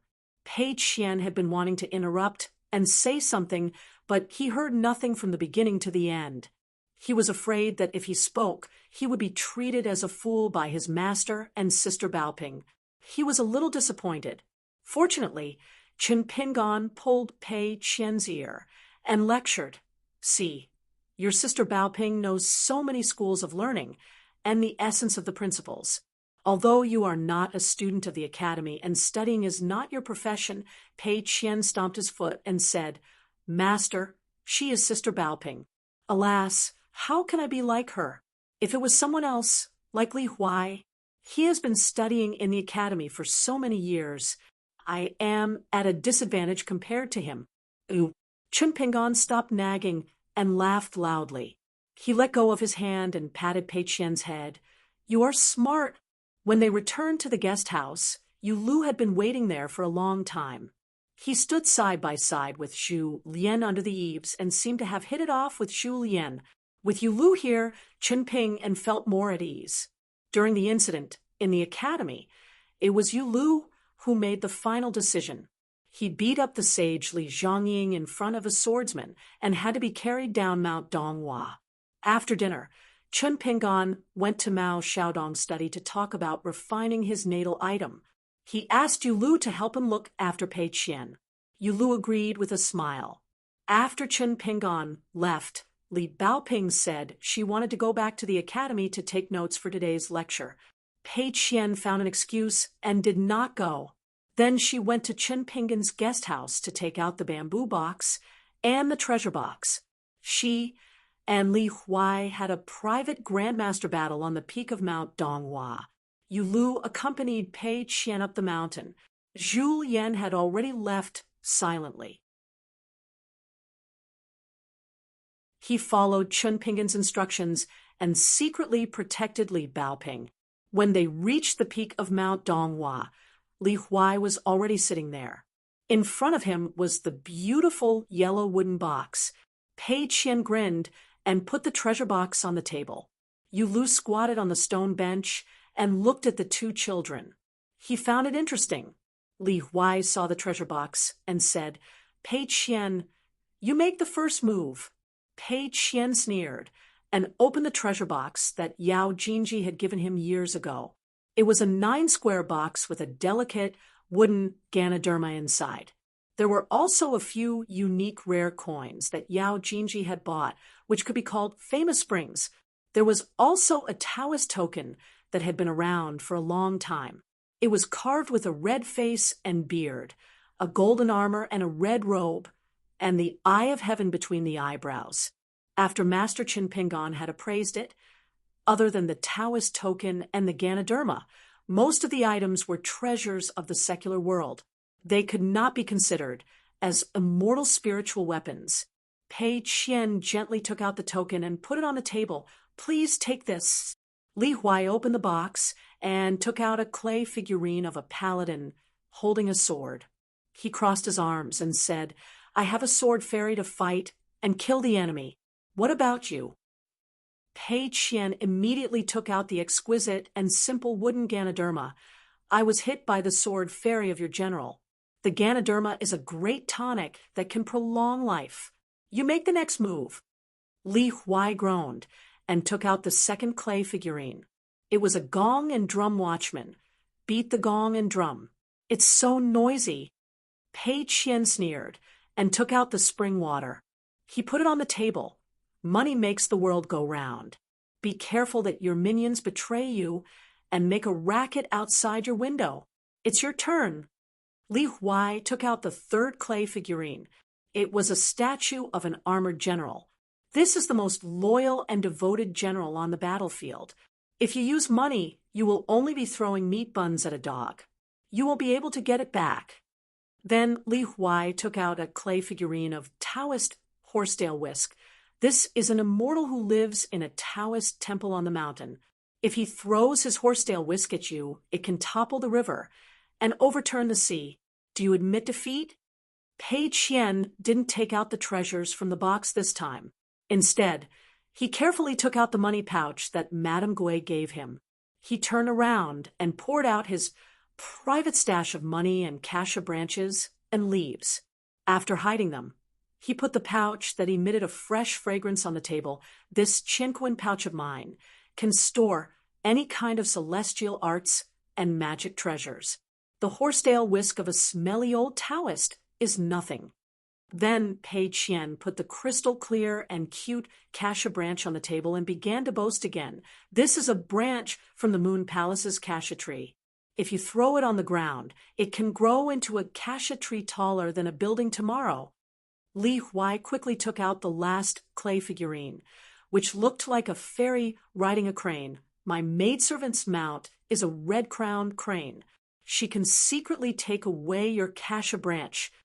Pei Qian took out the bamboo blade and bamboo sword from his waist and slammed it on the table, cut off the claw of the red-crowned crane with a sword, and cut off the head of the maidservant with a knife. Li Huai finally took out the painted wooden figurine of his number one general. It was half an arm tall, far taller than the clay figurine given by the Wei and Jin dynasties in the Wind Snow Temple. "Grab your sword with one hand and your knife with the other." Then the two began to use all kinds of methods. The mountain walking staff that had been slightly refined, and the rest of the worldly items in the treasure box were only valuable but not helpful for cultivation. On the other hand, Li Huai took out the book Great Water Cliff. He even took out the spirit that Liang had pushed into the book with a slap back then, and said, but generally speaking, Pei Qian still had the upper hand. The stone table was full of Pei Qian and Li Huai's belongings. Yu Lu watched with great interest as the two little fellows schemed against each other. In the end, Li Huai sighed and clenched his fists. "Well, I lost. My skills are not as good as yours. I, Li Huai, am a man of indomitable spirit. I can afford to lose." Pei Qian crossed his arms in front of his chest and nodded. He looked at Li Huai with an admiring gaze. "It's okay. You've lost honorably. In the martial arts world, there are only a few heroes who can fight with me for so many rounds." Li Huai turned his head and said to Yu Lu, "You are lucky to have seen this top battle. It's your blessing." Pei Qian said like an old man, "I'm not the kind of Jianghu man who likes undeserved fame. So you just need to remember it. You don't need to spread it everywhere." Li Huai and Pei Qian looked at each other and grinned at the same time. They appreciated each other. Pei Qian thought that in the future, Li Huai would travel and learn. He must let him know what a real Jianghu master was, what the top swordsmanship and overbearing bladesmanship were. Li Huai thought that when he left the academy and traveled far away, he must take Pei Qian to Jianghu with him. He would feel more at ease if they could talk together. Yu Lu silently squatted aside and sighed in amazement. He was amazed that the two little guys could have so many precious items. He was also amazed by how thick-skinned they were. Because Li Huai skipped class to come here, there were no academy students or visitors on the mountain peak. This saved Yu Lu a lot of trouble, and the two began to slowly pack up their belongings. Yu Lu was the crown prince of the Lu dynasty, and the Lu dynasty was famous in the north of the Aquarius continent for rich treasures. Except for Chen Pingan, his vision might be better than Shan Xiu's. So Yu Lu knew that the two little guys' belongings were almost comparable to the Dragon Gate cultivators and even some Earth immortals of Jindan realm. If they did not take their natal items into account, they might not be so rich. Yu Lu joked to Pei Qian, "Pei Qian, aren't you afraid that I will be tempted by your wealth?" Yu Lu knew Li Huai's temperament very well. He was a big-hearted person, so he would not ask this question. Pei Qian rolled his eyes at Yu Lu and felt that this guy called Yu Lu was not very smart. "You are my master's friend. How can I not trust your character?" Yu Lu was speechless. In the study room, after the two deduced all the details of the refinement together, Mao Xiaodong patted the ruler at his waist, and the heavenly materials and earthly treasures used to refine the golden gallbladder floated out of the ruler and landed on the table. There were a total of 18 kinds of heavenly materials and earthly treasures. They were of different sizes and prices. 6 of them were still missing. 4 of them could be sent to the Cliff Academy soon, but 2 of them were more troublesome and could not be replaced. They would more or less affect the final grade of the golden gallbladder after the refinement. After all, Mao Xiaodong had high expectations.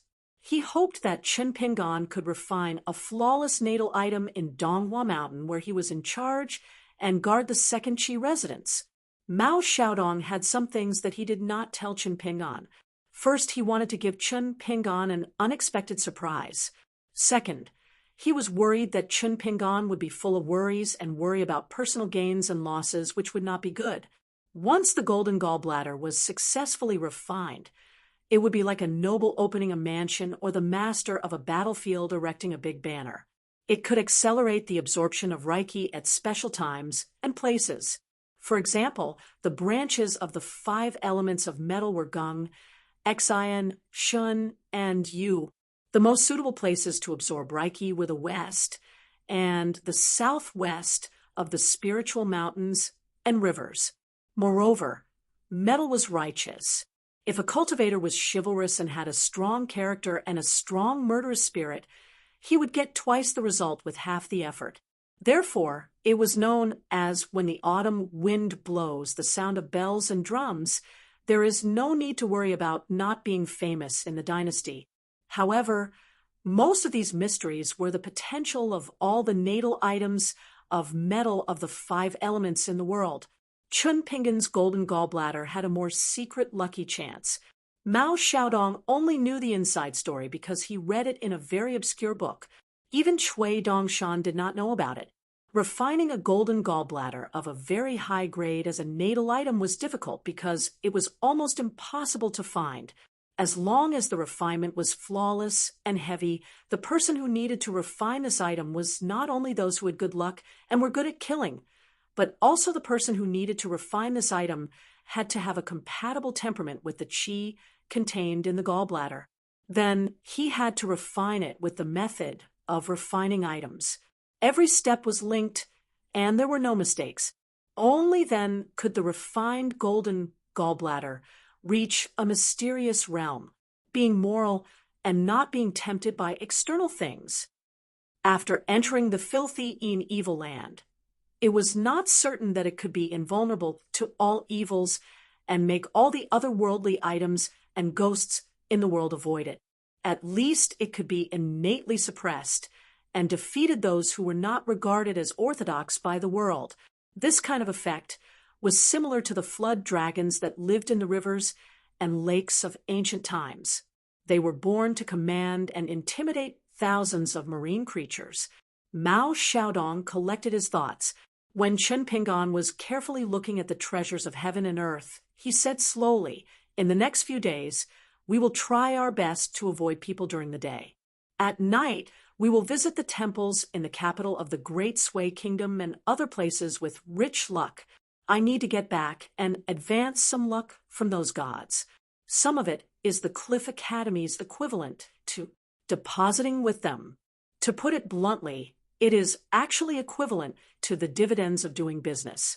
The Gao royal family of the Great Sui Kingdom and the Yamen of the Ministry of Rights will turn a blind eye to this. After all, it is just to get back Donghua Mountain for me. As you said, Donghua Mountain is still the territory of the Great Sui Kingdom after all." Mao Xiaodong reminded him, "During this period, you just need to stand by my side. You don't need to say anything. The reason why I want to take you with me is to see if there is any luck that belongs to you." "Why? Do you feel awkward?" "Chen Ping'an, you're mistaken. You only know the surface of the struggle between the Confucian factions, and you don't know the meaning behind it. In short, you don't need to worry about these things for now. Just do as I say. It's not like I'm asking you to return to any faction, so don't worry." Chen Ping'an nodded. "Okay."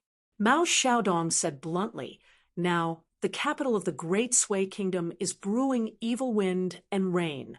It is very unpeaceful. This time, I am taking you away from the academy with an idea. It can be considered as helping you out of the dilemma. However, it will be dangerous and not small. Do you have any ideas?" Mao Xiaodong obviously wanted to use himself as bait. Chen Ping'an said worriedly, "Of course, I am willing. However, if you leave the academy, it is equivalent to leaving the world of the saints. If the other party comes prepared, the first target will be Mountain Master Mao, who is in the academy. In this case, won't Mountain Master Mao be in great danger?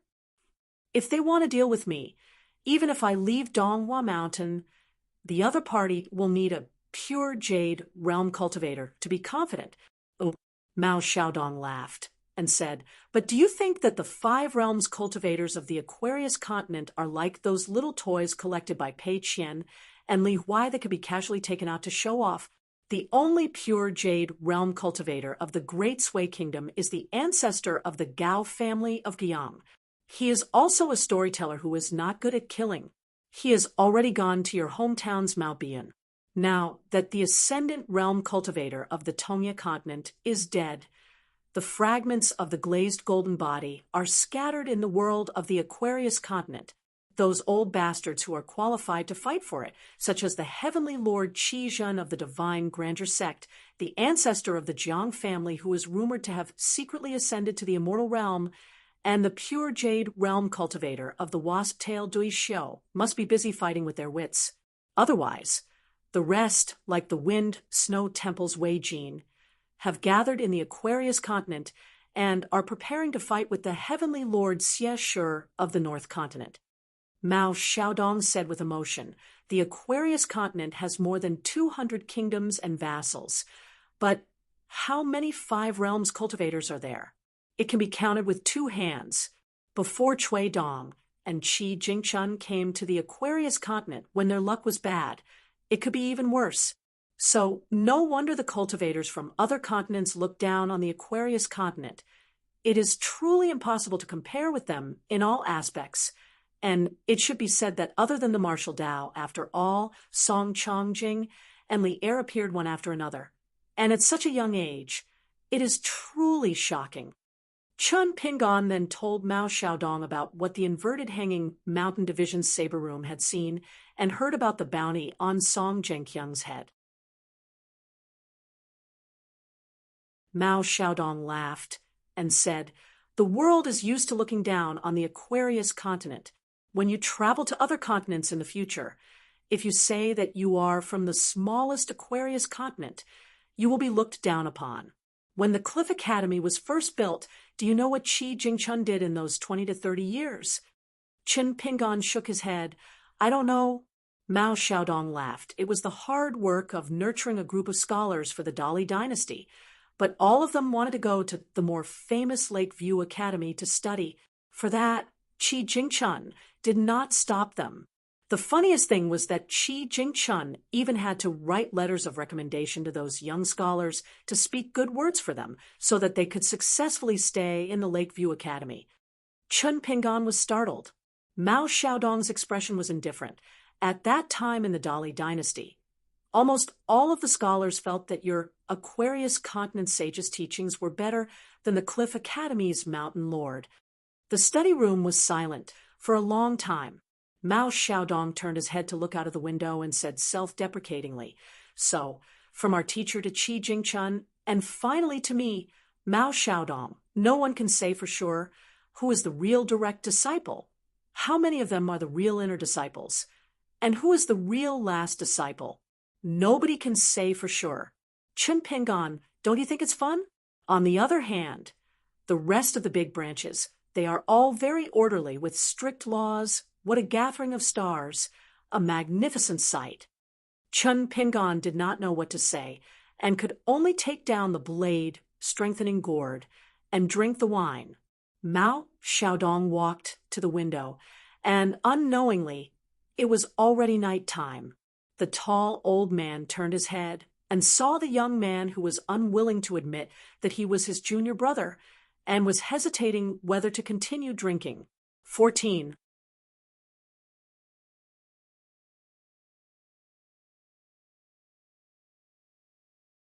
For 06, before Chun Pingan accompanied Mao Xiaodong down the mountain to the Confucian temple in the capital to try their luck, he made arrangements for the people in the academy in case someone took advantage of the loophole.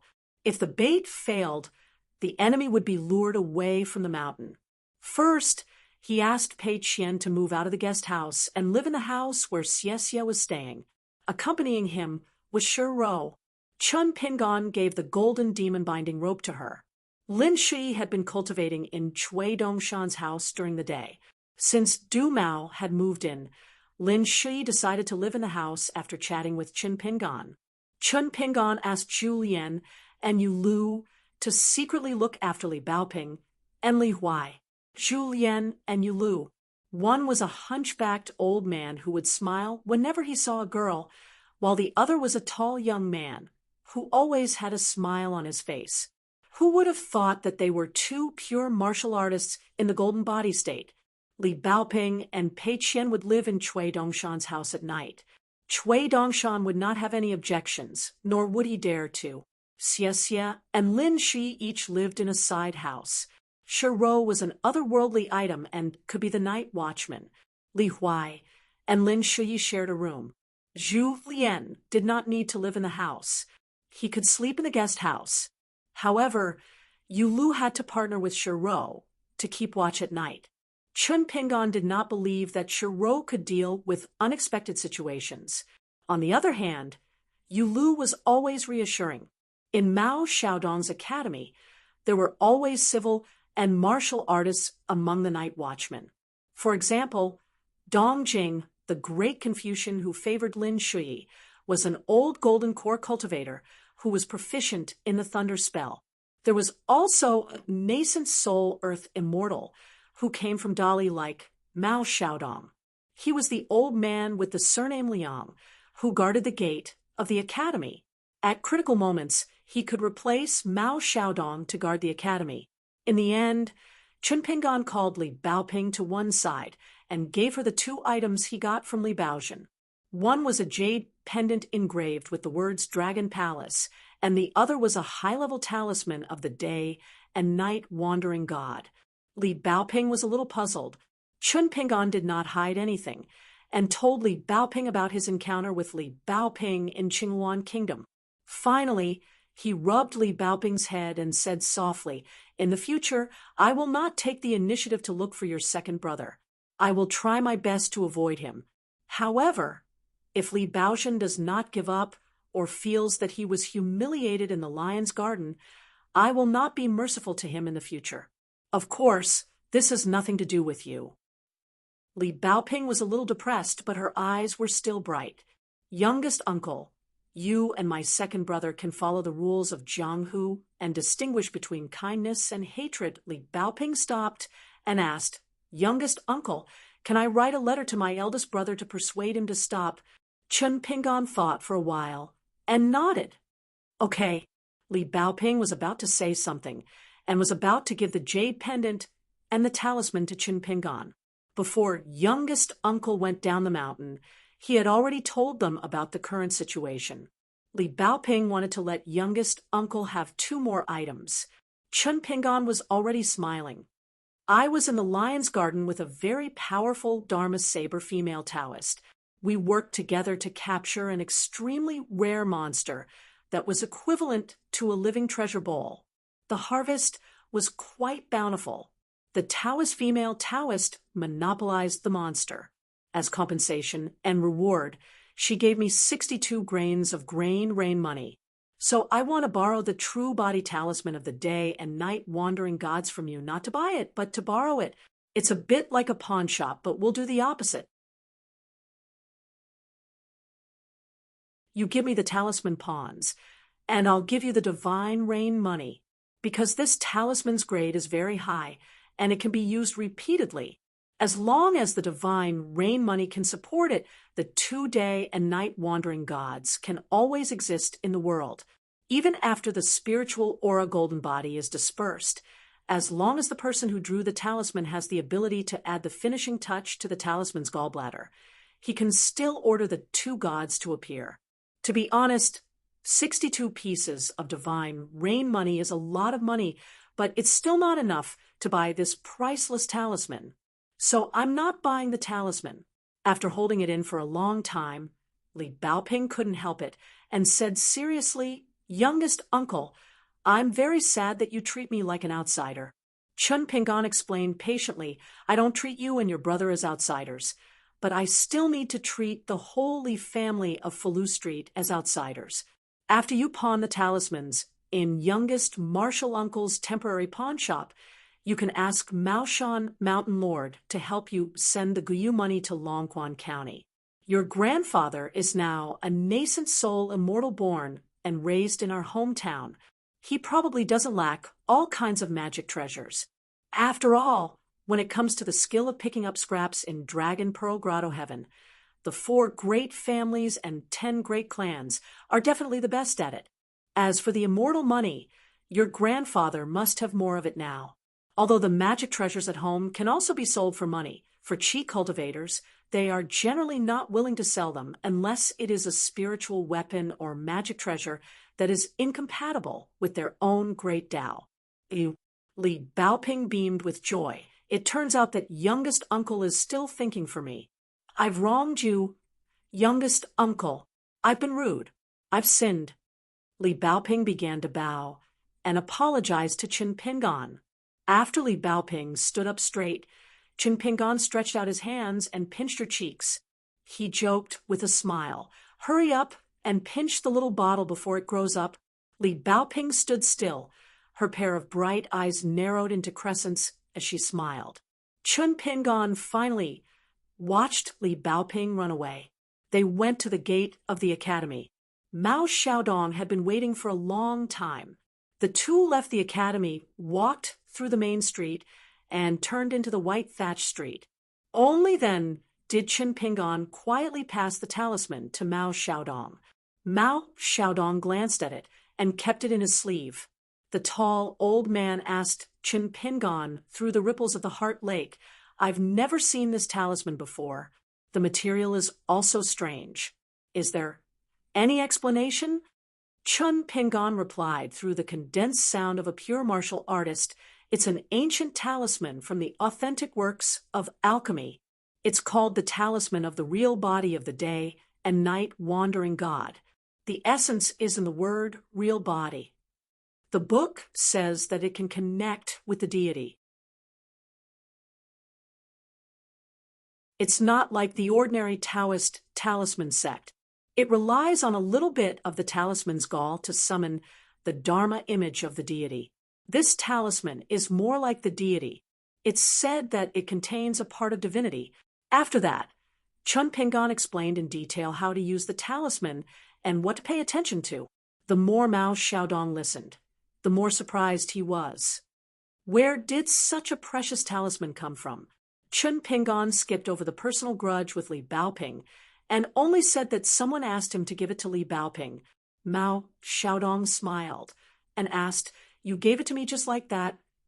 Chun Pingan said, "In the hands of Mao Shan Mountain Master, everything can be used to its fullest.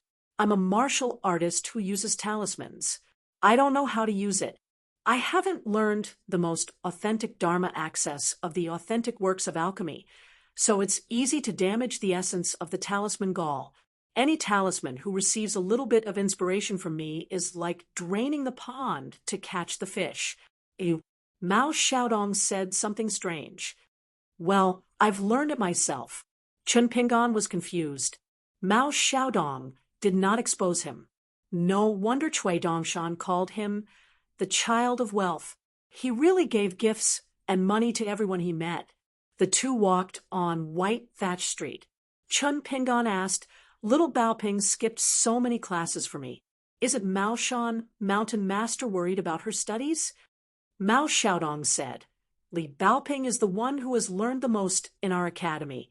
There are so many books of sages in the Cliff Academy's library. Studying is very interesting. If you are not sincere and not enlightened, the words in the books will be very delicate and arrogant.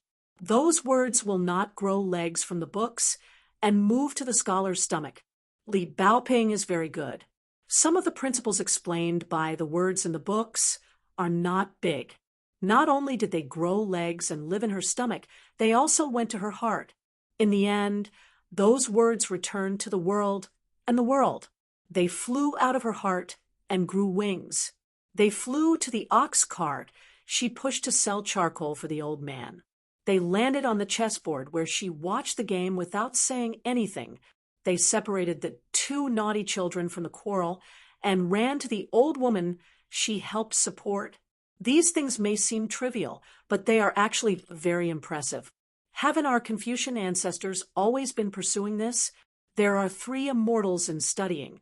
People of later generations often drool over the 3 words of speech, merit, and virtue. They don't know that standing is the key. There is a lot of knowledge in how to stand up and stand. Mao Xiaodong put his hands behind his back and looked up at the sky of the capital. Chun Pingan, you missed a lot of beautiful scenery. Every time little Baoping went out to play, I secretly followed her. After this lively little girl in red appeared in the capital of the Great Sui Kingdom, it felt like it had come alive. Mao Xiaodong said it emotionally.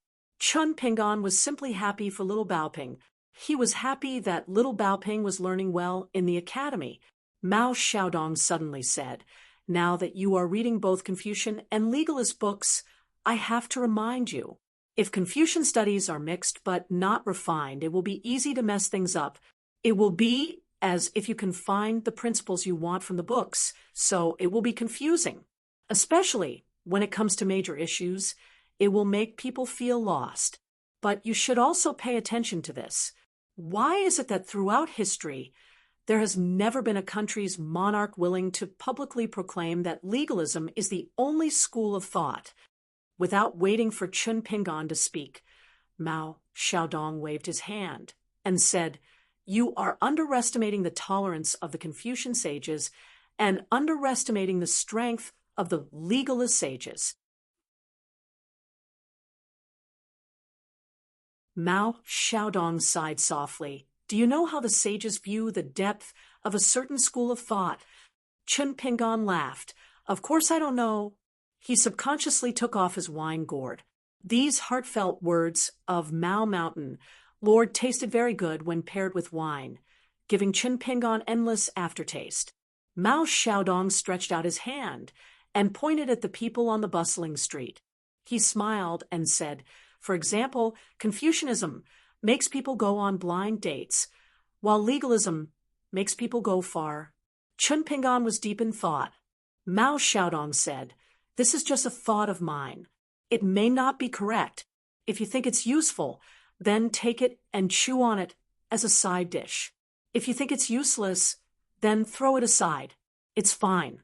There are so many priceless words of wisdom in the books, but I've never seen the people of the world cherish or fully comprehend them.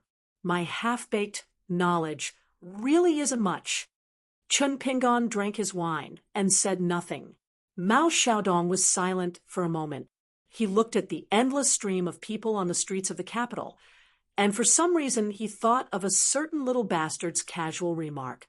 The things that push history forward are often beautiful mistakes, certain extreme thoughts, and a few inevitable coincidences.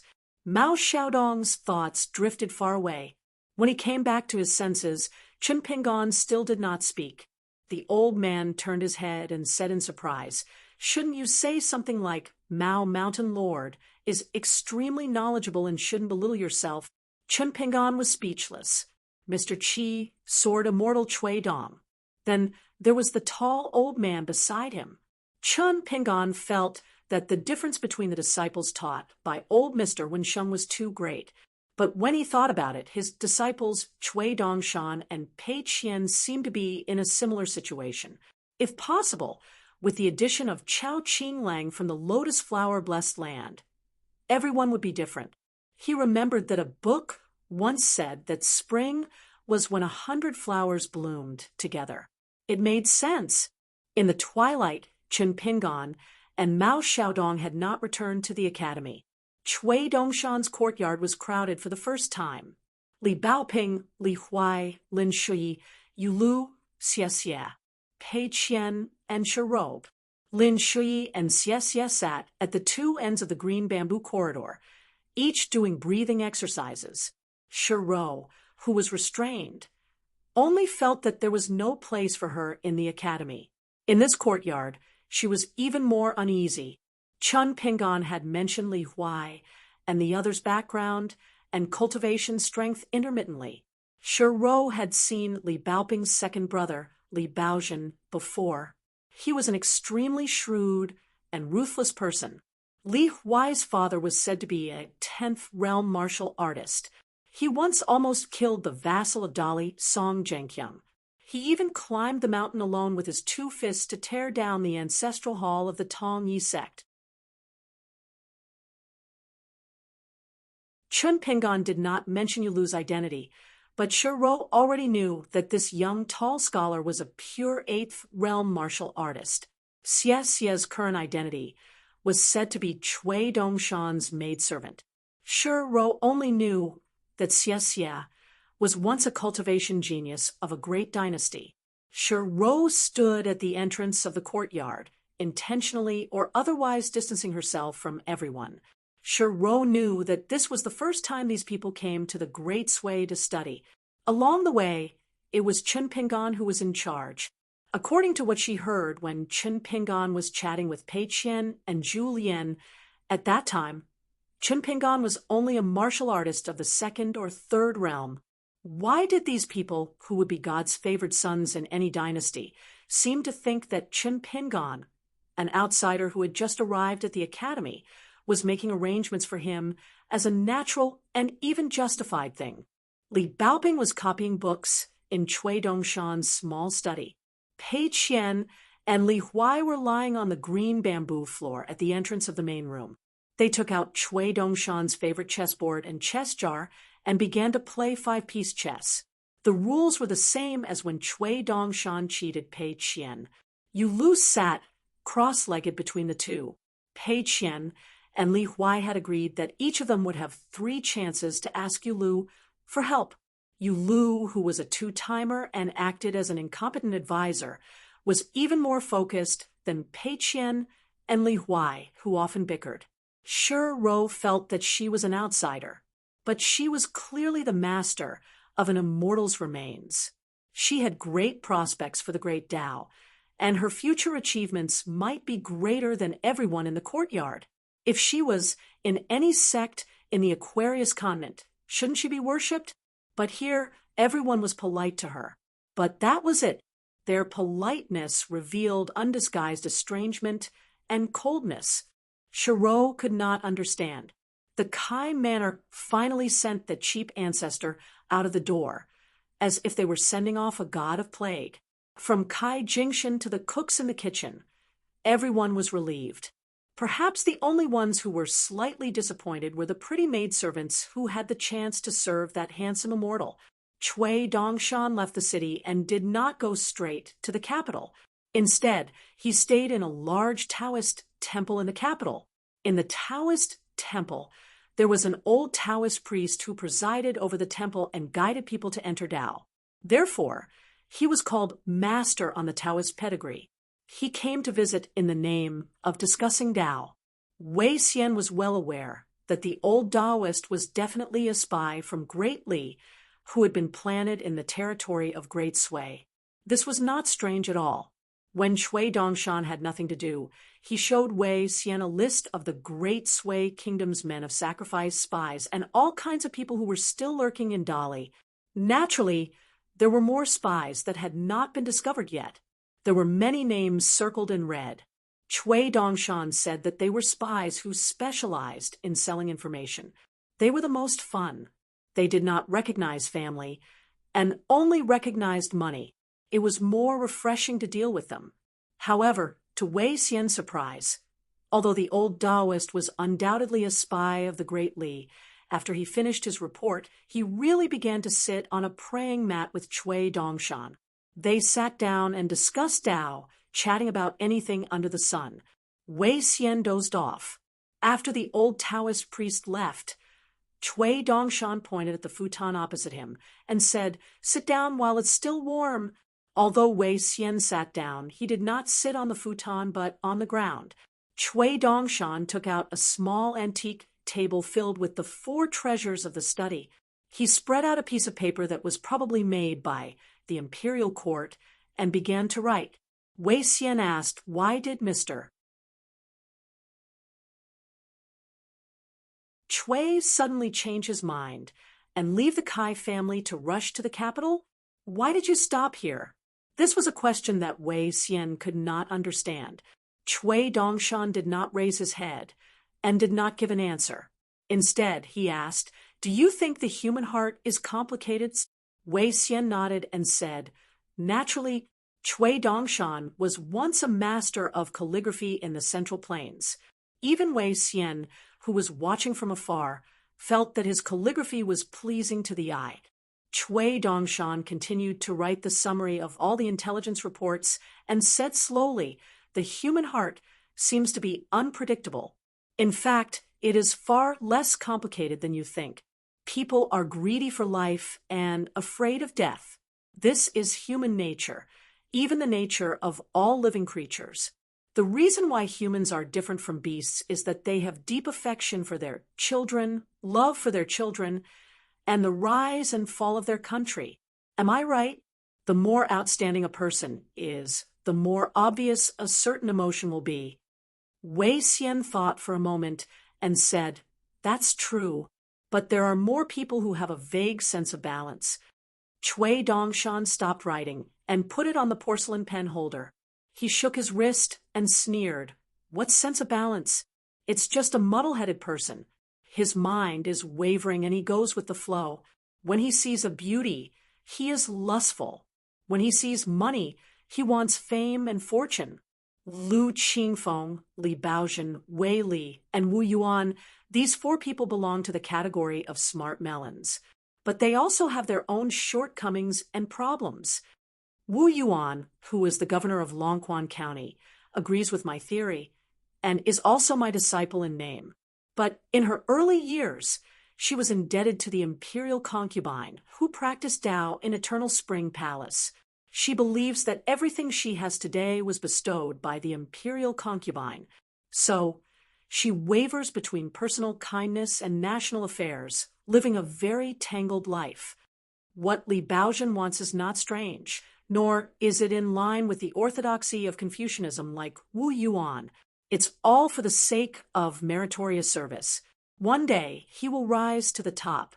But Li Baoxian does not understand that great wisdom can appear stupid, but the so-called smart people in the world are nothing. They're worthless. Wei Li of Huangting country is the most refined of the four. His heart is the most important, the mountains, rivers, the country, and the common people. But his worldview is still small. He has seen the land of a country and the customs of 100 years, but he is not used to seeing the land of a continent and the great plan of 1,000 years. The small county magistrate of Qingwan country, Lu Qingfeng, I think the most highly of the four. But unfortunately, he has no aptitude for cultivation and can only live for 100 years at most. Is it because the heavens are jealous of the talented? Wei Xian was a little surprised when he heard this. Mr. Cui was actually willing to describe others as talented. Wei Xian had actually been thinking about Cui Dongshan's so-called theory of the human heart. Cui Dongshan grabbed a stack of classified spy reports from a few tables and threw them to Wei Xian. These are the latest failed poems of the imperial examination scholars of Dali and the Great Sui Kingdom. It's one of the methods I use to relieve my boredom when I'm bored. After Wei Xian caught them, Cui Dongshan said, "You probably want to ask me about the method of determining the depth and direction of a person's heart. It seems feasible, but in fact, the world is unpredictable. A person's heart fluctuates. Maybe a change will cause many temporary changes. It's still very troublesome and difficult to be precise, so it can't be considered true knowledge, right?"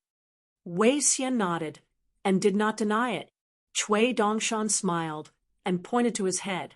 When cultivating in the mountains, in addition to longevity, your head will also follow the spiritual light. Cui Dongshan then flicked his wrist and scattered a bunch of immortal coins on the tables. The division of the human heart that I mentioned earlier can be supplemented by the calculation of the Shu family of the 100 schools of thought. Judge from 1 to 10. You will find that the so-called ups and downs of the human heart will not affect the final result. Before Wei Xian could speak, Cui Dongshan smiled and said, 1 to 10 is still not accurate enough. What if you can do 1 to 100? Wei Xian sighed. The method of the Shu family has always been regarded as a small Tao in the vast world. Isn't it always praised by merchants with bad reputations?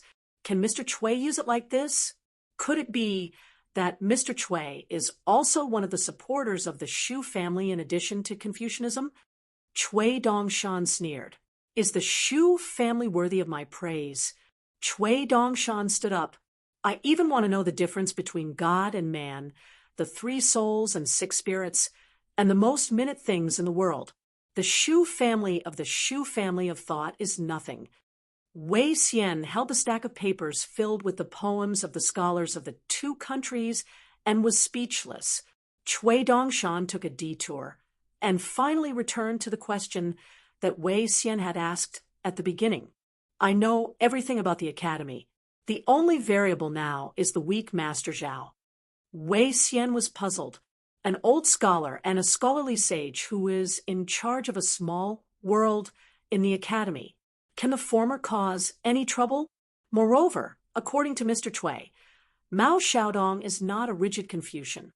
How can he make a mistake? Moreover, according to Mr. Cui's explanation, the emperor of the Great Sui Kingdom would not dare to make a move against Li Baoping and Li Huai unless he is seeking his own destruction. Cui Dongshan looked at Wei Xian in disdain. Think about it carefully. Reminded you before to look at the problem from a higher perspective. Wei Xian was shocked. Cui Dongshan rubbed his cheeks and sneered. The emperor of the Great Sui Kingdom is in charge of the country.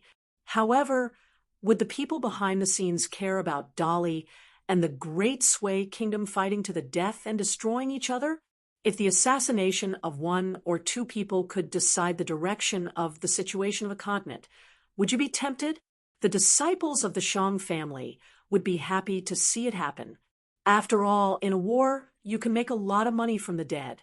As for Those who liked to sneak around and hide behind the scenes, they would be even more so. Wei Xian's emotions were surging and his hands were trembling.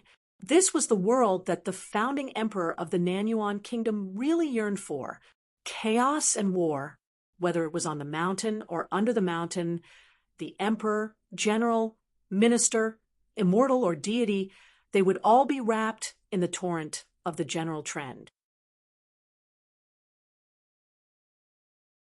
They would all be chess pieces that could not control themselves. However, Cui Dongshan seemed to have thought of something sad. He wiped his face and said sadly, "Look, I have such great ability and knowledge, but now I am doing such a shitty thing. Scheming and scheming. It's just cutting meat from a mosquito's leg. It's a small business. The old bastard is happily scheming for the entire Aquarius continent. I can only watch over his house and watch over a place like the Great Sway Kingdom. Using a snail shell as a training ground, my family business is too small and I can only mess around. I also have to worry about being expelled from the school if I don't do my job well." Cui Dongshan clenched his fist and pounded his chest. "Old Wei, my heart hurts." Wei Xian looked at the white-clothed youth rolling on the floor in the room and then looked down at the poems in his hands that were said to show his true temperament. He did not feel heartache, but his heart was tired. The Gao family of the Great Sway Kingdom treated scholars well. This was a tradition since the founding of the country, not to mention the new top scholar Zhang Dai. Although he was still in the Hanlin Academy, he already had a courtyard with 10 rooms in the capital. This was paid for by the Ministry of Revenue of the Imperial Court. That evening, Zhang Dai took a walk in the empty courtyard. After feeding the red carps in the large vat, he went to the study room to play chess by himself. Zhang Dai was born of a local cold family. His writing in the county and provincial examinations was commendable, but he could not be considered a genius. He only shocked the world in the court examinations and became a fish that leaped over the dragon gate. After becoming the top scholar, he moved to this courtyard. The only change was that Zhang Dai hired a coachman and a carriage. Other than that, Zhang Dai did not have many banquets or social gatherings. It was hard to imagine that this young man in his early 20s was the new top scholar of the Great Sway Kingdom. It was even harder to imagine that he would appear in the Kai family's residence and speak so generously. Finally, he would be able to leave in the same carriage as the Dragon Bull General Miao Ren, who had contributed to the founding of the country. Whether it was Kai Feng or Miao Ren, they all thought that it was reasonable. Zhang Dai had a very valuable status as the top scholar and was one of the 4 spirits of great sway, whose reputation spread throughout the court. His status was humble but clean, and he was hot-blooded, so he was easy to control. They felt that this person was willing to take the lead for the sake of the country. Zhang Dai heard a knock on the door and stopped playing. He looked up and said, "Come in." It was the old coachman who was staying in the courtyard. The old man stood at the door of the slightly dark study and said slowly, "Mao Xiaodong has already left the academy with a young man called Qin Pingon." "Didn't they say that they wanted to kill the scholar demon Mao Xiaodong? Just kill him." Zhang Dai said expressionlessly, "Ask the spies in the academy to find a reason to let Xiao Shi and the white deer leave the academy together. Find a secluded place, knock them out, and hide them. After controlling the white deer, you must remember not to let Liang Renzi, the nascent soul cultivator guarding the door, become suspicious. As long as you can enter the academy smoothly, you must act decisively. You must kill at least 1 or 2, even better." The old man nodded. Zhang Dai hesitated for a moment. "I will leave the capital of the Great Sway Kingdom tonight." The old man smiled and said, "After this matter is done, when you return to the Central Divine Continent, you will definitely have a bright future." Zhang Dai did not comment. After the old man left, Zhang Dai put down the chess record in his hand and looked down at the chessboard. It was a crisscross game. Southeast of the Aquarius continent, At the edge of the capital of the Qing Yuan Kingdom, there was a private residence that was not well known. As one of the leaders of the Dolly Green Pavilion spies, the young man's face was gloomy. Everyone in the hall had different identities. They were all experts in the Qing Yuan Kingdom's official and literary circles. Of course, they were also the trusted aides of the Dolly dynasty. Li Baozhen looked at the ground, his fingers spinning the teacup that had not even a sip of tea. Everyone was trembling with fear. The reason why they were gathered here was to do one thing. They wanted to use the pen of the Qing Yuan Kingdom's scholarly sect leader, the leader of the literary circle, the old assistant minister Lu Jingting, who had already retired to the Lion's Garden. They wanted to consign this person to eternal damnation and make it difficult for him to form a cohesive force with the people who were fleeing south. The Qing Yuan Kingdom still needed a scholarly community, but it did not need Lu Jingting to outshine everyone else. As long as Lu Jingting's reputation was destroyed, those aristocratic families would fall apart. Dolly was willing to see this scene. Even the emperor of the Qing Yuan Kingdom would feel that there were pros and cons. He would not be held back by those people who did not understand the situation. Every day, these people who did not know how to follow the customs of the Qing Yuan Kingdom would criticize the current affairs of the Qing Yuan Kingdom. At that time, the emperor of the Tang family would be able to split the spoils with Dolly, and each of them would be able to rope in those aristocratic families. But tonight, the dozens of people present had used all of their family's power and influence to attack Lu Jingting. They had practically flipped through every single article of the old assistant minister Lu. Poems, official documents, word by word, looking for loopholes. They did not expect that the results would not be obvious. Instead, it had caused the majority of the scholars in the Qing Yuan Kingdom to be indignant. Some of the officials who did not agree with Lu Jingting's political views, as well as many scholars, could not stand it any longer. They began to speak up for Lu Jingting, especially those aristocratic families who had rushed to the south. They were even more agitated and ran around for Lu Jingting. Even the rumors that Lu Jingting was about to return to the center of the court and be promoted to the Minister of Rights began to spread in the capital. Li Baozhen raised his head and smiled. Everyone, don't be nervous. This matter was not done well. Instead of opening the door, we were smeared with black and fell. The first one to be stabbed is me, Li Baozhen. After that, it will be your turn. If the imperial tutor understands, perhaps he will feel that our actions are pardonable. He will change the chessboard and give us another chance. Oh. It would have been better if he did not say these comforting words. Once Li Baozhen said this, everyone felt a chill run down their spines. Their hair stood on end. The candlelight in the main hall swayed. Li Baozhen was, of course, extremely annoyed. A bunch of good-for-nothings. At this moment, two figures appeared in the main hall. One person walked in, and the other stayed outside the door.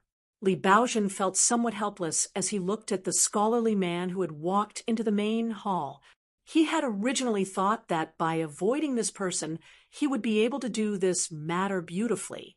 Who would have thought that it would end up like this? That person's voice was not loud. He slowly said, "Everyone, we are already halfway done. There are still 3 small steps left. The first step is to stop slandering Lu Jingting and turn around to flatter the old assistant minister. In this step, there are 3 segments. First, everyone and your friends will first throw out some neutral, moderate, and prudent articles to conclude this matter. Try your best not to make your articles completely unconvincing. Second, begin to invite another group of people to deify Lu Jingting. The more corny the wording, the better. Exaggerate Lu Jingting's moral articles to the point that they can be worshipped at the Confucian temple after his death. Third, write another article to attack all the officials and scholars who have defended Lu Jingting. Do not distinguish between right and wrong. The worse the wording, the better. However, take note that the general idea of the article must be to describe everyone as Lu Jingting's accomplices and lackeys. At first, when everyone in the main hall heard this person's first sentence, they sneered in their hearts and criticized him incessantly. However, the more they listened, the more they felt that the method was novel. That person continued, "The second step is to wait quietly for a period of time before turning the spearhead again and pointing it directly at Lu Jingting. This requires some small tricks. All the articles, principles, and foundations must be based on the words even though and even though. For example, even though Lu Jingting's morals are flawed, the flaws do not obscure the jade. There are many talents among his disciples. Then you can list them one by one. The killing intent lies in the prominent official positions that make people jealous. Another example is even though Lu Jingting's political achievements are mediocre, he can still be considered honest. He is just a famous lion's garden." That person explained, "Why do you have to do this?" Because to the onlookers, these articles seem calm on the surface, and they are also defending Lu Jingting. Many neutral people who originally didn't want to participate in this literary battle have unknowingly started to tacitly agree with these hypothetical facts. Coupled with the so-called explanations that are filled with hidden, murderous intent, it just makes things worse. Ooh, everyone in the main hall looked at each other in dismay. That person smiled and said, "The third step is to make a fuss about personal morality. For example, if you ask someone to be a ghostwriter, you don't need to care about the quality of the writing. You only need a gimmick. For example, Lu Jingting's romantic affair of staying in the nunnery on a stormy night, or an old man plucking the ashes, or, for example, the lion's garden and the pretty servant girls pair blossom suppressing the begonia. While you're at it, you can also write some catchy limericks and weave them into a storytelling story." That person saw that everyone was shocked and puzzled, but he still explained patiently, "Don't think that it's useless. Down-and-out scholars without scholarly honors love to read this. Common people who don't care about the truth love to hear this. In the scholarly forest, 3 men make a tiger. In the marketplace, mosquitoes gather and become thunder." The man finally smiled and took out a piece of paper. He walked over to Li Baozhen and handed it over. Looking around, he said, "Everyone present here may not know the way to print an erotic book, the price, and how much money you should pay to hire a storyteller. I've written down all kinds of trivial matters that are not worth mentioning on this paper, so as to prevent you from being taken advantage of. Moreover, there are many common people who do business. Although their positions are low, they are actually quite cunning and intelligent. Each of them has their own way of living. Once you give them a big advantage in terms of money, they may even look down on you." The person said goodbye and left. When he was near the door, he suddenly turned around and said with a smile, "You're all in front of me, so I have the opportunity to show off my small skills. I hope I can help you a little." Everyone stared at that person leaving in a daze. Li Baozhen's mouth was dry and his tongue was dry. He clenched the paper in his hand tightly. The rest of the people felt their scalps tingle. That person was called Lu Qingfeng. He was Lu Jingting's eldest son. 9.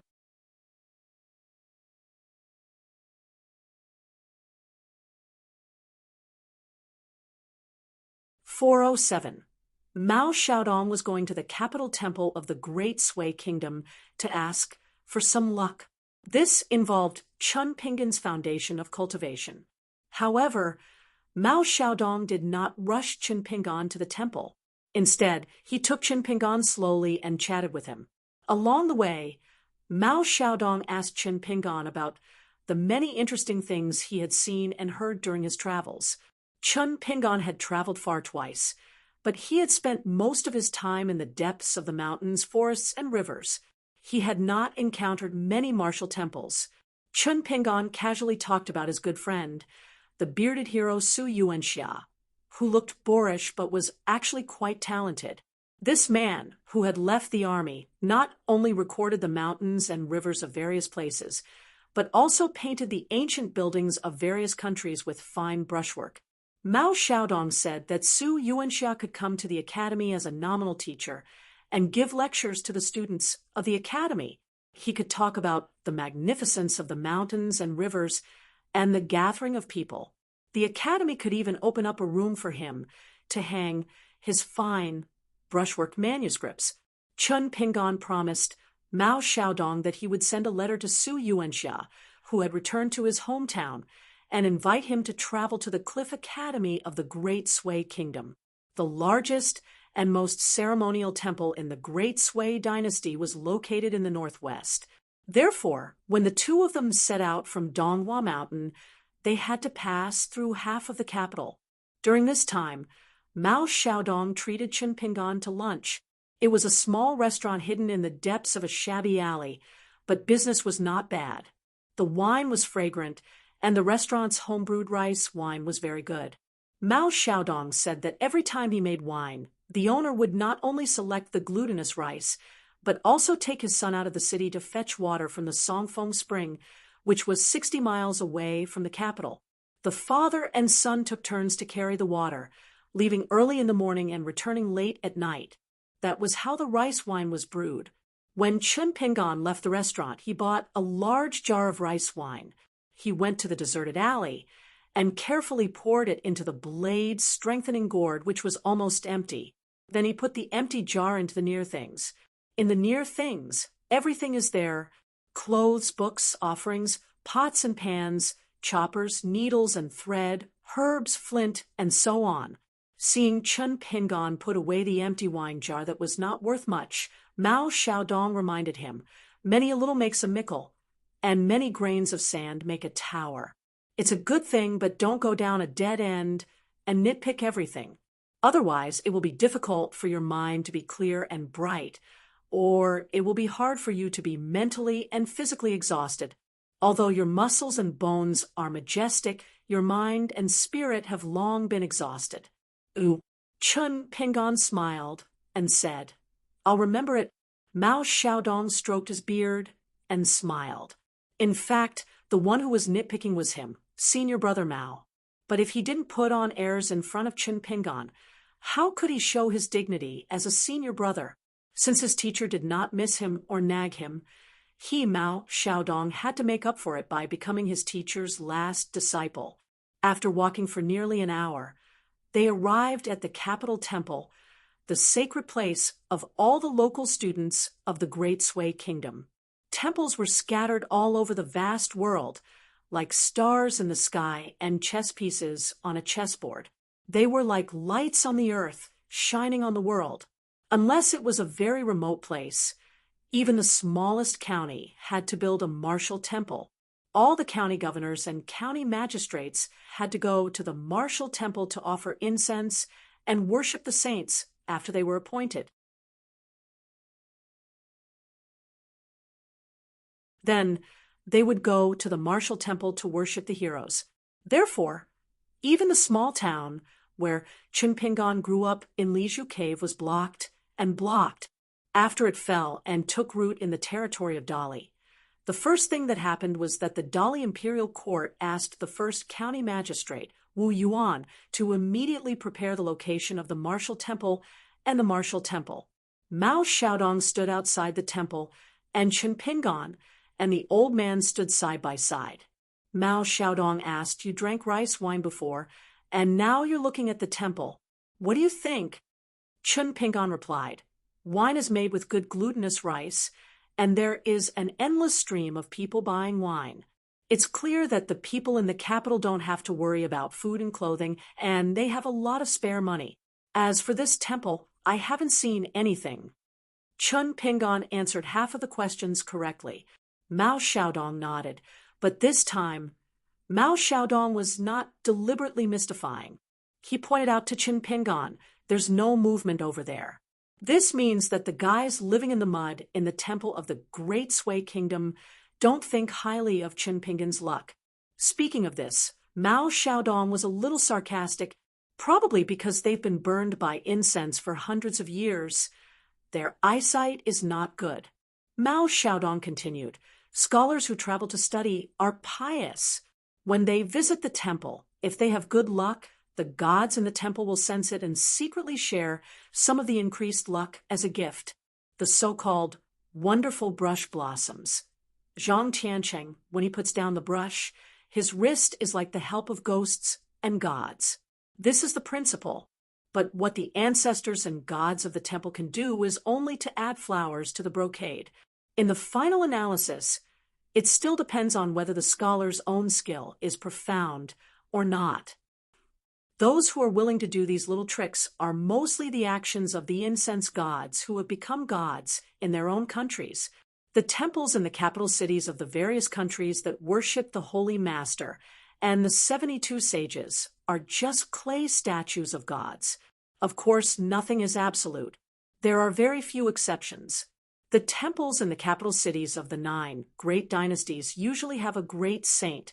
Hearing this, Chun Pingon asked softly, now in the south of the Aquarius continent, there are rumors that Dali is already the 10th great dynasty. Mao Xiaodong smiled and said, wait until all the new 5 peaks of Dali appear, then we'll talk about this. Now, there's only the northern peak, the Cloud Mountain. It's still too early to talk about it. Mao Xiaodong walked forward and said, let's go, let's meet the great Sui Kingdom's temple saints. Chun Pingon followed behind. The temple occupied a large area. There were many literati and devotees here, but it did not seem crowded. But when Chun Pingon followed Mao Xiaodong to the main hall of the temple, he realized that there was no one around. It seemed that the temple had received instructions to temporarily not allow tourists and pilgrims to approach the main hall, where the front hall was used to worship the world, and the back hall was used to worship the country's saints. The courtyard was quiet, and ancient trees towered into the sky. An old Confucian scholar with large sleeves and a tall crown on his head appeared in his golden body. A long sword hung from his waist as he walked out of the rear hall. He crossed the threshold and walked into the courtyard. Mao Xiaodong and this famous official in the history books of the Great Sui Kingdom bowed to each other. Before stepping into the courtyard, Mao Xiaodong had already told Chun Pingon about the lives of the gods in the temples of the capital who were still alive, as well as their achievements in their respective dynasties. He had mentioned all of them. The temple god in front of them was called Yuan Gaofeng. He was one of the founding heroes of the Great Sui Kingdom. He was also a Confucian general with outstanding military achievements. He gave up his writing brush and joined the army. He followed the founding emperor of the Gao family of Guiyang to conquer the country. After he got off the horse, he was appointed as the Minister of Personnel Affairs and the Grand Secretary of the Wu Ying Palace. He worked hard and achieved great political achievements. After his death, he was posthumously reinstated. The Yuan family was still one of the most powerful families in the Great Sui Kingdom. The current head of the Yuan family used to be the Minister of Justice. He resigned due to illness. He had many outstanding descendants. He had made great achievements in politics, the battlefield, and the study. Yuan Gaofeng was also the first official to be posthumously reinstated by the emperor since the founding of the Great Sui Kingdom. Yuan Gaofeng asked, "What brings you here, Master Mao?" Mao Xiaodong asked back, "Why do you ask when you already know the answer?" Yuan Gaofeng's expression did not change. "Master Mao, please speak clearly." Mao Xiaodong said slowly, "I want to take a share of luck from your temple, and then I want to borrow another share. As for the ritual utensils of your temple, I want to temporarily take away a set of chimes and a set of chimes. In addition, there is a set of chimes and cauldrons as well as 2 candlesticks. This is the share that our Cliff Academy should have. As for the blue and white porcelain jar that you later moved from the local temple and was funded by Censor Yen Qingguang, I will borrow it from your temple. In addition to the luck it contains, I will return the items to you." Yuan Gaofeng asked, "Why don't you rob them?" He was indeed a Confucian general. He was straightforward and did not hesitate. Mao Xiaodong smiled and said, "If I can rob them, I will not be polite to you. Yuan Gaofeng said sarcastically, you know it too. You are so straightforward and arrogant. I thought you were already a sage of the academy in the pure jade state. Yuan Gaofeng then said, but it seems that the pure jade state is not enough. You can only succeed if you can move the entire Donghua mountain to the temple, right? It is difficult to move the luck of Donghua mountain with the celestial skill of moving the mountain. It is even more difficult. I am sorry to trouble you, Master Mao. Mao Xiaodong looked around and laughed. How can I move it? The temple is big. Do you want to smash it all at once? Wouldn't the great Sui dynasty's top temple be destroyed in a day? Yuan Gaofeng said sternly, Mao Xiaodong, don't try to play the tricks of a businessman. You want me, Yuan Gaofeng, to accompany you to bargain? You can be shameless, but I'm not afraid of humiliation. You know, the bottom line of the temple. Mao Xiaodong did not notice. Chun Pingon, on the other hand, sensed a majestic aura of righteousness. Vaguely, streaks of seven-colored flowing lights appeared, gathering and dispersing as they wandered about. They almost seemed to be solidifying. The genuine qi in Chun Pingon's body stagnated. The gate of the water mansion, which contained the natal item of the water seal, closed involuntarily. The children in green who were born from the essence of water were trembling. Mao Xiaodong did not stop Yuan Gaofeng's deliberate demonstration. He let Qin Pingon bear the suppression of the rich luck alone. Mao Xiaodong stretched out his hand and pointed to the main hall. Let's go to the back hall to talk. Yuan Gaofeng hesitated for a moment and agreed. Mao Xiaodong let Qin Pingon go to the front hall. As for the back hall, there was no need. After Mao Xiaodong and Yuan Gaofeng entered the back hall, a few more golden-bodied gods walked out of the clay statues. Chun Pingon walked slowly in the solemn front hall. This was the first time that Chun Pingon walked into the main hall of a temple in the capital of a country. When he was in Tongye continent, he did not follow Yao to the mirage city of the great Quan dynasty. Otherwise, he would have gone to take a look. Later, when he was in the capital of Qinghuan Kingdom, Chun Pingon did not have the chance to visit because of the debate between Buddhism and Taoism. As for the capital of Nanyuan Kingdom in the lotus flower-blessed land, there was no temple to worship the 72 sages.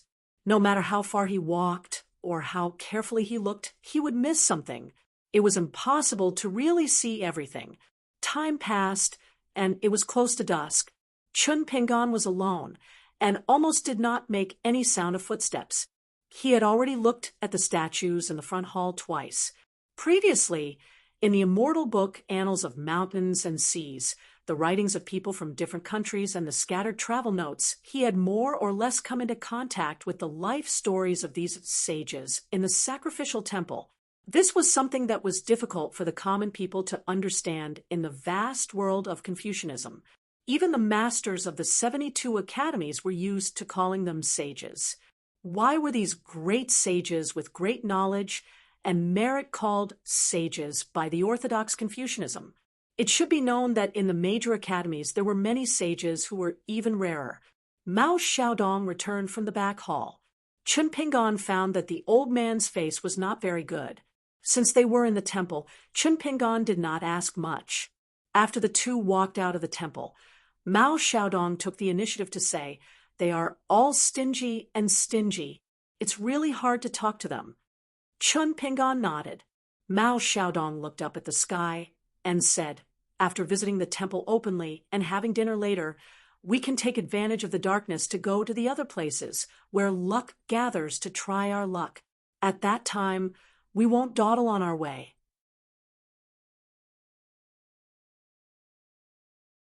Let's finish it quickly and try to get back to the academy before the rooster crows tomorrow morning.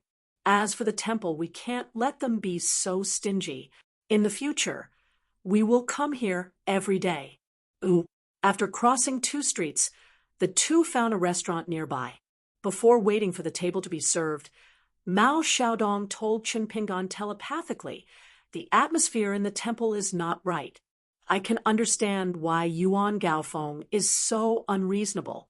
But the other two sages of the Great Sui Kingdom, who came out today to cheer for Yuan Gaofeng, have always been known for their gentle temperament. They should not be so tough. Chun Pingon poured 2 bowls of rice wine from the blade-strengthening gourd and asked, "Is it possible that Yuan Gaofeng is actually using this method to remind us? The gods in the capital temple must have seen the current undercurrent in the Great Sui Kingdom. However, they are all flesh and blood, and it is also related to the Great Sui Kingdom's national power and luck. It is difficult for them to make a decision, so they can only stand by and watch. But they are unwilling to see us being kept in the dark and destroy the Donghua Academy's bloodline. So they deliberately show a dark face and use illogical words and actions to warn us of a situation outside the temple." Mao Xiaodong was a little relieved and said with a smile, "That's right." Mao Xiaodong looked out of the window of the restaurant and clicked his tongue.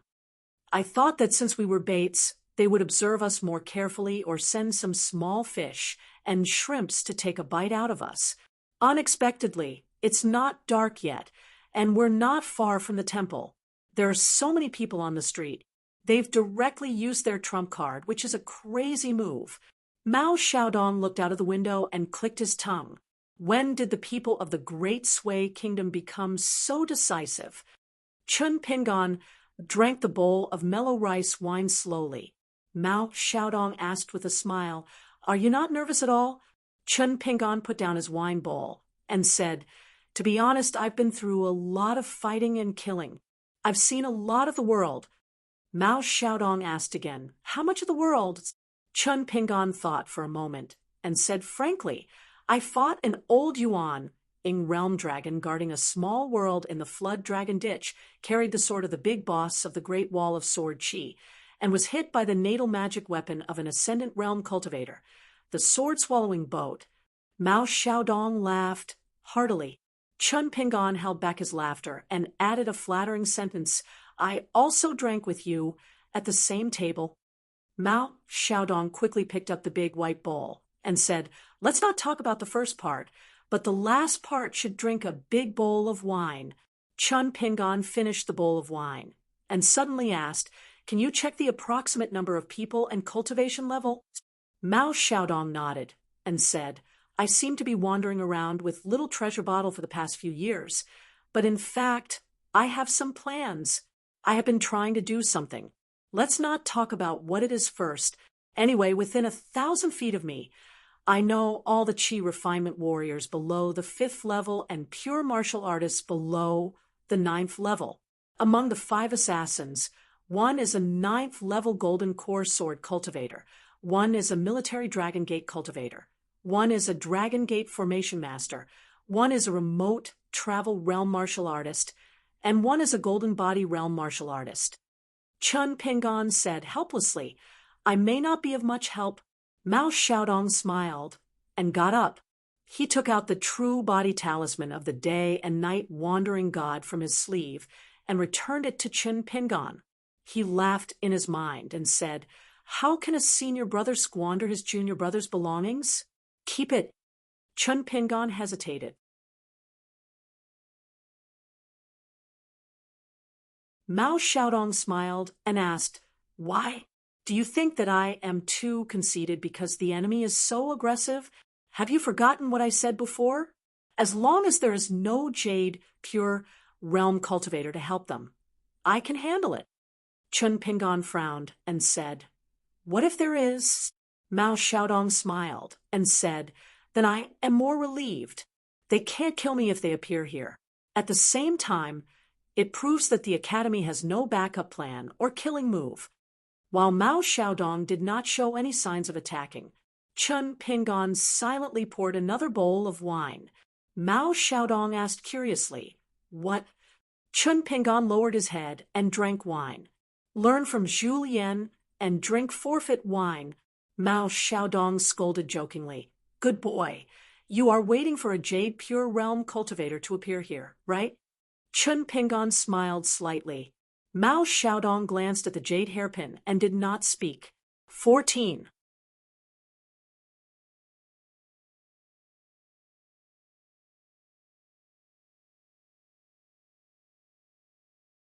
For 08. The fourth issue of the journal has been updated. 1.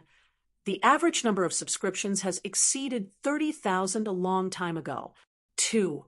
There are a lot of things happening this month, but I will try to update at least 150,000 words. It was strange. Mao Xiaodong had left, but the main hall of the Confucian Temple was still closed to the public. Instead, it seemed to be under martial law. In the back hall, other than Yuan Gaofeng and the other deities of the Confucian Temple, there were two groups of distinguished guests and some rare guests. The emperor of the Great Sui Kingdom came out of the palace in plain clothes. A white-haired eunuch in a red python costume was standing next to him. There were two other men. An old man with white hair still looked domineering among the sovereigns of the mortal world and the saints of the Confucian Temple. There was also a relatively young and elegant man. Perhaps he thought that he was not qualified to participate in the secret meeting, so he went to the front hall to pay his respects to the 72 sages. The old man was not from the Aquarius continent. He called himself Lin Shuangjiang, but he spoke the official language of the Aquarius continent and the Great Sui Kingdom. Lin Shuangjiang was most likely a pseudonym. However, this was not important. What was important was that after the old man appeared in the capital city of the Great Sui Kingdom, his spells were so powerful that even the eunuch in the python costume, who stood behind the emperor of the Great Sui Kingdom and a consecrator in the palace, could not hurt the old man. Lin Shuangjiang glanced at Yuan Gaofeng and the other two deities of the Confucian Temple who were chatting with Mao Xiaodong. Shifting his gaze, he saw some gods who were Confucian generals who made meritorious contributions to the founding of the country, as well as some gods who were civil officials in the history of the Great Sui dynasty who made contributions to the expansion of the country. These two groups of gods naturally gathered together like a temple. There was an indistinct boundary between them and Yuan Gaofeng's small group of people. Lin Shuangjiang finally looked at the emperor of the Great Sui Kingdom and said, "Your Majesty, the Great Sui Kingdom has both the military and the people. We have courage in the court and courage in the battlefield. Since the situation is like this, do you still want to endure the humiliation?" When the Mountain Alliance was signed, the Great Sui Kingdom was indeed unable to stop the Dali Iron Cavalry and could not escape the fate of being destroyed. But now that the situation has changed, does your Majesty still want to drag out an ignoble existence? Lin Shuangjiang laughed coldly and said, "Do you want me, a foreigner, to tell His Majesty exactly how many of the Great Sui Kingdom's officials in the capital and scholars who fled to the mountains and forests to escape Zen in the past few years? Also, from the capital to other places in the Great Sui Kingdom. How serious was the decline of the luck of the martial temples? Do I need to talk about it? Although it was said to be a 100-year covenant, His Majesty had used his infamy in exchange for 100 years of peace for the people of the Great Sui Kingdom. Was His Majesty really sure that even if the barbarians of the Song clan kept their promise and did not send a single soldier to the Great Sui Kingdom, could the Great Sui Kingdom really survive for 100 years in peace? And then look at the sky and wait for a pie to fall from the sky? The Song clan dug their own graves and then let the Gao family of Guiyang reap the fruits? Lin Shuangjiang's expression was cold. If the upper beam is not straight, the lower beam will be crooked. I'm sure your Majesty knows what the Song clan is like.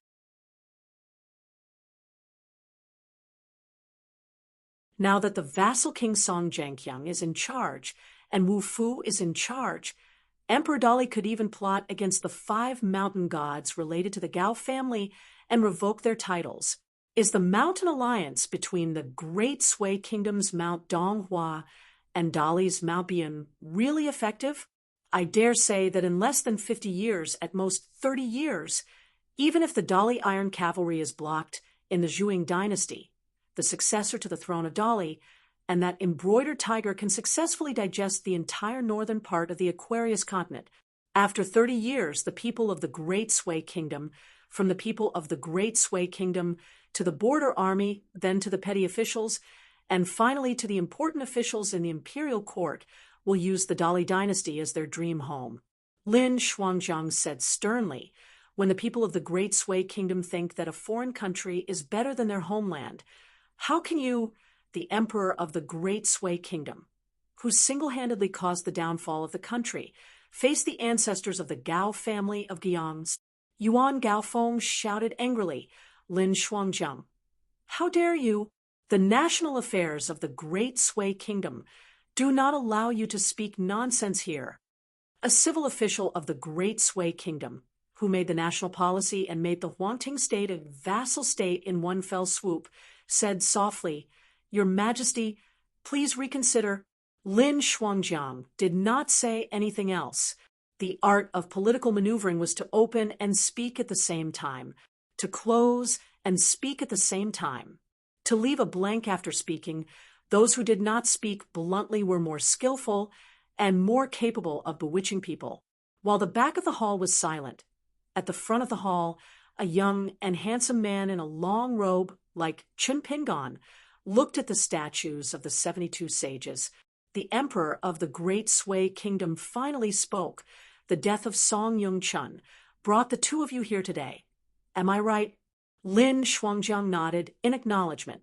The emperor of the Great Sway Kingdom pointed at himself and said with a smile, What if I'm killed by a level 10 warrior one day, or stabbed to death by the Mahist paladin named Su Ruo with his flying sword? The emperor of the Great Sway Kingdom pointed at the top of his head, and then at the front of the hall behind him.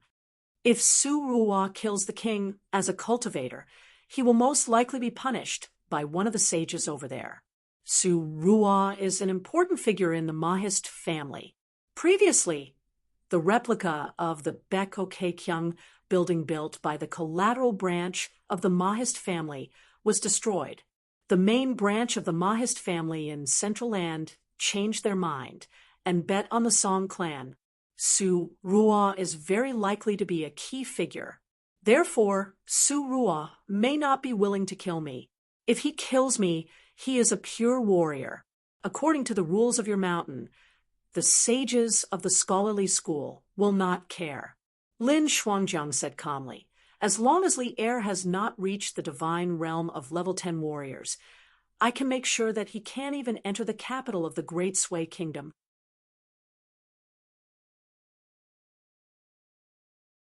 The premise is that the Confucian Temple is willing to cooperate with me and activate the city defense formation.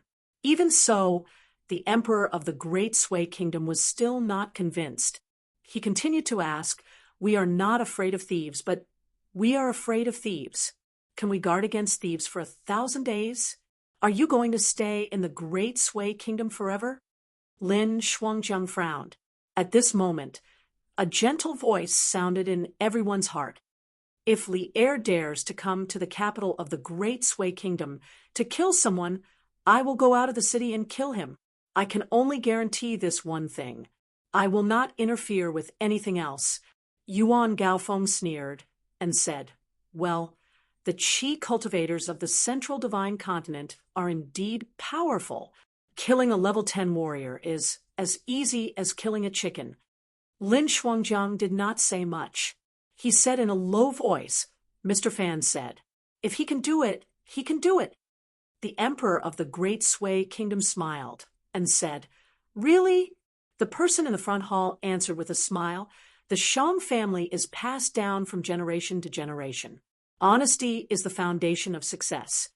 Li Huai followed Pei Qian's instructions and played 5 pieces in a row.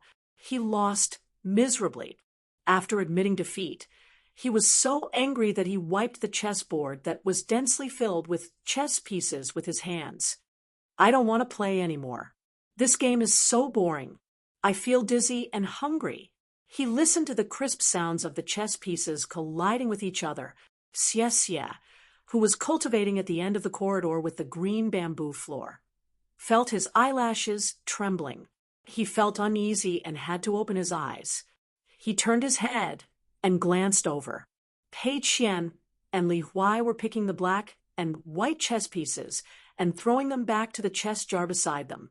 Although the chess jar was made in the official kiln of the Great Sui Kingdom and was worth a few dozen taels of silver, Xie knew that the chess pieces were priceless. If Cui Dongshan was still in this small courtyard, Xie would occasionally be dragged by him to play chess with him. Whenever she placed a chess piece with a little too much force, Cui Dongshan would slap her and send her flying into the wall. He said that if she broke one of the chess pieces, it would mean that his collection was incomplete. If it was damaged, Xie would not be able to pay for it with her life. In the world, chess pieces were only made of beautiful stones. In the rich, they were usually made of pottery or porcelain. In the immortals on the mountain, they were made of special jade. However, Cui Dongshan's 2 jars of chess pieces had an amazing origin. They were the Kaiyunzi that all chess players in the world were jealous of. 1,000 years ago, they were made by the junior brother of the city lord of White Emperor City, the owner of the lapis lazuli pavilion, with a secret technique. As the lapis lazuli pavilion collapsed, the owner disappeared for 1,000 years. The special technique of great refining Kaiyunzi had been cut off. There was once an immortal in the central region who loved chess as much as his life. He got a jar and a half of Kaiyunzi. In order to make it complete, he asked for a chess piece at a sky-high price. However, at this moment, the Kaiyunzi in the hands of Pei Qian and Li Huai was no better than the stones on the ground. Xie sighed in his heart. Fortunately, the Kaiyunzi was worth the money. The strong young man used all his strength, but still couldn't break it. Instead, it made more and more clanging sounds. Li Huai was unwilling to play consecutive chess, so Pei Qian suggested playing a rural game of catching stones. Li Huai was immediately filled with confidence. He was good at this. When he was in school, he often played this game with his classmates. The girl with ponytails called Shi Chunjia often lost to him.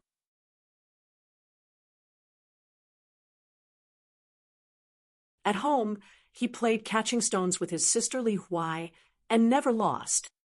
The two of them picked up 5 chess pieces from their respective jars. After playing for a while, they found that the difficulty was too low and wanted to increase it to 10 pieces. Xie's heart trembled when he heard the sounds that were clearer than the sound of chess pieces landing. He only hoped that Cui Dongshan wouldn't know about this tragedy.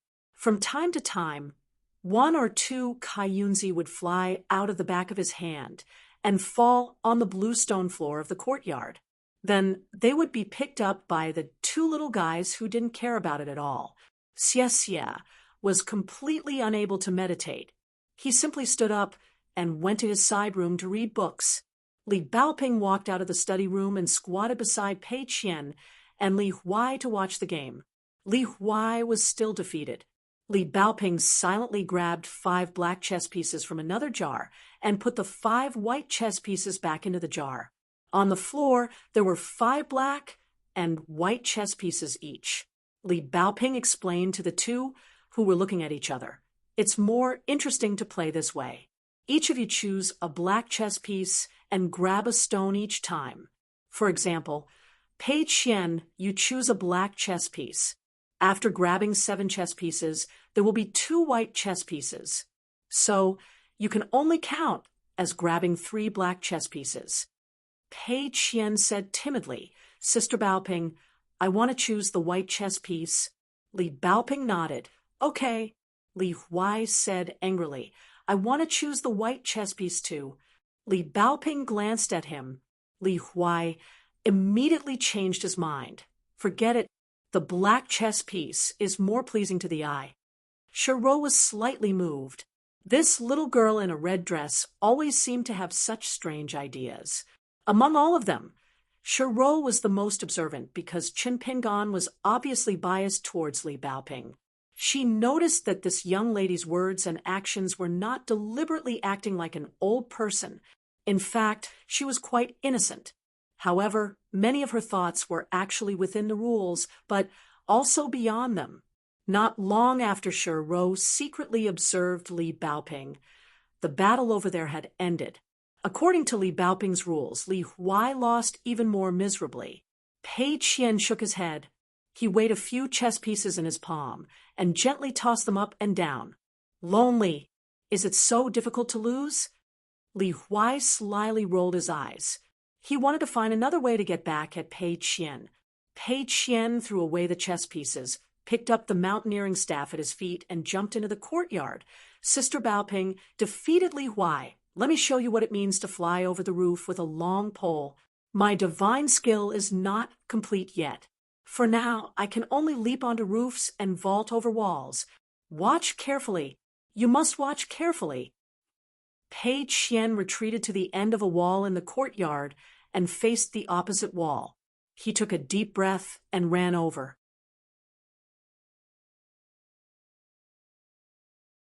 Suddenly, he accurately poked the mountaineering staff into the gap between the tiles in the courtyard. Pei Qian's feet left the ground. The long pole bent in a big arc. As the mountaineering staff straightened, Pei Qian jumped up high. His petite body stretched in the air and stood firmly on the wall. He turned around and grinned at Li Baoping and Li Huai. Watch. Li Huai was dumbstruck and shouted, I want to give it a try too. Pei Qian's figure lightly jumped down from the top of the wall. Like a small wild cat, he landed silently. He generously threw the mountaineering staff to Li Huai. Li Huai also learned from Pei Qian. He retreated to the foot of the wall and ran forward with small hurried steps. He glanced at the ground and suddenly poked the mountaineering staff into the gap between the tiles. With a light shout, the mountaineering staff bent. In an arc, Li Huai's body was lifted up. However, his body posture and the angle of force were not right. As a result, Li Huai's legs were facing the sky, and his head was facing the ground. His body was slanted, and he groaned a few times before falling back to the ground. Yu Lu instantly rushed over like a breeze and caught Li Huai and helped him stand upright. Li Huai boasted shamelessly, failed at the last step. I was so close. What a pity. Pei Qian sneered. Then I'll give you 10 more chances, Li Huai said in all seriousness. Although I, Li Huai, have extraordinary talent, I should be a martial arts genius that is hard to come by in 800 years, if not 1,000 years. However, my ambition does not lie here. I will not compete with you on this kind of matter. Li Baoping took the mountaineering staff from Li Huai and tried once. In the end, this little girl in a red dress not only succeeded but was so successful that she directly flew over the wall. A slight sound came from outside the wall. Li Baoping, who was familiar with this kind of thing, was not injured. She just fell unsteadily and her knees gradually bent. After squatting on the ground, her body fell back and sat on the ground. Li Baoping stood up, completely unharmed. A stooped old man stood not far away with a smile. Are you okay? Li Baoping smiled and said, What can happen? Zhu Lian smiled and nodded. Li Baoping ran back to the courtyard.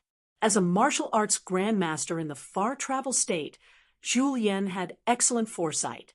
Of course, he knew that Li Baoping would be fine, so he did not help. Zhu Lian continued to stroll around the courtyard. Before Chen Pingon left the academy, Zhu Lian had heard the conversation with Li Baoping not far away. Chen Pingon did not deliberately hide anything from him. Zhu Lian even felt sorry for Sui Yuyu that he could not hear the conversation. Before the four of them went their separate ways, the old man surnamed Sun, who had long taken a fancy to Sui Yuyu's sort of mortal potential, liked to go to the medicine shop.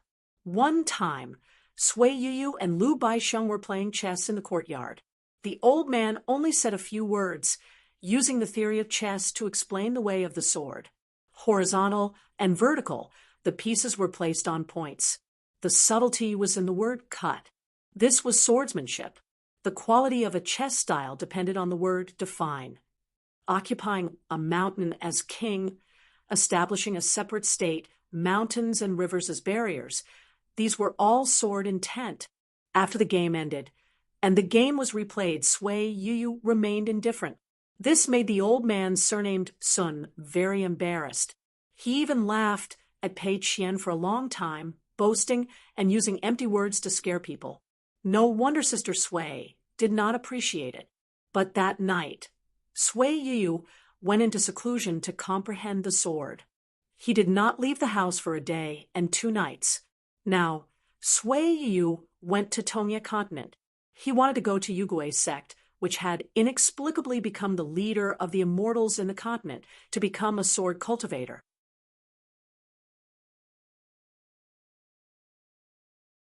Wei Xian ran away with Cui Dongshan. Lu Baixiang wanted to travel the mountains and rivers alone. Zhu Lian was the only one left who chose to follow Qin Pingan.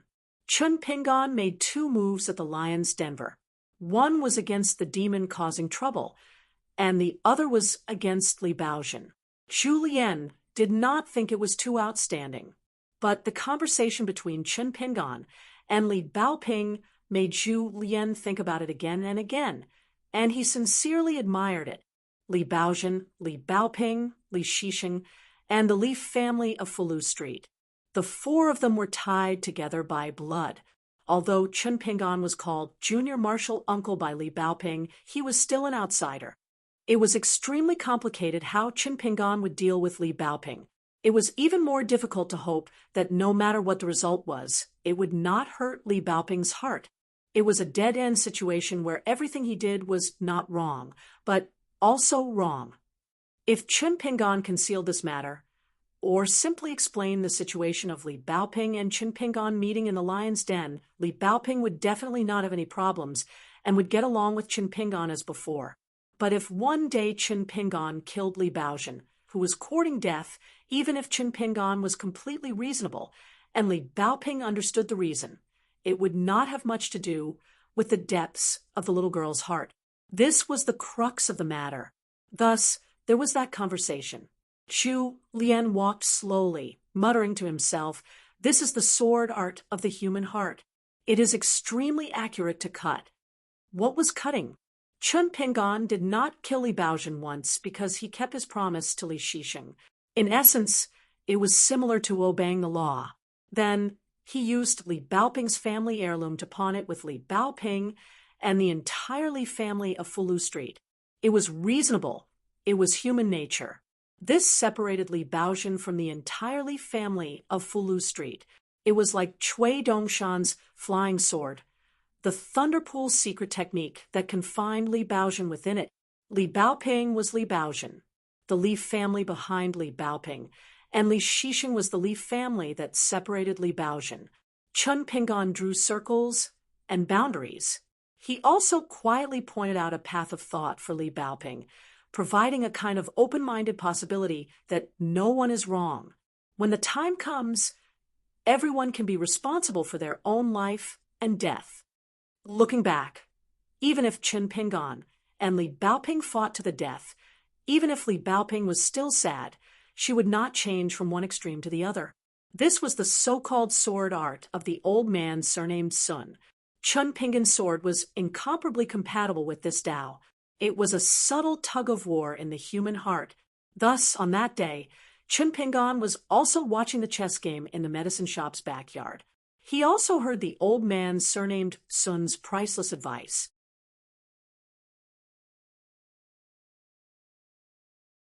However, Zhu Lian dared to assert that even if Sui Yiyu entered seclusion to comprehend the sword for a day and 2 nights, no matter how talented Sui Yiyu was, he might not be able to compare to Qin Pingan's understanding of the true meaning.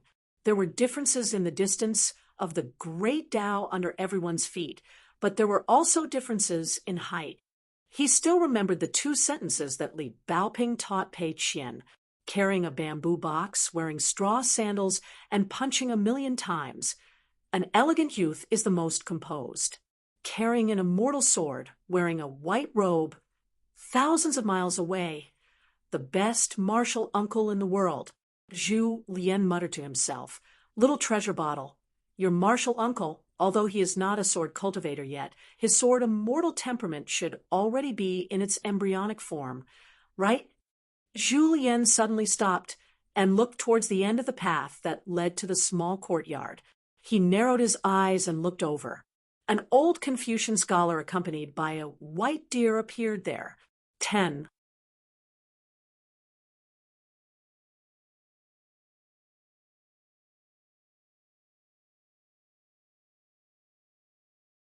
For 09. It was still noisy inside, and outside the restaurant. The Great Sui dynasty had always been rich. The people were willing and dared to spend money. After all, the Gao family of Guiyang, who sat on the throne, had created an incomparably stable and peaceful grand event in the past few hundred years. On the second floor, Mao Xiaodong looked out of the window and reminded Qin Pingan behind him, "Remember to protect yourself. Don't worry about me." Level 9 Golden Core Sword Cultivator, Dragon Gate Realm Military Cultivator, Dragon Gate Realm Array Master, Remote Wandering Realm Martial Artist, and Golden Body Martial Artist. 5 assassins. Regardless of their identities or positions, they were all gathered together and hid within a radius of 1,000 feet around the restaurant. With such a lineup, they could even kill Jade unyielding realm cultivators, let alone Earth immortals who were not sword cultivators. Chun Pingan remembered the girl with bells on her wrists and ankles in Sai Nation's city god pavilion. They met by chance at that time, as the daughter of the county governor, although her cultivation level was not high. Every time she helped, she left a good impression on Qin Pingan. After that, when he traveled to 2 continents and the inverted mountain, it was always Qin Pingan who fought against the strong alone, or with the help of the 4 people in the painting scroll. The one who made the final decision was still Qin Pingan, this time in the capital of the Great Sui Kingdom. Qin Pingan only needed to stand behind Mao Xiaodong. This situation was a bit strange to Qin Pingan, but deep down he still felt a bit regretful. After all, he was not in the lotus flower-blessed land, where there was a heavenly Tao above his head. Chun Pingan's cultivation level was still too low to return to the world. Mao Xiaodong smiled. "When you reach my age, if you are still a useless nascent soul cultivator, I will scold you for master." Chun Pingan patted the blade, strengthening gourd on his waist, and told Flying Sword 1 and Flying Sword 15 to be ready for the appearance of the assassins. Inside the sleeves of the golden gourd, there was a shrinking talisman on the fingertips of his right hand to prevent sneak attacks, and the true body talisman of the day and night wandering god. Mao Xiaodong was relieved. Little junior brother's long journey to Jianghu was not in vain. Mao Xiaodong's voice suddenly resounded in Chun Pingan's mind lake, asking, "Have you ever walked by the river of time before?" Compared to the suppression from the righteous Qi at the Confucian temple, it's even worse. On the other hand, Qin Pingan used his voice to form a line and replied, "I've been there twice. The first time I didn't practice martial arts, and I walked through the small town of Li Zhu Grotto Heaven. The second time I was at Lotus Flower Blessed Land. I was dragged by the old master of the Taoist temple. I probably saw at least 200 years of time flow, and the order was often reversed, so even though I was already a Realm 5 martial artist, I still felt that it was abnormally unbearable. It was no worse than when I was punching people at Luo Pa Mountain." Mao Xiaodong asked with a smile, "Why didn't you tell me earlier when we were chatting about our journey in the study? It's such a great feat to be proud of. Why didn't you share with others? Even a nascent soul cultivator like me had never seen the scenery of the River of Time before I became the overseer of the Cliff Academy. It's a scroll that only cultivators at the Jade Unyielding State can come into contact with." Chun Pingan had a sudden idea, and his words hit the nail on the head.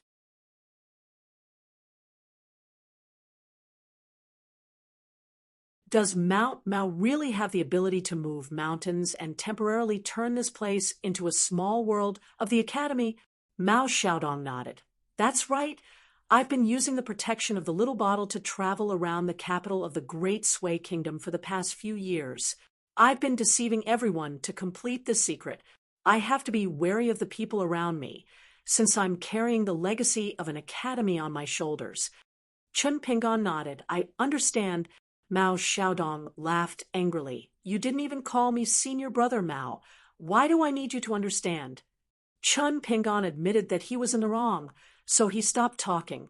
With one hand behind his back, Mao Xiaodong raised his other arm and used his finger as a pen. In the blink of an eye, he wrote the words Cliff Academy. With each stroke, a golden light flowed out of his fingers and did not dissipate. After he finished writing, Mao Xiaodong shook his sleeves and smiled. Heaven and earth in 4 directions. The 4 golden words flashed and disappeared in 4 directions. Mao Xiaodong turned his head and said, Just sit and drink. As soon as he finished speaking, Mao Xiaodong had already disappeared. Chun Pingon took a deep breath. The familiar feeling that was engraved in his heart surged like a river.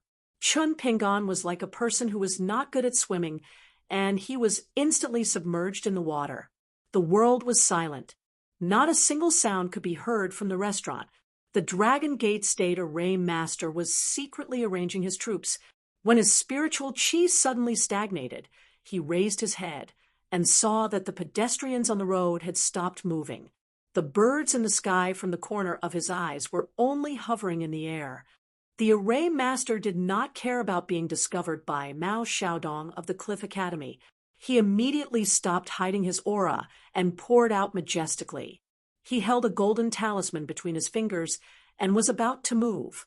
A hand pressed on the man's shoulder and said with a smile, This array of yours is derived from the Dragon Gate array passed down by Ning Chuanjin, the Taoist of the Central Plains, right? The Array Master was stunned. He actually could not break free from the big hand of the person behind him on his shoulder. The man's face was red, and he hoped that one of the other 4 could help him in time and help him escape. An Array Master needed to borrow the power of heaven and earth drawn by the array to temper his body. Compared to sword cultivators, military cultivators, and pure martial artists, there was a huge gap. Fortunately, the Array Master did not completely despair. A dazzling sword light that originated from the northeast flew over like a white line. The tip of the sword was pointing at the center of Mao Xiaodong's eyebrows behind the Array Master. The sword light was not completely straight in the small world. The tip of the sword trembled subtly, and the body of the natal flying sword was undulating. Wherever the flying sword went, a series of sparks and sparks would fly out from the friction. It was extremely eye-catching. It was the sharp flying sword that had a conflict with the small world.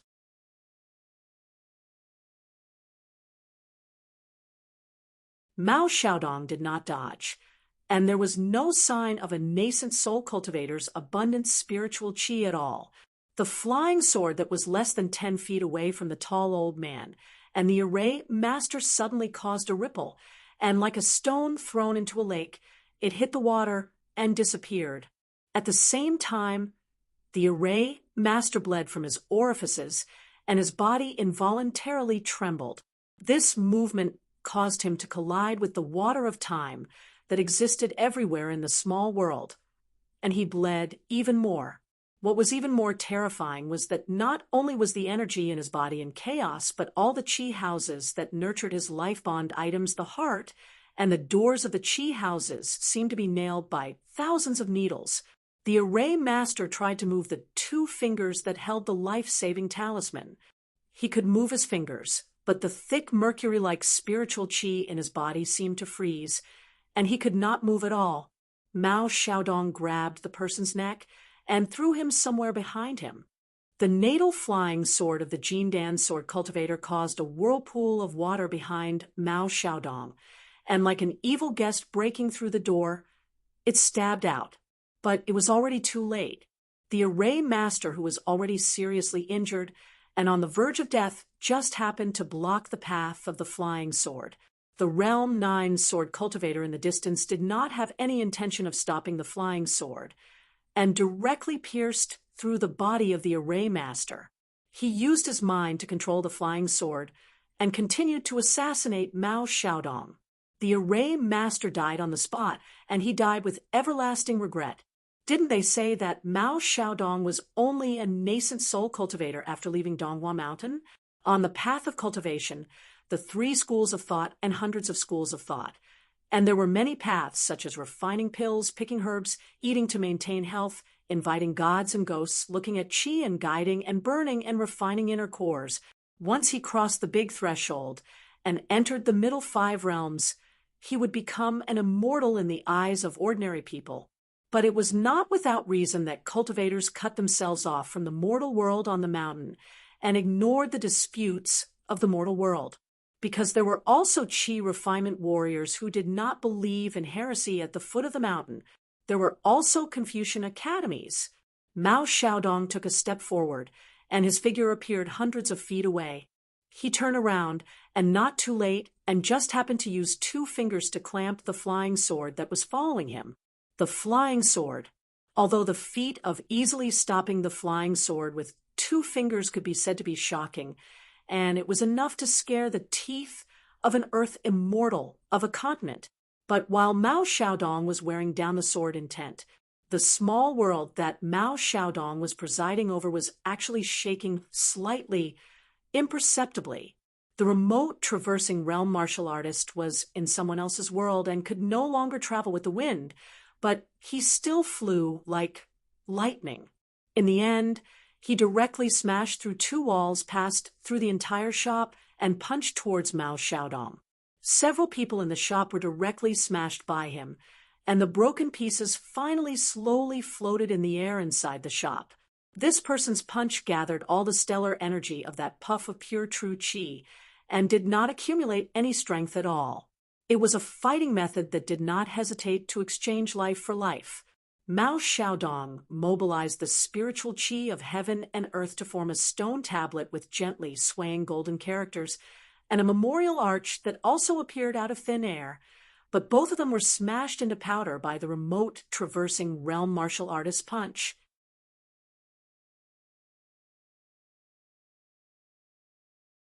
The old Realm 8 martial artist rushed forward with large strides, and his momentum was unstoppable. The other Golden Body Realm martial artist, who had leapt onto the roof like a dragonfly skimming the water, did not have the speed of the remote traversing realm old man. His golden body stellar energy collided with the flowing water of time of the small world, and the Golden Body Realm martial artist's body seemed to ignite with a large ball of flame. In the end, he leapt down and directly pounced on Mao Xiaodong, who was standing on the street. Mao Xiaodong, who had tiny cuts on his fingers, threw the flying sword trapped in his fingertips at the Golden Body Realm martial artist. Mao Xiaodong stretched out his palm and blocked the fist of the remote traversing realm martial artist. Mao Xiaodong's large sleeves billowed violently, and his beard fluttered. The Golden Body Realm martial artist was most likely close friends with the Golden Core Sword cultivator, and ignored the flying sword that was aimed at his heart, and continued to attack Mao Xiaodong. As expected, the sword cultivator's heart lake moved slightly, and with all his strength, he slightly shifted the tip of the sword, and only pierced through the martial artist's shoulder. Mao Xiaodong was punched in the back by the Realm 7 martial artist, who should have been the weakest. The small world shook as a result. The remote traversing realm martial artist, whose fist had been blocked but whose momentum and will were still strong, used this opportunity to smoothly punch like a drum. Like a flash of light, Mao Xiaodong retreated step by step. The remote traversing realm martial artist's arm muscles bulged and blood seeped out, soaking his clothes, but each punch was more valiant than the last. The Golden Body Realm martial artist did not take advantage of the situation to fight Mao Xiaodong in close combat with the remote traversing realm martial artist, and instead did his best to keep up with the two. It was not that he did not want to heavily injure Mao Xiaodong in one go, but that he knew the severity of the situation. Chun Pingon did not stand where he was, and instead leapt out of the window, and onto the roof of the restaurant that had a wide view. He also did not interfere in this battle. The remote traversing realm martial artist's final punch sent Mao Xiaodong flying back dozens of meters. The elder immediately stopped and flew backwards. He wanted to catch a breath of fresh air. The golden body realm martial artist immediately took a few steps to the side and stood in front of the remote traversing realm martial artist, standing in the line between the latter and Mao Xiaodong. Even so, it was not safe enough. The Realm 9 sword cultivator took advantage of every opening. The flying sword swept forward. It went straight for Mao Xiaodong. It was so fast that it had exceeded the first time the intrinsic flying sword had appeared. Mao Xiaodong's qi was unstable, and the rules of the world were not strict enough.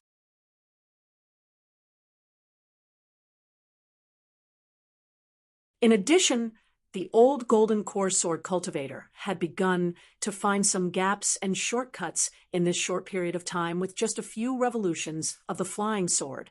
The saints of the three sects presided over the small world, and it was said that the heavenly net had a wide net, but no matter how fine the mesh of a fishing net was, and the net was constantly spinning, there were still loopholes that could be exploited. To be able to become the sword cultivator, who ate the most deity's money in the world, and become a golden core earth immortal. None of them were easy to deal with. Mao Xiaodong reached out to grab the ruler at his waist and immediately steadied himself. His snow-white beard was already stained with specks of blood. Facing the slender flying sword that was like maggots in one's bones, Mao Xiaodong did not use 2 fingers to stop it. He rolled up his sleeves, and the flying sword was directly trapped in his sleeves. Then threads of sword qi bloomed from the sleeves, and at the same time there was a sound of silk tearing. The martial artist in the far travel state had already finished breathing, and with a stomp on the ground, the street cracked like a spider web. This martial arts grandmaster carried the momentum of wind and thunder, and once again took advantage of the opportunity created by his allies to fight Mao Xiaodong in close combat, not giving this unexpectedly ascended jade unyielding state mountain master of the academy a chance to increase the distance between them and wear them down. He was stared at by a far travel state grandmaster. Ordinary earth immortal cultivators' sea of qi would be attracted, and they could not afford to be distracted. A burly man clad in silver-white armor had used 2 extremely rare high-grade core talismans and a green straw-caped talisman to conceal his presence. He was able to find the weakest spot in the flowing water of time, allowing him to descend from the sky. He clasped his hands together into a fist and smashed it down on Mao Xiaodong's head. At the critical moment, the flying sword in Mao Xiaodong's sleeves was about to break out. The far travel grandmaster's fist was about to arrive. However, the most dangerous killing move was still the Dragon Gate realm militarist cultivator who had covered his body with armor pellets. Apart from the array master who was almost useless, the other 4 assassins could be said to be seamless. It was hard to imagine that among the 4, only the Realm 9 sword cultivator and the golden body state martial artist were old acquaintances. The ruler hanging on Mao Xiaodong's waist fell off. Like a slap to the face of the military cultivator, he flew out and smashed into a roof in the distance, and a large number of tiles were shattered. Mao Xiaodong rubbed the ground with the tip of his feet, raised his sleeves, and pointed at the sword cultivator furthest from him. "I'll return it to you." In an instant, the world turned upside down and twisted, like a piece of Xian paper that was twisted by a naughty child, but did not crumple into a ball. It was indescribably strange and absurd. The far travel state martial artist watched as Mao Xiaodong and himself brushed past each other, and Mao Xiaodong was in a handstand position. He was so close, but he was so far away, and that layer of paper was densely packed with golden characters, each the size of a fist. They were classic writings of Confucian sages to educate the common people. He turned and roared, "Watch out!" Mao Xiaodong seemed to be moving slowly, but he was in the east. After one Mao Xiaodong disappeared, he would appear in the west, and then in the north. But no matter where he went, Mao Xiaodong was constantly closing the distance between him and the Golden Body State martial artist. That Golden Body State martial artist did not even know where he should hide. Just like that, the tall old man who had mysteriously appeared in front of him slapped his head off.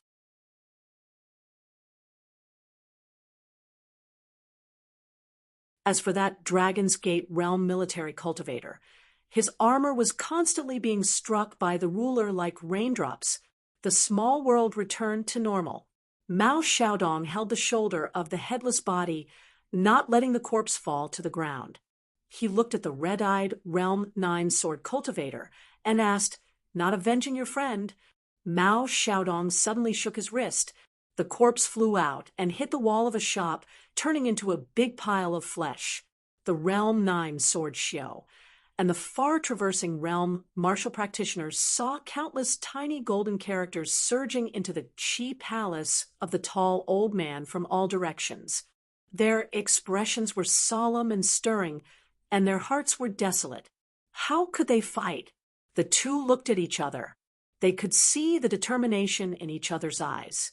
Mao Xiaodong looked around. From beginning to end, there were no traces. There should be no jade, uncut state cultivator hiding here. In other words, these 5 assassins who were determined to die did not have any backup plans. Mao Xiaodong lifted the tattered sleeve and looked at it. He looked up and said, "You sword cultivators, earth immortals, martial arts grandmasters, don't you always say that the academy cultivators are just embroidered pillows that only know how to talk?" Mao Xiaodong smiled. "Yes, you are right." The sword cultivator and far-travel state martial artist felt their hearts tighten. Mao Xiaodong strolled, leisurely like a scholar in his study. At the border of this small world, flying swords that looked like natal objects of sword cultivators flew up. Flying swords were not of high quality, roughly equivalent to the natal flying swords of sword cultivators in the Sea Observation State and Dragon Gate State. But there were so many of them. Who dared to be careless? Not only that, but there were also green-robed Confucians of different ages on the roofs. Some held books, some carried swords. Their cultivation was not high. They won with numbers. Groups of burly soldiers in metal armor rushed out of the streets and alleys. Those flying swords of different shapes and sizes flew towards the golden core sword cultivators. The Confucians on the roofs and the armored soldiers on the ground rushed towards the far-travel state martial artists. Mao Xiaodong came to the side of the military cultivator, who was tired of dealing with the ruler, but he did not get close. He said, "You are the real death warrior. You use the military pill as a cover and have an earth immortal cultivator's golden core. As long as you get close to me, you will die with me. Even if you can't kill me, you will lose half your life and leave it for the other assassins. That will be enough to keep me here." The Dragon Gate State cultivator of the military school had a determined look in his eyes. He ignored Mao Xiaodong's words and only blocked the ruler with his fists to prevent the armor pill from shattering.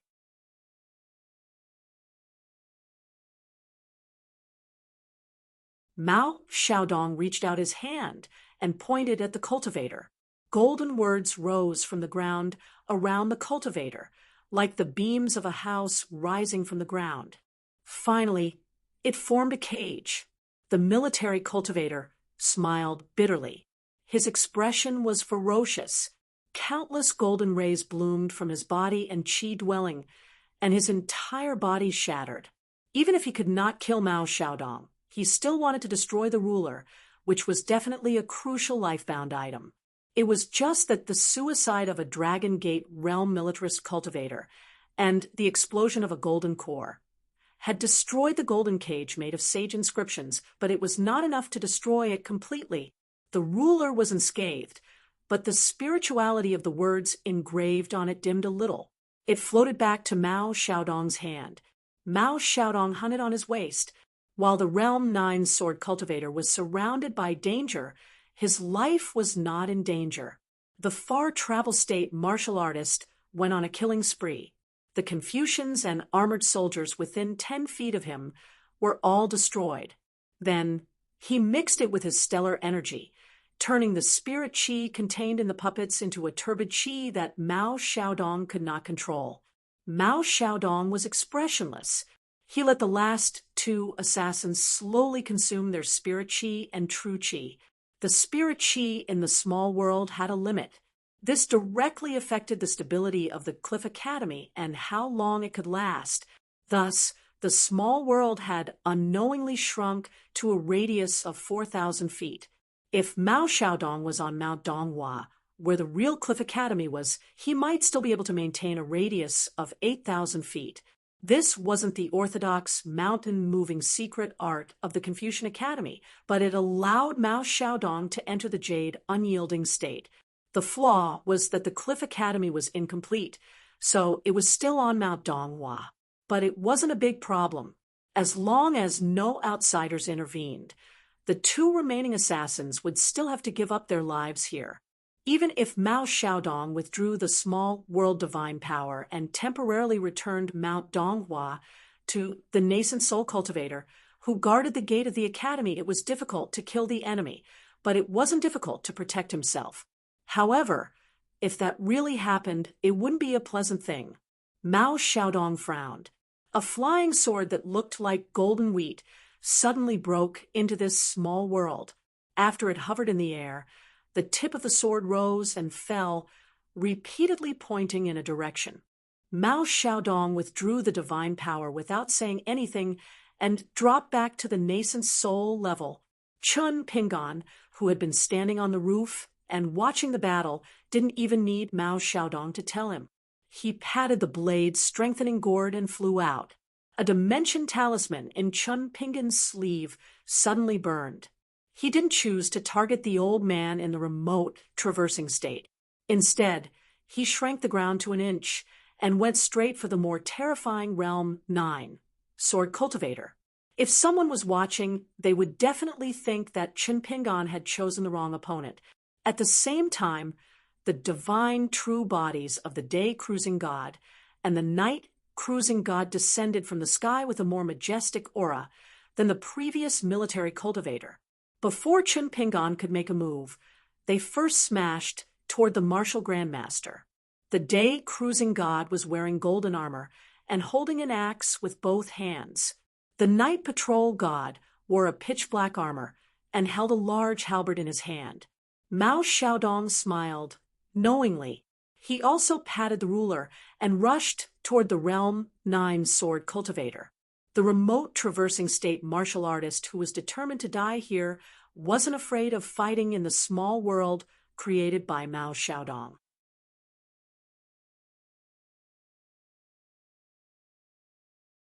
When Mao Xiaodong hurriedly withdrew his supernatural power for some unknown reason, he might have a chance of winning as long as he cooperated with the Golden Core Sword Cultivator. But just as the situation took a turn for the better, and he was no longer in a situation of certain death, the remote traversing state martial artist hesitated for a moment before rising from the ground and fleeing far away. The sword cultivator was slightly surprised at first, but then he also rushed away without a word. Mao Xiaodong said, "Since you don't have the upper hand, don't chase a cornered enemy," but he found that Chun Pingan had already stopped and had no intention of chasing at all. But he didn't immediately put away the 2-day cruising gods either, letting the immortal money slip out of the money bag. Mao Xiaodong came to Chun Pingan's side. "Wait for me to rest for a while. Then I will bring you back to the academy." Chun Pingan nodded, still looking and listening in all directions. He didn't even loosen his grip on the sword hilt behind his shoulder. He let his palm burn and turn into a bloody mess. He was experienced at such a young age. That Realm 9 sword cultivator had lost a close friend here, and his killing intent was even stronger. So Chun Pingan chose this person as his target at the first moment. No one could predict that the remote traversing state old martial artist would definitely retreat when he had a way out. But at least compared to the Golden Core Sword Cultivator, this person was more likely to abandon his allies and leave the danger zone. retreating on his own. Mao Xiaodong withdrew his little heaven and earth in an instant.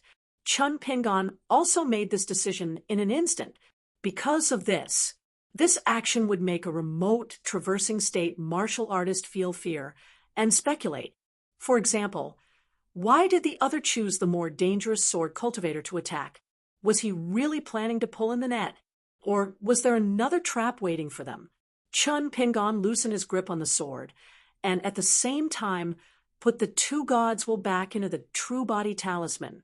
After the world returned to normal, the surrounding screams of terror rose and fell. Chun Pingon glanced at the head of the golden body state martial artist that rolled on the ground not far away. 3 were dead, and 2 had escaped. Get ready to leave.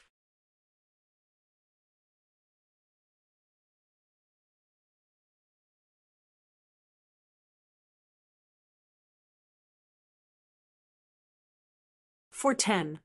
Zhu Lian had never met the headmaster, Zhao Shi, who had been invited to visit the academy, but Li Baoping had mentioned the eye-catching white deer. Zhao Shi, who was wearing a laurel belt, walked with loud footsteps and slow breathing, just like an ordinary old man. Even though Zhu Lian did not notice anything strange, Zhu Lian's heart immediately tightened.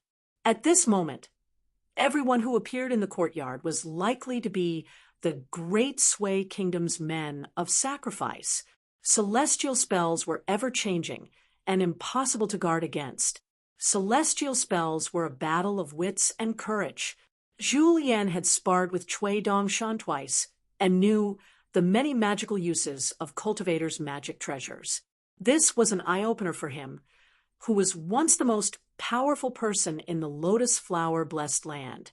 If not for the fact that he had followed Chun Pingon and that his household register was in the Dali dynasty, Zhu Lian would have already made his move. It was better to kill the wrong person than to let the wrong person go. However, just because he was stubborn and did not kill, it did not mean that Zhu Lian did not have the means to test the other party's strength. Zhu Lian glanced at a sycamore tree on both sides of the road. A green sycamore leaf quietly broke off and shot like an arrow toward old Master Zhao Shi, who was accompanied by the white deer. Zhao Shi did not notice and just continued forward, just as the sycamore leaf was about to cut off the old master's head. It suddenly lost control and turned into an ordinary leaf. It fluttered and fell to the ground. Zhu Lian had been to 2 continents and knew the weight of a Confucian academy. Even if it was not one of the 72 academies, but a private academy set up by the Confucians of various countries, it was the best protective talisman. This kind of status was similar to that of a human monarch or a king of the imperial family. They would be protected by the Confucians. If a cultivator dared to assassinate without permission, they would be hunted down by the Confucian Academy. The entire world was under the control of the Confucians. So where could they run to? They could either hide in some unknown and broken blessed land through secret channels, or they could just stay away from the world.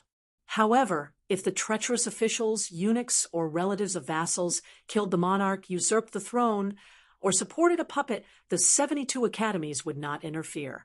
If Zhu Lian really cut off the head of a hill master of a private academy, and if Zhao Shi was not a death warrior, but a genuine old Confucian who had come to visit Cui Dongshan on a whim, Zhu Lian would definitely be in deep trouble. However, Zhu Lian did not give up. He kicked a cobblestone on the side of the road towards Zhao Shi's calf. He had skillfully controlled his strength at the level of level 7 golden body. The pitiful old master cried out in pain. He looked down and saw a bloody groove on one side of his calf. His head was covered in cold sweat. Zhao Shi raised his head and gritted his teeth. "Who are you? Why do you want to hurt people?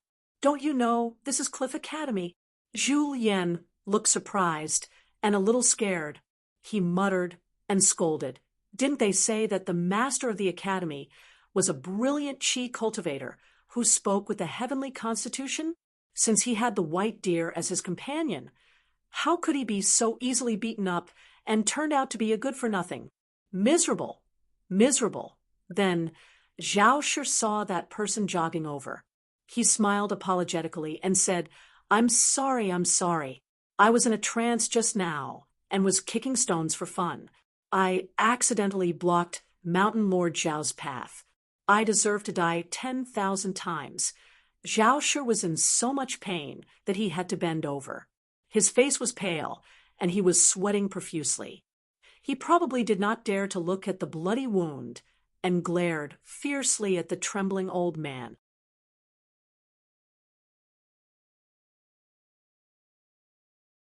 Zhu Lian came to Zhao Shi's side and reached out to support him. He'll Master Zhao. I'll help you to the courtyard to heal. Zhao Shi allowed Zhu Lian to hold his arm and sighed. How can there be such a careless and impatient martial artist like you? Since you have learned some martial arts, you should restrain yourself even more. How can a child throwing a tantrum and rolling on the ground and fighting with a strong young man be the same? Chivalrous people use martial arts to restrain others. It's referring to people like you. Zhu Lian nodded repeatedly in agreement. In the blink of an eye, Zhu Lian, who was already used to bending over, suddenly shrank his body like an old ape. He turned sideways and stomped heavily on the ground, fiercely crashing into Zhao Shi's arms. A natal flying sword that should have pierced between Zhu Lian's eyebrows only pierced through his shoulder after Zhu Lian turned into an ape. Zhao Shi was knocked back by Zhu Lian's powerful impact and flew backward, directly knocking the white deer behind him away. Zhao Shi's body floated and landed firmly on the ground. He was in a bad mood. Why was there a martial artist of the distant travel state hiding in the academy? Zhu Lian ignored the wound on his shoulder that was soaked with blood. His eyes were burning, and he grinned. I finally learned the ability of an Earth Immortal Sword cultivator. Awesome. In the courtyard, Yulu leaped onto the high wall and said in a low voice, They're here. He reminded them, Bao Ping, Li Huai, Pei Qian, the three of you retreat to the study in the main room. Remember to close the door. Unless I open it, none of you can take a single step out. The three children did not ask any more questions and ran into the house. Lin Shi said softly, I may not be able to help now. Yulu stared at Zhu Lian and old Master Zhao Shi, who were confronting each other on the road. Find your own chance. Xie Lian came to the courtyard and silently chanted incantations in her heart. Her hands formed a seal, and her feet moved. According to the secret technique taught by Cui Dongshan, she began to control the small courtyard's spiritual qi and temporarily turn it into an exquisite pocket world. She would have a chance to taste the feeling of a sage controlling the river of time. If the time controlled by Mao Xiaodong was a river, then Xie Lian could only control a stream. Fortunately, the courtyard did not occupy a large area, and it was not easy to have too many loopholes. The old master, who had mysteriously become an assassin, did not use his natal flying sword to fight to the death with Zhu Lian. The flying sword drew a long rainbow in the air and swept into the courtyard again and again. Every time, the flying sword tried to break into the courtyard. It was blocked by the canopy of the small world and exploded into a ball of brilliant light, like pieces of glass shattering. Yulu had already retreated into the courtyard and asked softly, How long can you last?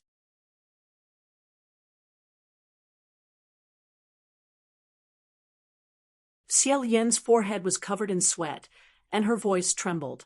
She smiled bitterly and said, Even if Zhu Lian can delay this swordsman and prevent him from using his flying sword, I can only hold on for half an hour at most.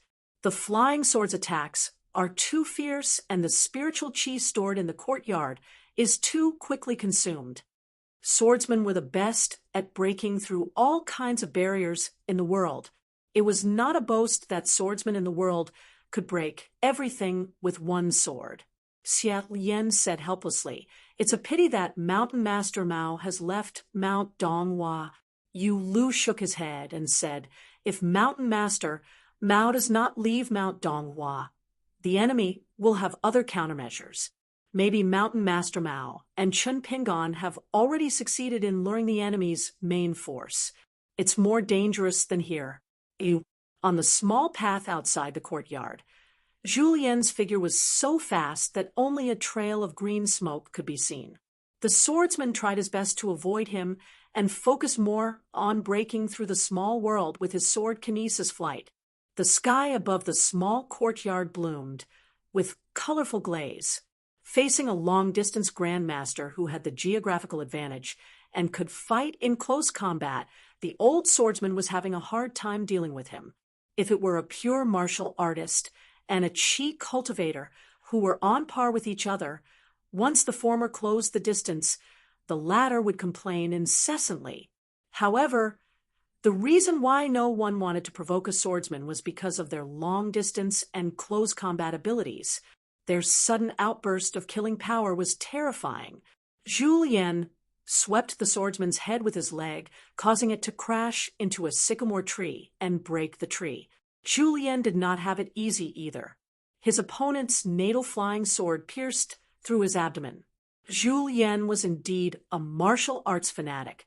He wiped the blood flowing from his stomach and looked at it. He laughed loudly and wiped the blood on his face. He continued to chase after the swordsman. The battle was in full swing, and life was on the line. Julien still had the leisure to remind the people in the small courtyard, "Be careful. This old man is hiding his cultivation level.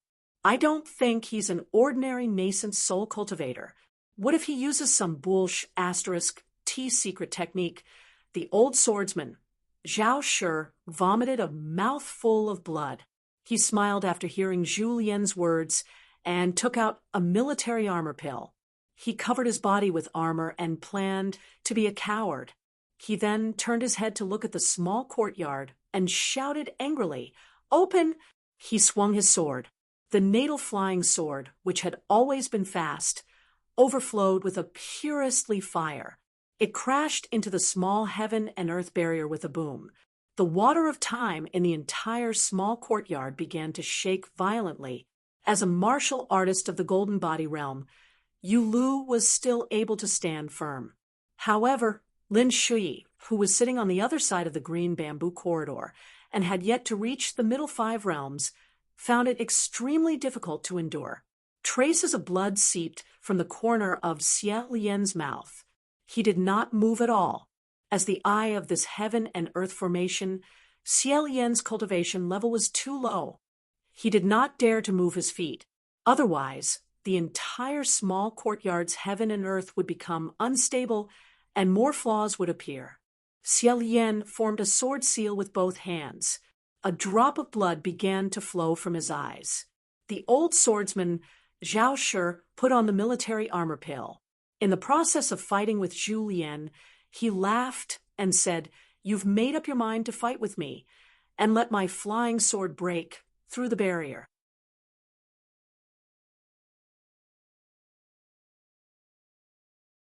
Aren't you going to save him?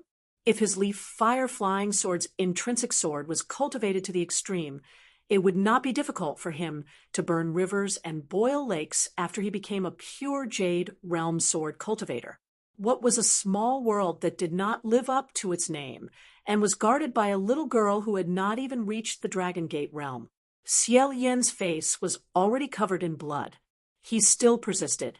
However, there was a limit to one's strength.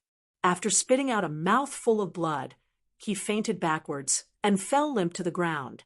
Not only did the flying sword pierce into the small heaven and earth inch by inch, it seemed that the fire contained within the sword could even tear out a dustpan-sized hole. Therefore, Xie Lian's small heaven and earth, whether he was awake or unconscious, did not have much meaning. Yu Lu leapt high and punched the flying sword. The fist aura exploded. The flying sword of an earth immortal of the nascent soul realm directly pierced through his finger and broke through the ground from the back of his hand. It directly swept towards the study room of the main house. Being in the flowing water of time was already suffering. The sudden withdrawal of the small heaven and earth caught one unprepared. Lin Shui's consciousness was blurred, and he was on the verge of collapse. He reached out to hold on to the corridor pillar and said in a hoarse voice, "Block it." Rose's figure appeared by the window of the study room. She closed her eyes and let the fire flying sword pierce into the abdomen of the immortal's remains. A finger snap sounded softly, but clearly in the ears of everyone in the small courtyard. At the foot of Mount Donghua, the old swordsman surnamed Liang handed over a jade token. He stared at the young man in white who had a golden flying sword circling around him and said sternly, "Cui Dongshan, I'll trust you this time. I'll temporarily leave the academy in your hands. If anything goes wrong." The guy standing at the door clenched the jade token tightly and took a deep breath. He smiled and said, I know. You're the most talkative one." The flying sword, shaped like a golden wheat ear and named Golden Autumn, was the flying sword that went to Mao Xiaodong's place to warn him of the changes in Mount Donghua. Cui Dongshan stepped over the gate of the academy. He closed his eyes and looked up with an intoxicated expression. "How many years has it been since I breathed in the great righteous Qi, as an immortal of the upper 5 realms?" Cui Dongshan opened his eyes and snapped his fingers. Mount Donghua instantly became a world of its own. First, close the door and beat the dog. Then he took a step forward and came to his own small courtyard. He rubbed his hands and laughed. Next, beat the dog. Senior sister's words are indeed wise. If you want to beat the wildest dog. Xiero had already fainted. Lin Shui, who was suddenly thrown into the small heaven and earth, also fainted. Even though Yulu was in the golden body realm, he could not move. Rose's current situation was the most comical.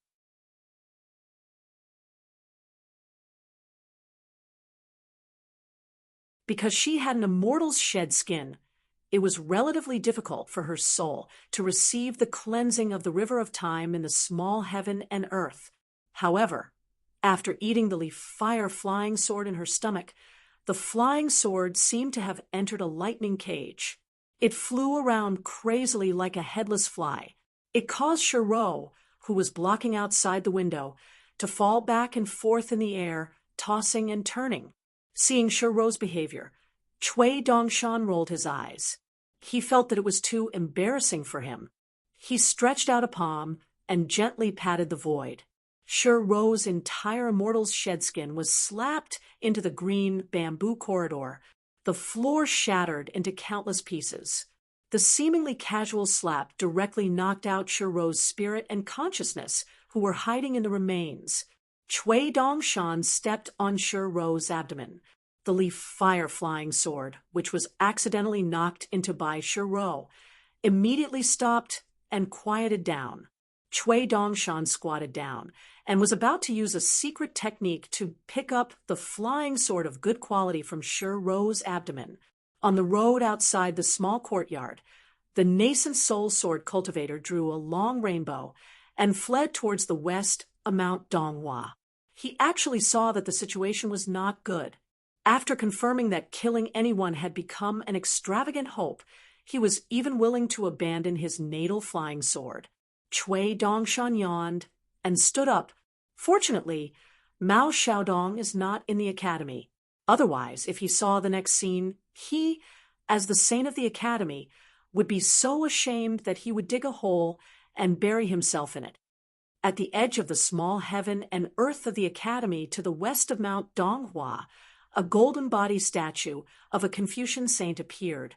The sword cultivator was so frightened that he immediately flew towards the north. Another golden body Dharma idol that accompanied the saint stood between heaven and earth, probably because Cui Dongshan's patience was not good today and did not want to play cat and mouse with the sword cultivator. In the east and south, 2 statues were erected at the same time. The sword cultivator gritted his teeth and suddenly rushed towards the sky dome of the small heaven and earth of the academy. At the peak of Mount Donghua, the tallest statue appeared. It was the image of the Dali imperial tutor Cui Dong. It stretched out a big golden hand, and directly grabbed the nascent soul sword cultivator. After clenching it, there was a rumbling sound in the palm of the hand, as if thunder was rolling in the palm of the god. A young man in white stood on the shoulder of the old embroidered tiger statue. He was as handsome as jade. He rubbed the red mole between his eyebrows and slowly waited for the nascent soul sword cultivator's cultivation to be worn down by the abundant spiritual energy of Mount Donghua. Of course, if the old man was willing to go all out and explode his golden core and nascent soul, Cui Dongshan would not stop him. After all, only the literary luck and spiritual energy of Mount Donghua would be damaged. However, Cui Dongshan still hoped to squeeze something out of the hands of this nascent soul cultivator, such as the natal flying sword that was temporarily isolated in the abdomen of the immortal's remains. Cui Dongshan turned his head and looked at the small courtyard. The white deer was indeed the spiritual object of the sour scholar, Zhao Shi. It was just that an expert had used a secret technique on it. As for the old man that was caught in the palm of the golden body, naturally, it was not Zhao Shi. Although Zhao Shi was the mountain master of a secular academy, his body did not have the aptitude for cultivation, and his knowledge had not reached the level of heaven's perception. One day, when he read to the point where he could connect with the saint, he could suddenly form a small cave.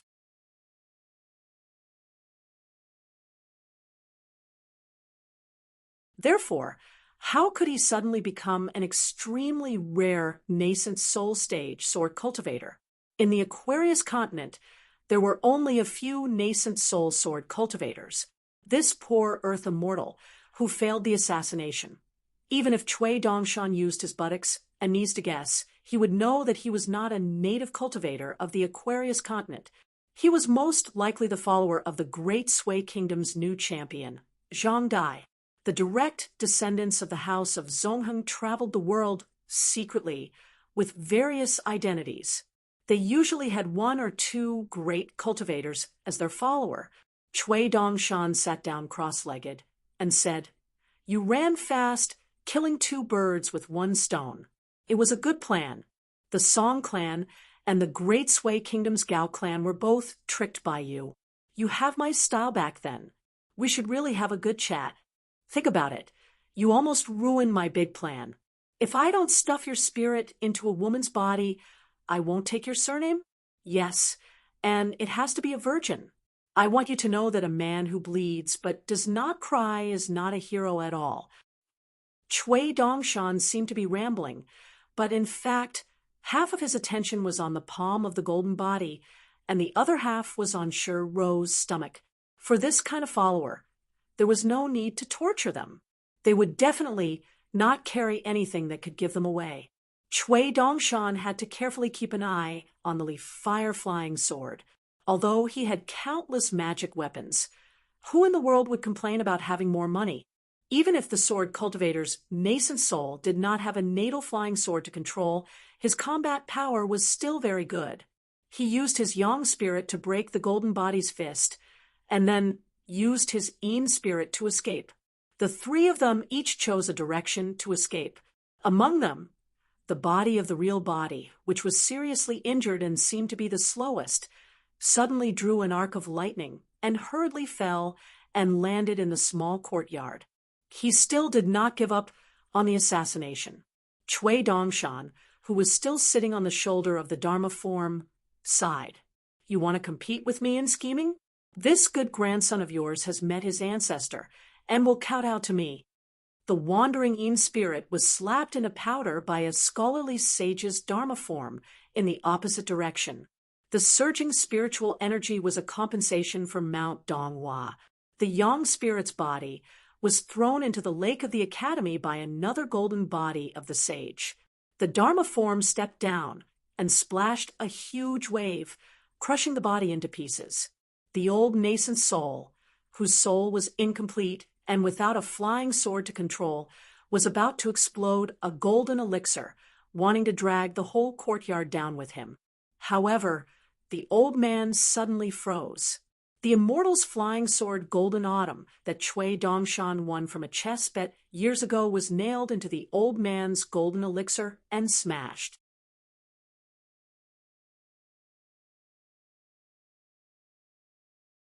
Then, the old man's body was covered with strange black and gold characters.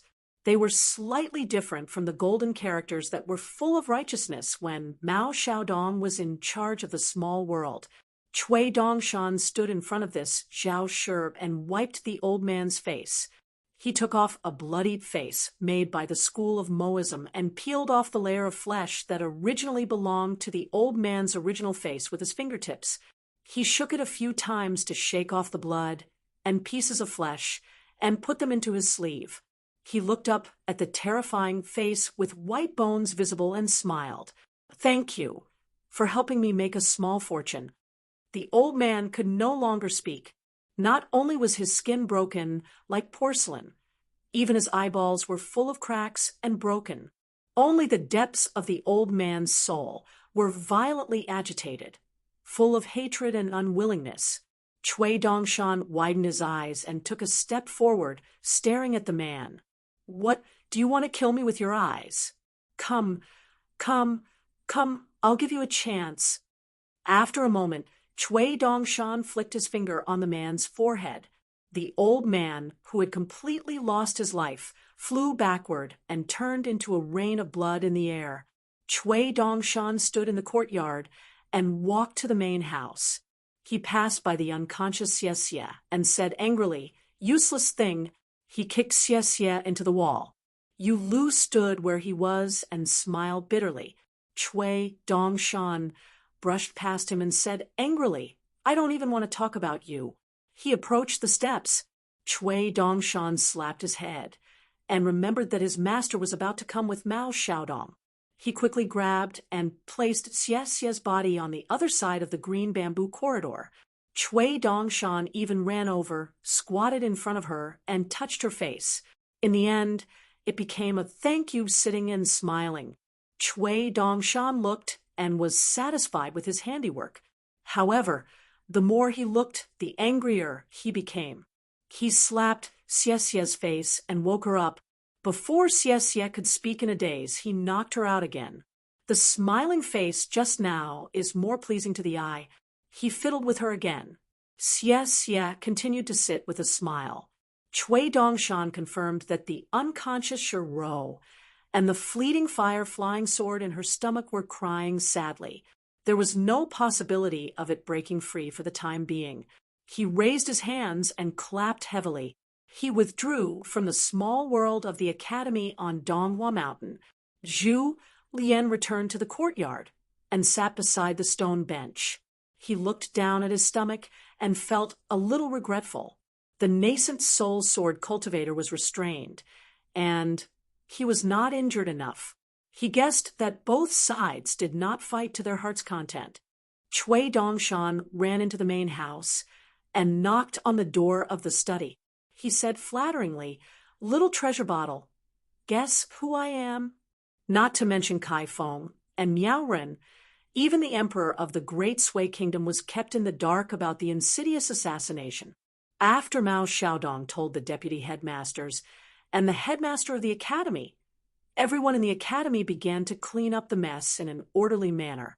At the gate of the academy, Mao Xiaodong and Chen Pingon walked side by side on the hillside.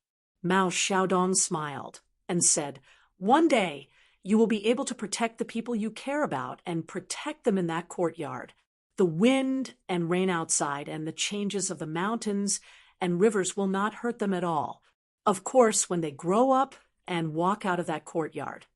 Unless someone is too unreasonable, the younger generation will suffer by themselves. If they have to cry and bleed, then they will bleed. Otherwise, no matter how old they are, they will never truly grow up." Mao Xiaodong sighed and said, "As a parent and a teacher, I can take care of someone for a lifetime."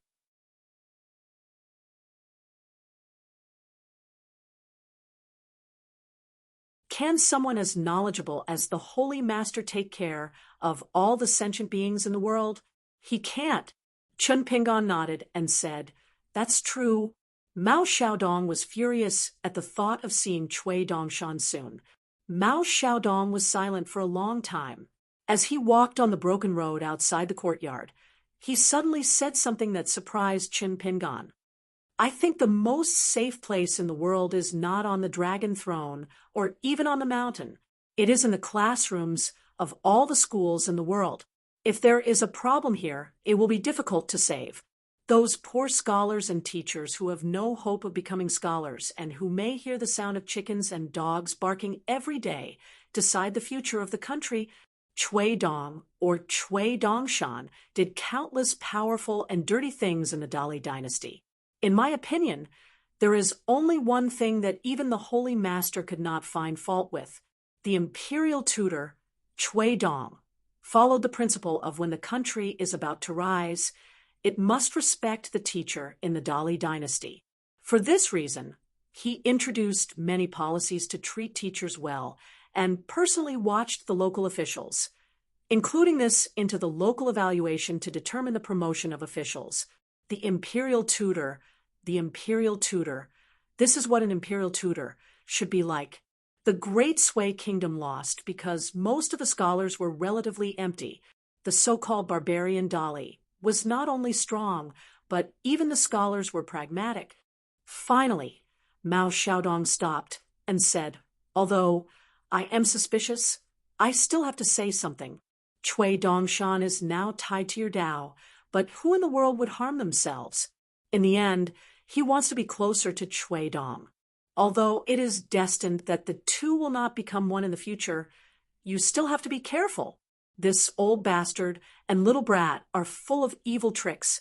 They are the kind that will feel uncomfortable if they don't scheme against others for a day. At the entrance of the courtyard, Cui Dongshan, who still had a red seal on his forehead, jumped and cursed, Mao Xiaodong, did I dig up your ancestral grave or kidnap your wife? How can you drive a wedge between our teacher and his student? Mao Xiaodong waved his sleeve and took the jade pendant that Cui Dongshan had hidden back into his hand. Make the best use of it. You, me, and Qin Pingan will go to the study room to review the Go game. This matter might not end here. Cui Dongshan was about to curse Mao Xiaodong when the three of them appeared in the study room. The three of them sat down. Mao Xiaodong was surprised that Cui Dongshan did not pester him. Mao Xiaodong roughly told him about the trip to the Confucian temple and the assassination attempt. Qin Pingan would occasionally fill in the gaps. After listening to the story, Cui Dongshan stared at Mao Xiaodong in a daze. Mao Xiaodong glared at him and said, "Watch your dog eyes." Cui Dongshan sighed. Didn't Yuan Gaofeng tell you all the answers?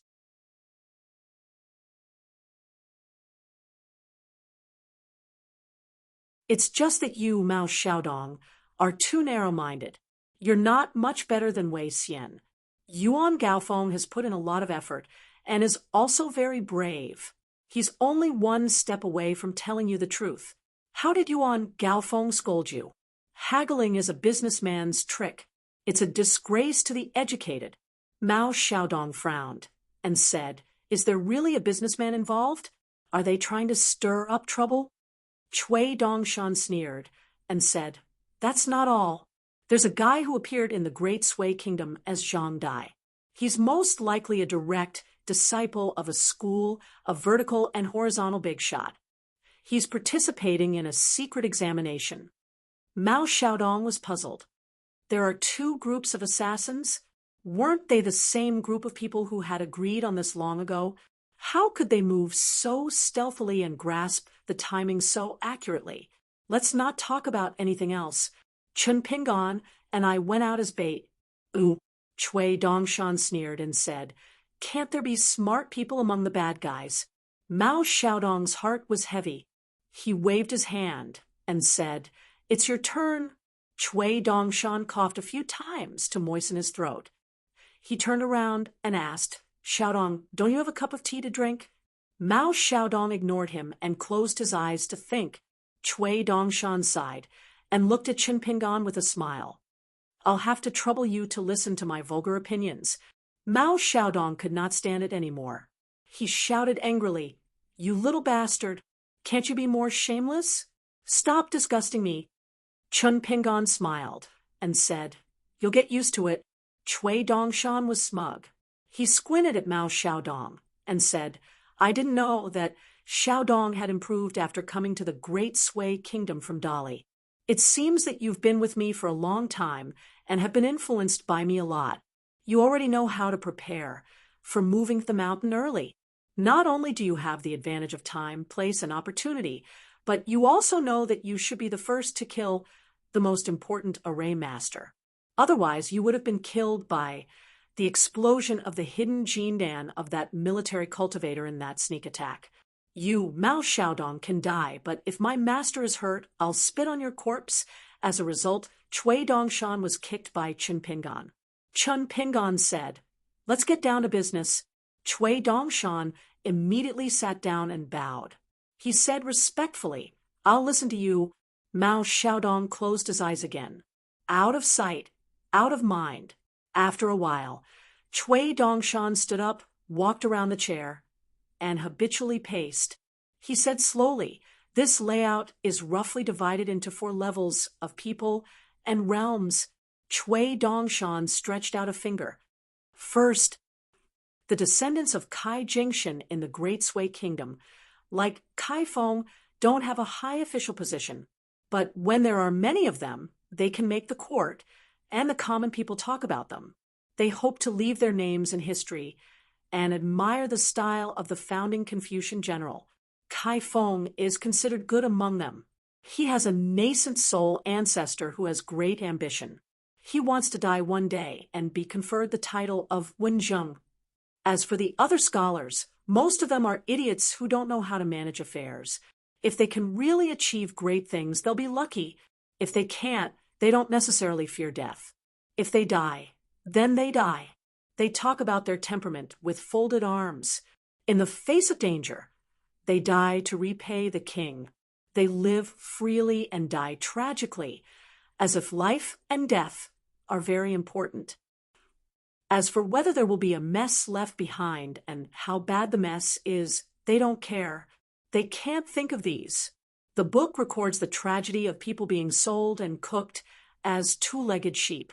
They've seen it before, but it's too far away from them. I've seen a lot of them. Chui Dongshan smiled. Of course, you should have seen them in the lotus flower-blessed land.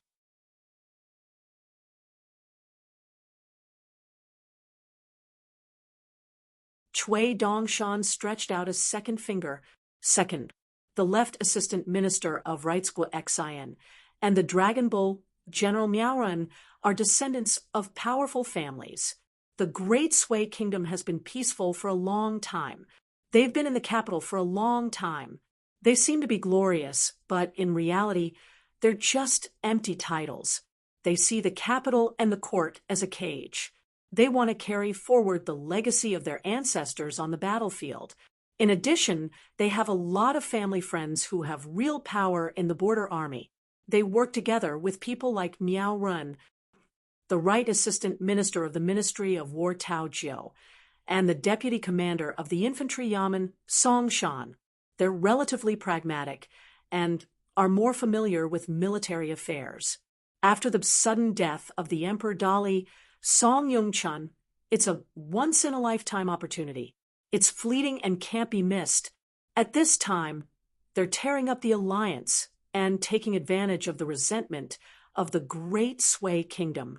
They're planning to follow the people's wishes and use the powerful border army of the Great Sui Kingdom to gamble. They're not willing to sit still and wait for death to come. They're going to be replaced by the rising Dali and become the vassal of the Great Sui Kingdom. These kinds of people are the ones who come to the conclusion after weighing the pros and cons. They're a little better than Guo Xian and Miao Ren, but they're still on the same level. The foundation of the Great Sui Kingdom lies in these kinds of people. There are many of them in the court, and at the border, they can barely be considered the strength of a country. Chui Dongshan stretched out his third finger. Third, the next one is the pitiful emperor of the Great Sui Kingdom. This person's situation is the most awkward. He was prepared to bear the infamy. He stood his ground against the opinions of the masses and signed a shameful alliance. He even sent Prince Gao Xian, whom he had high hopes for, to the Deer Academy in the Cloud Forest as a hostage. In the end, he still underestimated the turbulent situation in the court. Kai Feng and his group assassinated Mao Xiaodong behind his back. Once they succeeded, they slandered him as a Dali spy and deceived the masses. They told the court of the Great Sui Kingdom that Mao Xiaodong was scheming to use the Cliff Academy to dig out the roots of the Great Sui Kingdom's literary fortune. The people of the Great Sui Kingdom have the right to punish such a literary monster with evil intentions. Mao Xiaodong didn't refute anything. Literary monster? Mao Xiaodong felt that it was a compliment. Who was the person who was once called the greatest literary monster in the world? He and Cui Dong's teacher. Cui Dongshan smiled.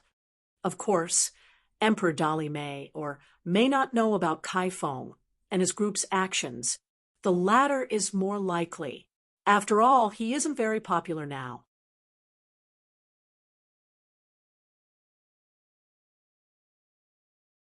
But it doesn't matter because Kai Feng and his group don't know that the Song clan doesn't care about the literary monster Mao Xiaodong's death at all. The Great Sui Kingdom's emperor cares more.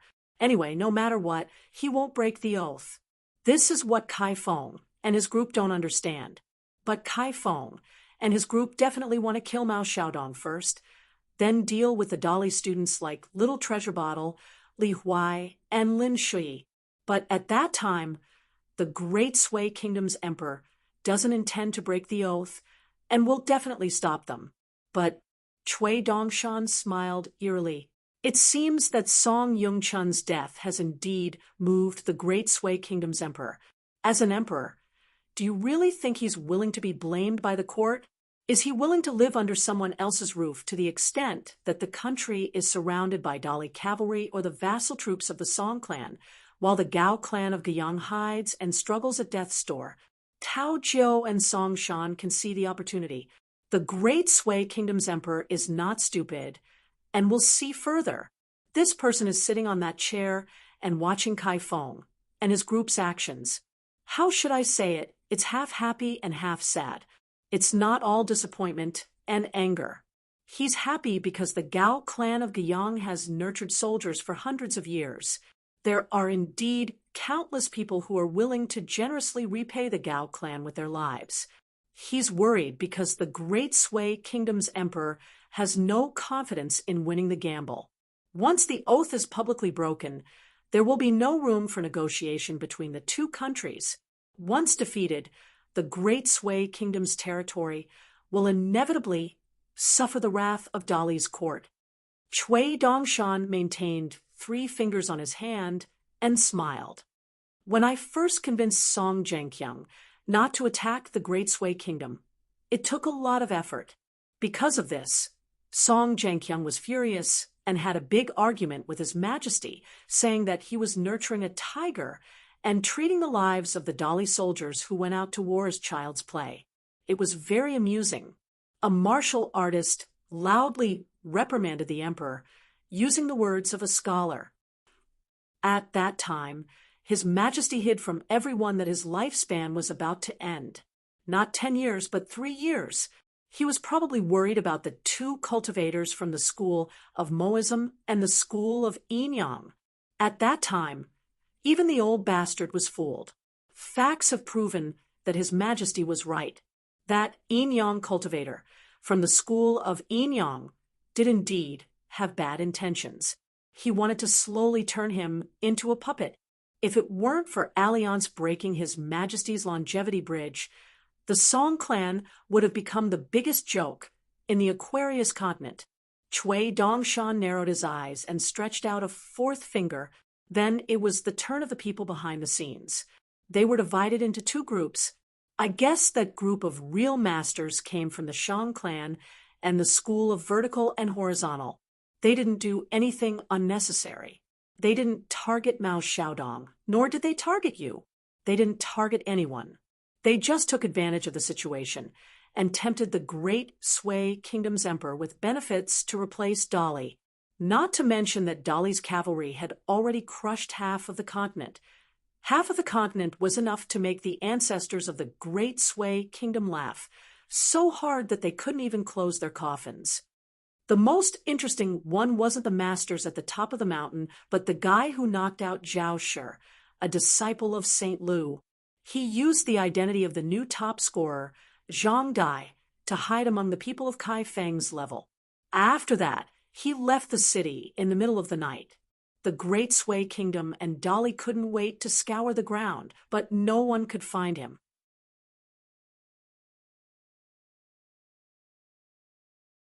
As I said before, the heir of the school of vertical and horizontal used this plan as a test to apply what he had learned. What's so ingenious about this Zhang Dai? Let's put it this way.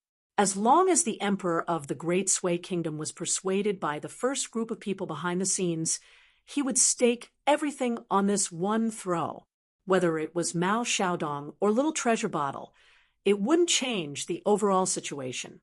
If he still hesitated, then after making such a big mistake for Zhang Dai, the emperor of the Great Sway Kingdom could only go down the path of darkness. Then Zhang Dai would leave, and the general situation of the entire Aquarius continent would change because of him. It's a big taboo for a cultivator to kill the monarch of the human world and cause the mountains and rivers to change, and it would be dealt with by the saints of the academy. But manipulating people's hearts, cultivating puppets, trapping and controlling the emperor, or having skills to support the dragon, the Confucian Academy would only record it silently. As for whether the consequences are serious or not, it depends on how high the Qi refinement warrior climbs. The higher he climbs, the harder he falls. If he can't climb high, it would be a blessing in disguise. Cui Dongshan retracted the forefingers and gently clenched his fist. He smiled and said, "The reason why I've laid out so much besides helping Xiaodong to clear up his doubts is actually because there's something more important." Cui Dongshan sat back in his chair and said seriously, "The essence of breaking through to the upper 5 levels in the nascent soul realm lies in the 2 words unification of Tao. I'm telling you this in detail because I hope you can see this world more comprehensively and thoroughly. You should know the rules and regulations of how the world works now, which must not be touched, which can be broken and then rebuilt. Once built, that is the unification of Tao, recognized by the orthodoxy of the world, even if the Confucian Academy and the saints of the academy don't recognize it. They have to hold their noses obediently because the Holy Master and the Sage of Rites recognize it." Chen Pingan fell into deep thought. Cui Dongshan walked to the window and looked at the mountain scenery. Suddenly he turned his head and said with a smile, "Teacher, I also have a question to ask. I hope you can clear it up for me." Chen Pingan raised his head and said with a smile, "Tell me about it." Mao Xiaodong seemed to be dozing off, but in fact he was facing a great enemy. Cui Dongshan asked, "If a wrong method is used to pursue a correct result, is it right or wrong?" Chen Pingan smiled. He had talked about this with Lu Qingfeng. Cui Dongshan asked again, "Then if a wrong method is used to achieve an extremely rare correct result, is it wrong?"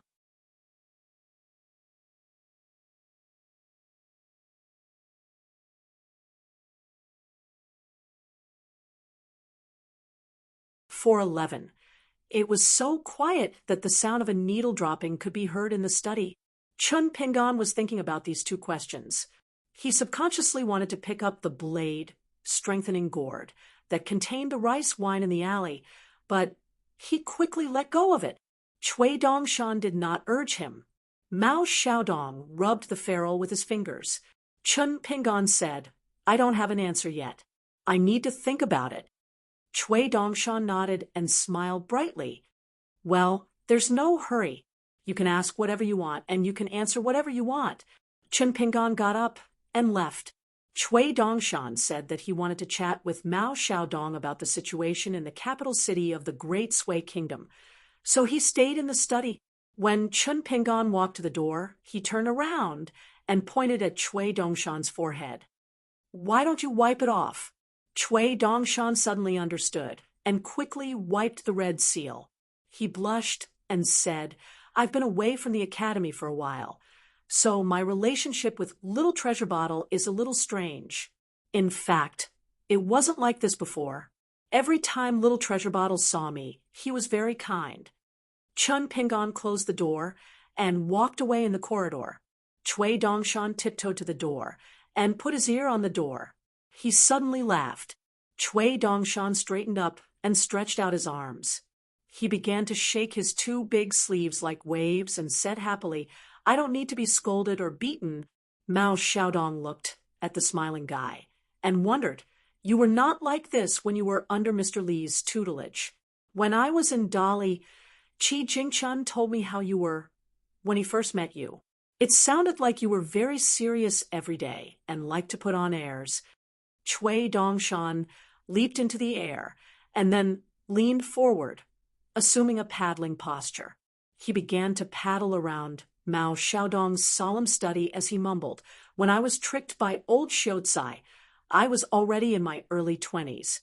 If I remember correctly, it took me 3 years to sneak out from my hometown in the Aquarius continent to the shabby alley where old Xiaocai lived in the Central Plains. The journey was bumpy and full, and I suffered a lot. Who would have thought that after 3 years, not only did I fail to achieve good results, I fell into the biggest pit. Every day, I was filled with worry, eating one meal and starving the other, worrying that the two of them would starve to death one day. Can your mentality be compared to mine now? Can you imagine me and the old scholar sitting at the door with 2 small stools, our stomachs rumbling with hunger, basking in the sun, counting on our fingers to calculate when the Cui family would send us the money? Can you imagine that bleak scene? Can you imagine that one time when the ferry had a problem, we had to dig earthworms to fish by the river? Can you imagine the old Xiu's famous sentence that made all the earthly bulls in the world feel grateful? That's why I said that the old Xiu's knowledge came from starvation. This is called writing works that are hard to achieve. You see how many good articles old Xiu wrote after he became famous? Of course, there were good ones. But in fact, in terms of number and idea, they were not as good as before he became famous. He had no choice. He was busy later on. He participated in the debate between the 3 religions and was invited by the Grand Chancellor of the Academy. The Mountain Master of the Academy cried and shouted for him to preach and give lectures. He even crushed the golden body of a mountain deity with his natal characters. Then he ran to the sky screen and made a scene with the second Taoist brother, begging others to hack him to death. He went to the bottom of the river of time to fish out those broken caves and blessed lands. These were the big things. There were even more small things. He went to his old friend's wine shop to drink and chat. How could he write? Mao Xiaodong snorted coldly.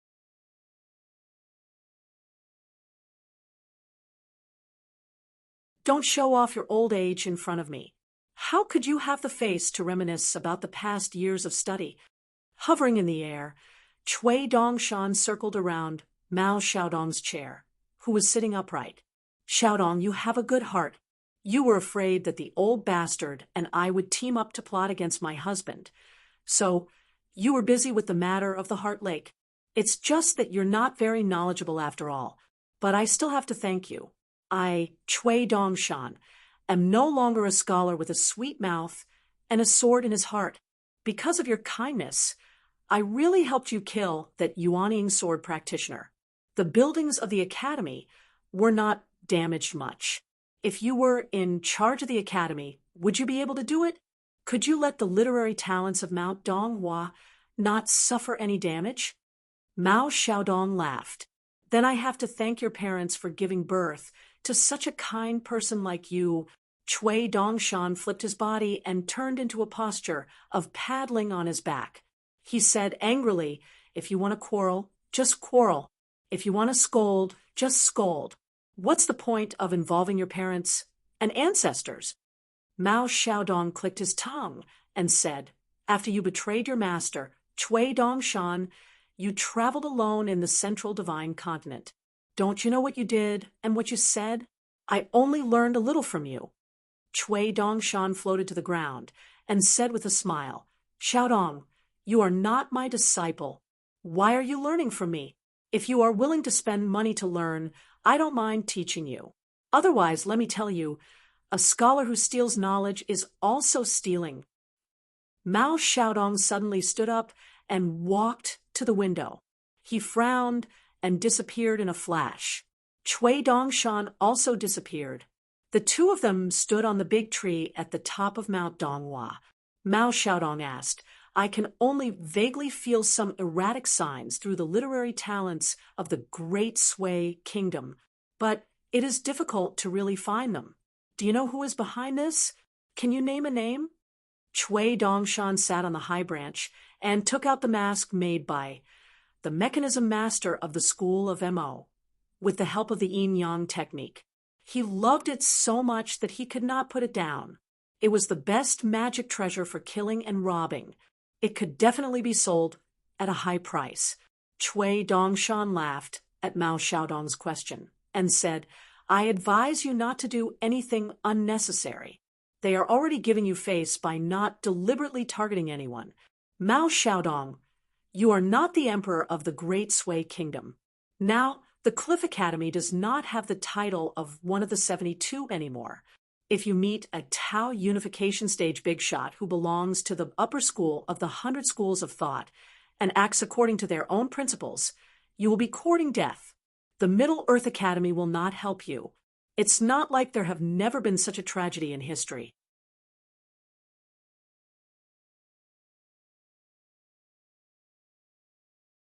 Mao Xiaodong sneered and said, the school of vertical and horizontal is naturally one of the upper school of the 100 schools of thought. But the Shang family is not even one of the 100 schools of thought. If it was not for the Sage of Rights who interceded, the Shang family would have been directly removed from the 100 schools of thought. Chui Dongshan sighed and said, have you ever wondered why the Sage of Rights, who almost never shows up, made an exception? Do you think the Sage of Rights covets the Shang family's offerings? Mao Xiaodong was furious. Chui Dongshan, don't insult the Sage of Merit and Virtue. Chui Dongshan, who was rarely called by his name, by Mao Xiaodong, looked calm and composed. If you admire the Sage of Rights so much, why didn't you just change your school? When the old Shotsai fell, the Sage of Rights branches looked for you, right? Why did you go to Dali with Qi Jingchun and establish an academy under my nose? Isn't this disgusting? Why bother? If you changed your school of thought, Mao Xiaodong, would have been long gone. You're really in the pure jade realm. There's a rumor in the pugilistic world that the old Shotsai, in order to persuade you to take up a position in the school of rights, said, hurry up and go to the school of thought. If the teacher does not do well in the future, he can at least ask for a living from you. Even the old Shotsai could say such words. Why didn't you go? What's the result? Now, in the Confucian school, you're only a sage. On the path of cultivation, you haven't made any progress and wasted 100 years. Ooh, Mao Xiaodong murmured. Is the level of a cultivator very important? Mao Xiaodong asked, and answered his own question. Of course it's very important, but to me, it's not the most important, so it's not difficult to choose. Chui Dongshan sighed and said, fool. Mao Xiaodong's expression was unfriendly. Little bastard, say that again. Chui Dongshan thought for a moment, and felt that if they really fought, he would definitely be pressed to the ground by Mao Xiaodong, who had taken back the jade pendant. In a small world, there were treasures and arrays that were more effective against Qi cultivators. So Chui Dongshan smiled and changed the topic. Do you really think that there's no trick in Dali's envoy who participated in the Great Sui Kingdom's banquet? Mao Xiaodong asked. What do you mean? Chui Dongshan took out a folding fan with words on both sides and gently waved it. Will completely destroy the Gao family of Guiyang, and teach the great Sui kingdom to abide by the treaty and stay in their shell for 100 years. Mao Xiaodong was puzzled. If the mastermind behind this plan is really as powerful as you said, would he be willing to sit down and have a chat? Even Xie Shi, the Taoist heavenly lord of Taoism in the North Continent, doesn't have such power? Mao Xiaodong quickly nodded and said, Hero Su Ruo. This Su Ruo is indeed not simple to be able to persuade the main bloodline of the Mo family and his collateral branch to put aside their differences and bet on Dolly. Cui Dongshan waved his folding fan. Xiaodong, I'm really not praising you. You're getting smarter and smarter now. Indeed, after staying with me for so long, it's like staying in a room with orchids for a long time. Mao Xiaodong glanced at Cui Dongshan. On the folding fan facing him, there were 4 words written on it, when people over with virtue. Cui Dongshan also glanced at Mao Xiaodong. You don't agree? Mao Xiaodong smiled and said, If you don't agree, what do you say? Tell me. Cui Dongshan twisted his fingers and changed the folding fan to another side. There were 4 words on it again, which was probably the answer. Mao Xiaodong looked at it and smiled. If you don't agree, I'll kill you. Ooh. Mao Xiaodong waved his sleeve and hit Cui Dongshan from the branch at the peak of the mountain.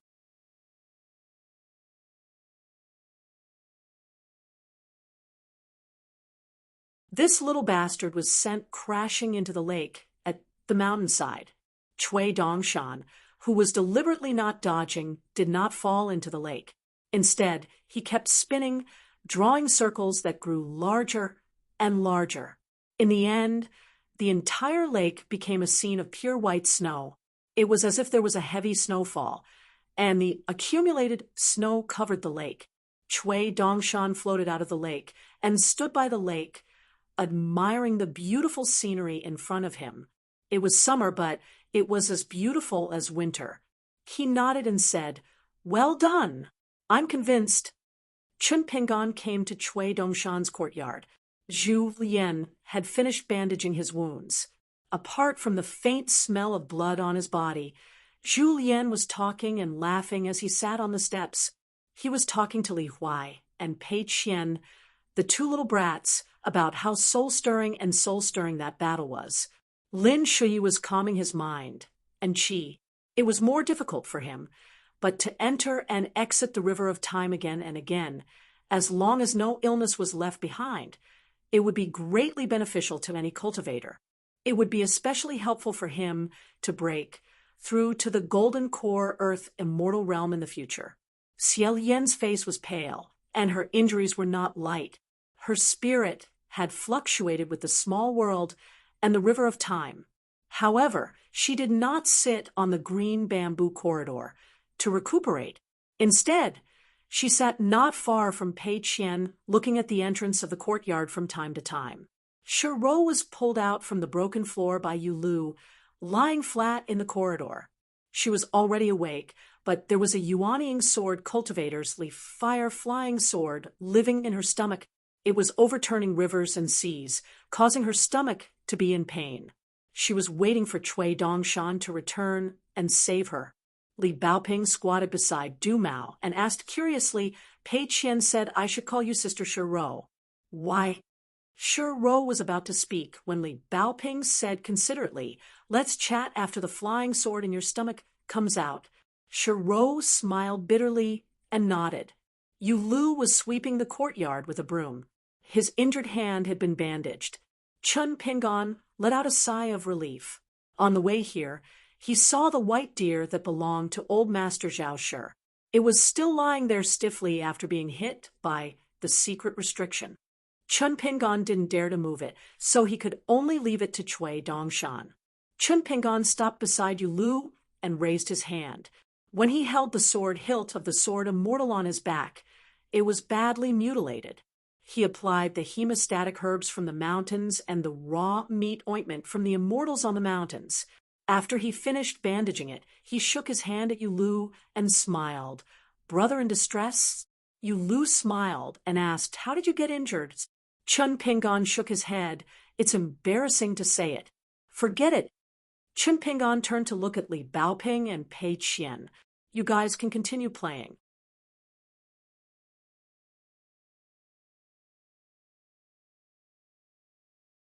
It should be fine now, but you guys still need to stay here for the time being. Don't be too formal when you're staying in someone else's house. Li Huai said. Chen Pingan, what are you talking about?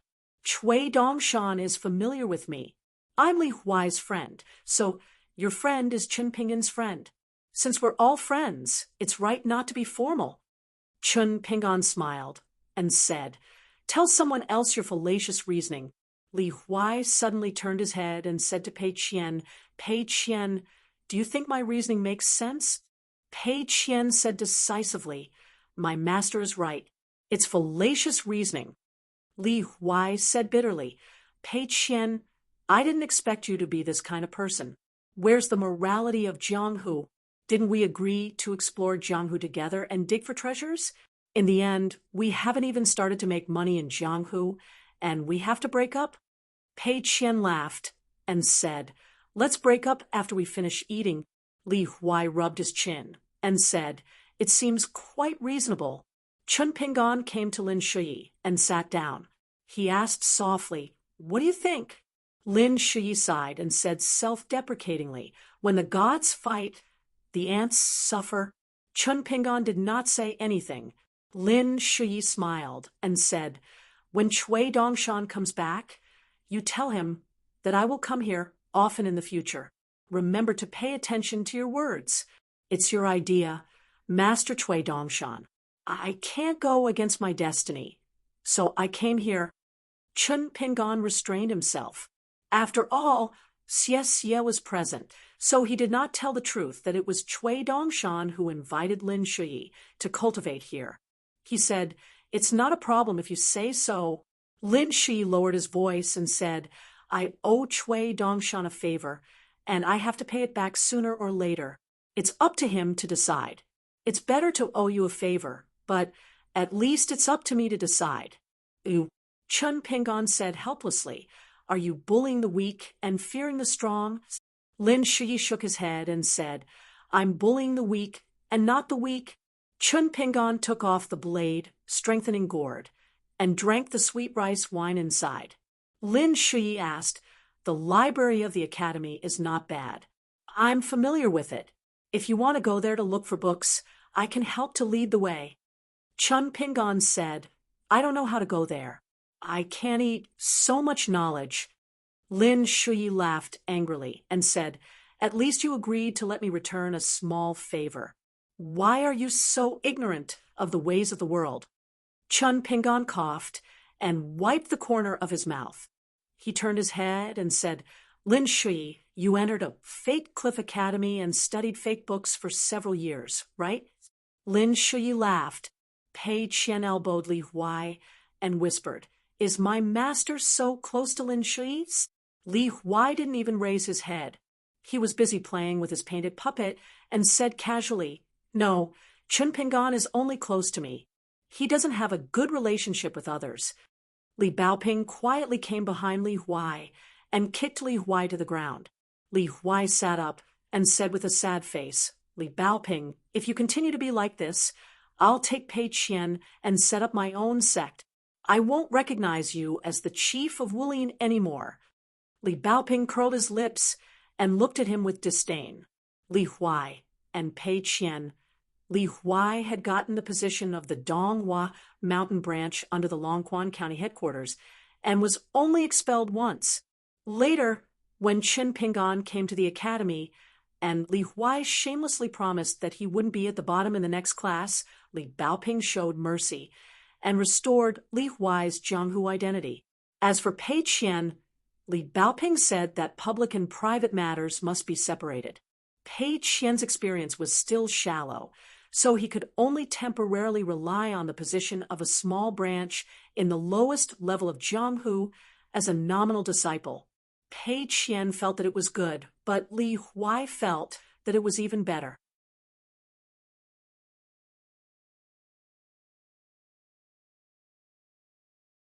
Compared to Pei Qian, the exiled princess, his position was one level higher.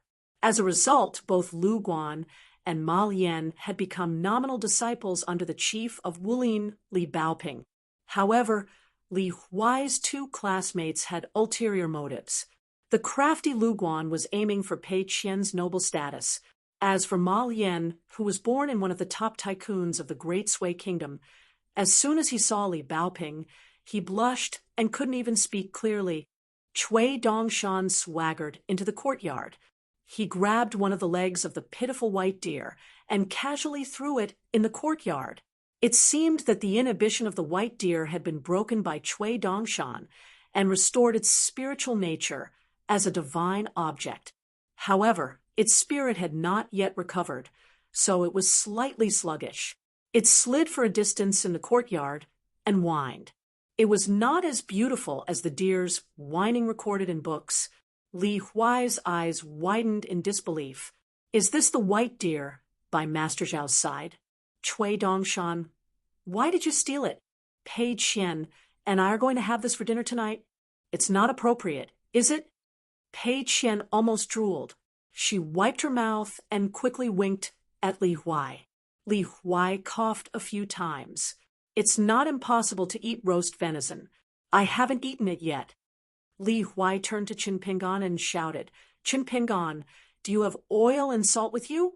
Qin Pingan laughed and scolded, eat venison?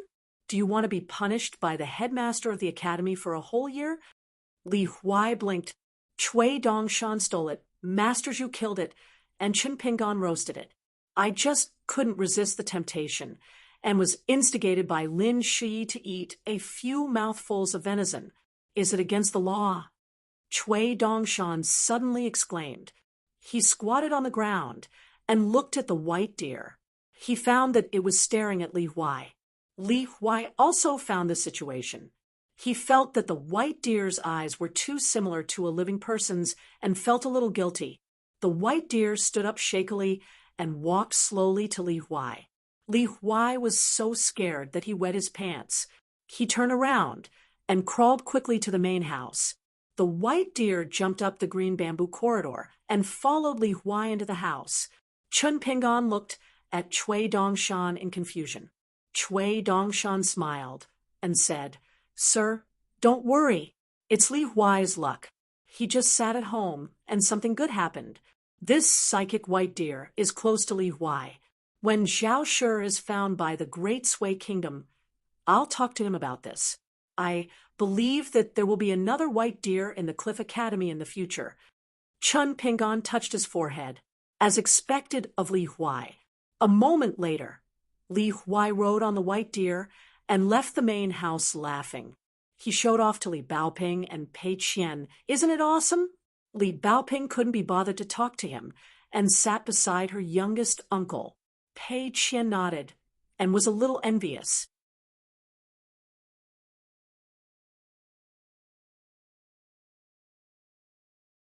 Then he turned to look at Qin Pingan and said pitifully, Master, when can I have a little donkey? Qin Pingan smiled and said, When we reach Longquan County in the future, I'll help you find a suitable one. Pei Qian beamed. Cui Dongshan walked to Shi Rou's side. Shi Rou was already sitting in the corridor with her back against the wall. It was still difficult for her to get up. Facing Cui Dongshan, she was very afraid and didn't even dare to look up at him. Cui Dongshan squatted down and moved so that his back was facing Qin Pingan. He was about to say something comforting and then do something to make Shi Rou suffer a fate worse than death, but unable to make a sound. Shi Rou was shocked to find that she could no longer move. She saw Cui Dongshan's sinister and sneering face. Fortunately, Qin Pingan said something that sounded like a heavenly sound to Shi Rou's ears. Just take the sword. Don't do anything unnecessary. Cui Dongshan frowned and sighed. Qin Pingan sat there and slowly drank his wine as he looked at the slightly crowded courtyard. Compared to the Great Sui Kingdom back then, there were Julien, Pei Qian, and Shi Rou this time. The only thing missing was a swordsman wearing a bamboo hat and carrying a saber. Chun Pingon put away his thoughts and suddenly looked at Chui Dongshan's back. He said, "I need to think about it again." Chui Dongshan was focused on subduing the fire flying sword that had begun to hide in the immortal's remains. He didn't seem to have heard this sentence. 7.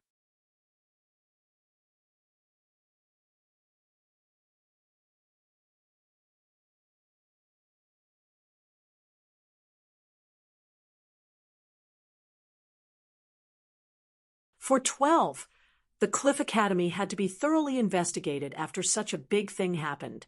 The cause of the disaster was Zhao Shi, who was invited to give a lecture by a deputy headmaster of the academy. Therefore, Mao Xiaodong and the deputy headmaster of the Great Sui Kingdom had a chat and parted on bad terms. The deputy headmaster of the academy felt that Mao Xiaodong was purging his dissidents and smearing his reputation. He simply gave up and said that he would stay in his own study. Whether the academy directly punished him or Mao Xiaodong ordered the imperial court of the Great Sui Kingdom to exterminate his family, he would accept it. In the end, he shouted that Mao Xiaodong should stop slandering him. Mao Xiaodong was really annoyed by the pedantic old man. Therefore, he really let his dog bite him and asked Chui Dongshan to do it. Chui Dongshan was very happy and went to find someone to talk to. In less than an hour, Chui Dongshan went to Mao Xiaodong's study to ask for credit. He said that the deputy headmaster of the academy and Zhao Shi were all right. It was indeed an unexpected disaster. Mao Xiaodong was not at ease. He felt that Chui Dongshan looked like a weasel who had secretly eaten a big fat chicken. He had to remind him that this involved the safety of Li Baoping and the others. If Chui Dongshan had the guts to use his official position for personal gain and play tricks before Mao Xiaodong could finish, Chui Dongshan patted his chest and promised that he would do it impartially. Mao Xiaodong was skeptical. Then Chui Dongshan swaggered out of the academy. He used the skin that he had just peeled off from the nascent soul sword cultivator's face and some unusual camouflage skills to walk into a new Dali post in the capital city. It was the place where the Dali envoys stayed. Mao Xiaodong hesitated for a moment and went down the mountain without following Chui Dongshan. Chun Pingon needed to refine the treasure of heaven with the golden script. He needed to find the last two things through personal connections. He still needed to go to the Confucian temple in the capital city of the Great Sui Kingdom. But now he needed to see the attitude of the emperor of the Great Sui Kingdom. As for Kai Feng and Miao Ren, who were involved in the assassination, they would be sent to prison to give the Cliff Academy an explanation, or they would just make a big deal out of it. Mao Xiaodong was very simple. If the imperial court of the Great Sui Kingdom vaguely responded, then since the academy was built on Donghua Mountain and Cliff Academy would continue teaching, Mao Xiaodong would never threaten the Gao family of Guillaume. However, Mao Xiaodong was not angry. Mao Xiaodong's attitude towards the Great Kingdom, Mao-zidely enough. Since the academy was built, do thieves and bandits come and go as they please? Then Mao Xiaodong would not mind going to the Confucian temple and other places where the luck of literature gathered.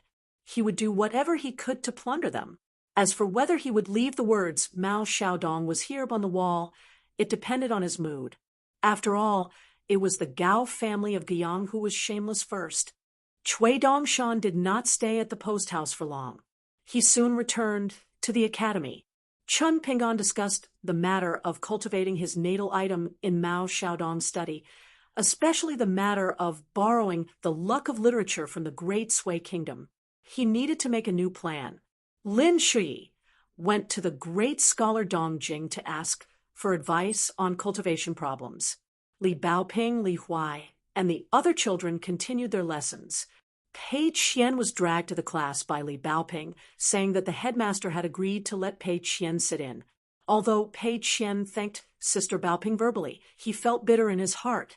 Zhu Lian continued to wander around the academy alone.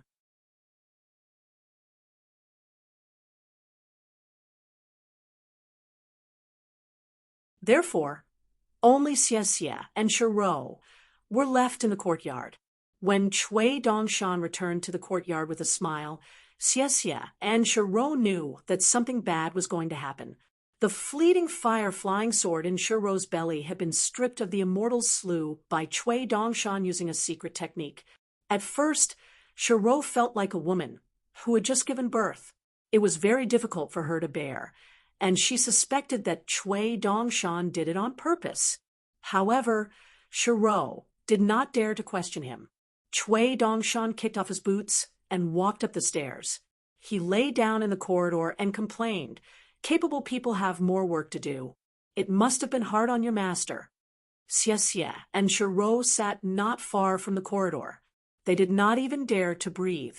Cui Dongshan sat up and said, "Go and get my 2 jars of colored cloud seeds and chessboard." Xie's heart tightened and his face paled. He and Shiro brought over the chessboard and 2 celadon jars.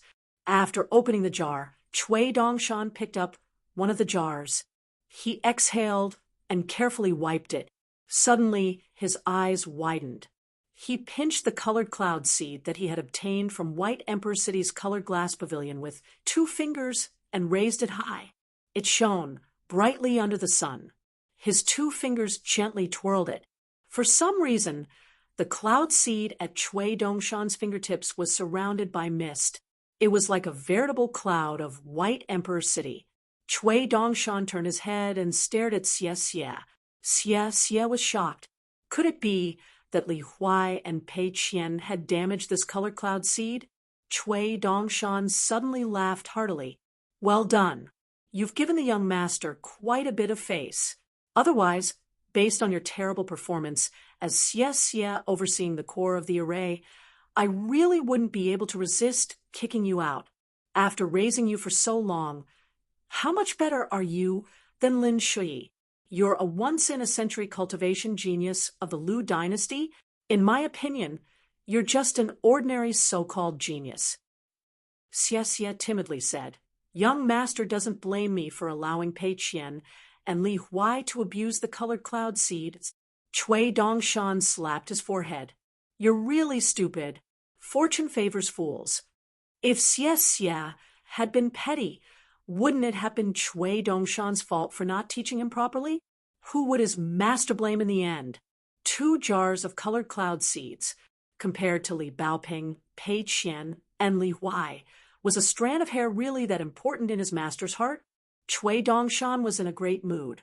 He casually tossed the colored cloud seed back into the jar, with a crisp sound, as if he had triggered some kind of secret restriction.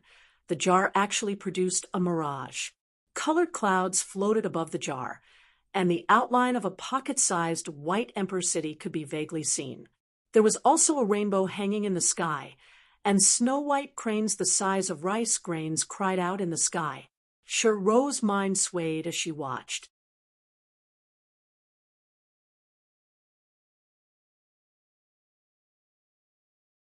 Just how many secrets was this Cui Dongshan hiding? For the first time, Cui Dongshan revealed a sincere smile to Xie. "No matter what, you've done well in this matter. Young master has always been fair in his rewards and punishments. Speak. What reward do you want? Just ask." Xie looked at the white-clothed demon who made her feel like a stranger, and all sorts of feelings welled up in her heart. Cui Dongshan sighed and stood up. He stretched out his hand and pointed at Xie. He lectured, "Great personage, just a casual word of concern is enough to make many people deeply grateful and engrave it in their hearts. Is this really all right?" Xie felt as if she had fallen into an icy cavern. Cui Dongshan walked to Xie's side. The latter's limbs were stiff, so Cui Dongshan stretched out his hand and patted her cheek. It wasn't heavy. "It's all right. Compared to the beginning, you've improved a lot. This is enough." Cui Dongshan raised his hand and spread open his palm. The firelight flying sword of extraordinary quality slowly revolved above his palm, and the completely scarlet red flying sword was coiled with strands of deep and lustrous pure tongues of flames. Chui Dongshan smiled. This life, flying, sword no longer has an owner. I'll give it to you. Cultivate it well. Don't expect to refine it into your life artifact. It's too difficult. You only need to secretly nourish it in a certain qi dwelling. You can use it as a trump card. When the time comes, although you're not a sword cultivator, you'll have a greater chance of winning against an enemy. Don't make a fool of your young master. Don't look at how Lin Shuyi's realm isn't high right now. That's because Dong Jing deliberately suppressed Lin Shuyi's realm. If you don't put in more effort, sooner or later Lin Shuyi will catch up to you. Xie saw that Chui Dongshan didn't seem to be joking. She carefully circulated her spiritual energy and controlled the leaf fire flying sword to fly into her palm. A nascent soul sword cultivator's life flying sword. What did this mean? It meant that all of a nascent soul sword cultivator's belongings and life's work were almost all in this little thing. If it had to be converted into divine money, then it would be at least 100 grain rain coins. Before the Liu family dynasty was destroyed, how much was the annual tax revenue of a country? Chui Dongshan looked at the tearful Xie. Because of the skin covering her face was dark and ugly. Chui Dongshan put his feet together and jumped back. He scolded, "You look so evil, yet you still want to cry endlessly. Do you want to scare your young master to death?" Xie blushed with shame. She quickly turned her head and wiped her tears. Chui Dongshan's body was crooked. He crooked his finger at Shiro. "Old sister, come here. Let's have a talk. You've protected my young master all this time. You didn't do anything, but you did some hard work. This time you helped me catch a leaf fire flying sword. I have to reward you." Shiro's hair stood on end. She shook her head vigorously. Her intuition told her that if she walked over, she would be in a situation worse than death. Chui Dongshan grinned. His wrist suddenly flipped. Blood bloomed from Du Mao's abdomen. A dragon trapping nail was brutally pulled out of the acupoint. He then grabbed at the air and pulled Shiro in front of him. He slapped Shiro's forehead. The dragon trapping nail pierced between Du Mao's eyebrows and into the dim light in Shiro's soul. Xie collapsed on the ground. She sat and covered her abdomen. Although the pain pierced her heart, it was still a great thing. Her expression was dispirited, but her heart was filled with joy. Chui Dongshan's 5 fingers grabbed Shiro's head. He looked down at Shiro, whose soul was wailing endlessly. She didn't make any sound. He smiled. "How does it feel?" Affected by Shiro's soul, Du Mao's immortal body began to tremble violently.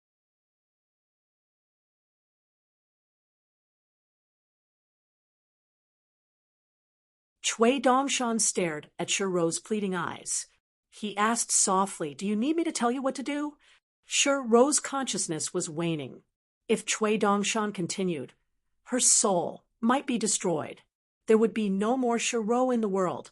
The golden seed of the Tao Meridian's last bit of spiritual light would probably wither along with Shiro's heart and completely disappear. Chui Dongshan snorted coldly. He gently pressed down and threw Shiro onto the green bamboo corridor. "If you dare to tell others, your future will be 1,000 times worse than this." Shiro's body trembled and convulsed on the corridor. Xie didn't know what was going on, but he didn't dare to probe. Chui Dongshan kicked Shiro into the main room. He then turned to Xie and said, "Prepare to receive the guests." Not long after, Li Huai and an old teacher appeared at the door of the courtyard. Behind them was the white deer. It was the great Confucian Zhao Shi. However, the person in front of him was the true master of the private academy. He was a disciple of the Goose Lake Academy of the great sage Liu of the South Saw continent. Chui Dongshan stood barefoot on the steps. He gloated, "Zhao Shi, you didn't look at the almanac this time, did you?" Not only was he knocked unconscious with a stick and put into a gunny sack, he even lost the treasures that he used to look after in the scholarly circles and fish for fame. Zhao Shi, whose forehead was still red and swollen, smiled and said, "It was my fortune to get it, but it was my fate to lose it." Cui Dongshan pretended to be surprised. "Why, are you really willing to give this white deer to Li Huai?" Zhao Shi nodded and said, "No matter what, this time, someone used me to pave the way for the assassination. It is my dereliction of duty, and I should apologize. Since Bailu has already taken a fancy to Li Huai, I will not hold Bailu back, no matter what." Cui Dongshan dragged out the last syllable. He smiled and said, "I'm curious. Where did you get knocked out and thrown away? How did the authorities of the Great Sui Kingdom find you? Don't hit people in the face and don't expose people's shortcomings when scolding them." Although Zhao Shi was good at maintaining his composure, or else he would not have been able to become the hill master of a private academy highly respected by the Zhuang dynasty. However, Cui Dongshan had touched on his sore spot. He looked a little unnatural. Cui Dongshan laughed and said, "One who survives a great disaster is bound to have good fortune in the future. Zhao Shi, you are indeed a lucky man." Li Huai could not bear to listen anymore. He stared and said, "Cui Dongshan, how can you talk to Hill Master Zhao like that? How can you call him by his name? Do you believe that I will complain to Qin Pingan later?" Cui Dongshan laughed angrily and said, "Li Huai, your conscience must have been eaten by a dog. Who helped you find this fortune? Besides, who are you closer to?"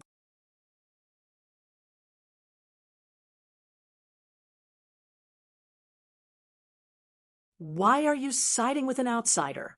Do you believe that I will ask Li Baoping to remove you from the list?" Li Huai secretly winked at Cui Dongshan, indicating that he was afraid that the old master would go back on his word and take the white deer away. Cui Dongshan should cooperate. "Then I will invite Hill Master Zhao to have some tea." Cui Dongshan walked down the steps and immediately moved the tea set to the stone table. Cui Dongshan looked up at the sky. Su Ruo should have seen the mastermind by now. If the conversation went well, everything could be discussed. If the conversation went badly, the capital of the Great Sui Kingdom could be saved. It would be the good fortune of the Gao family of Guiyang. However, whether it went well or not, it had little to do with the Cliff Academy. Cui Dongshan was no longer Cui. He would want a piece of pure land, a paradise in his heart. While Cui Dongshan was drinking tea with the old master, Zhao Shi, a tall old man finished talking with someone and went to Mr. Fan's side. They left the city together. Looking at the young Mr. Fan, he smiled and asked, "Is it done?" The old man nodded and said, "It's mostly done. It's just that personal matters are convenient, and some things are not very pleasant." Mr. Fan asked curiously, "What do you mean?" The old man smiled and said, "It's just a muddled account of old sesame seeds. I dare not dirty your ears." Mr. Fan smiled and said nothing. Swear words? He had been scolded for so many years, and the people who scolded him were either the scholarly sage or the other ancestors of the 100 schools of thought. If it were an ordinary person, he would have been scolded to death. The old man probably realized this and stopped hiding. He smiled and said, "Mr. Fan, you should know that Su Ruo has a personal relationship with that person, right?" Mr. Fan nodded and said, "I've heard that Su Ruo admires that person very much." The old man laughed and said, "I will say in front of Su Ruo that Alliance is not that great. He is not as exaggerated as the rumors say." Mr. Fan was puzzled and asked, "Why do you say that?" The old man seemed to have thought of a feat that was worth bragging about. He smiled proudly and said, "Back then, 10 of us set up a trap to kill him. Didn't I escape alone?" Mr. Fan was stunned and said helplessly, "I have nothing to say." Outside the gate, at the foot of the Cliff Academy, a young man and a young woman who looked like master and servant seemed to be hesitating whether to go in or not. He wanted to go in and have a look. He wondered if it was better than the Linlu Academy in his hometown. She was not very willing. She said that she disliked places like academies more than schools. In the end, he climbed the mountain and entered the academy alone. She was left alone at the gate. The gatekeeper of the academy, surnamed Liang, had been closing his eyes and dozing off. He deliberately ignored the two from the beginning to the end. What a heavy dragon aura. It was even heavier on the woman. You're tuning into the Mystic Fist YouTube channel. Don't forget to subscribe and join us on this journey to catch the most captivating stories.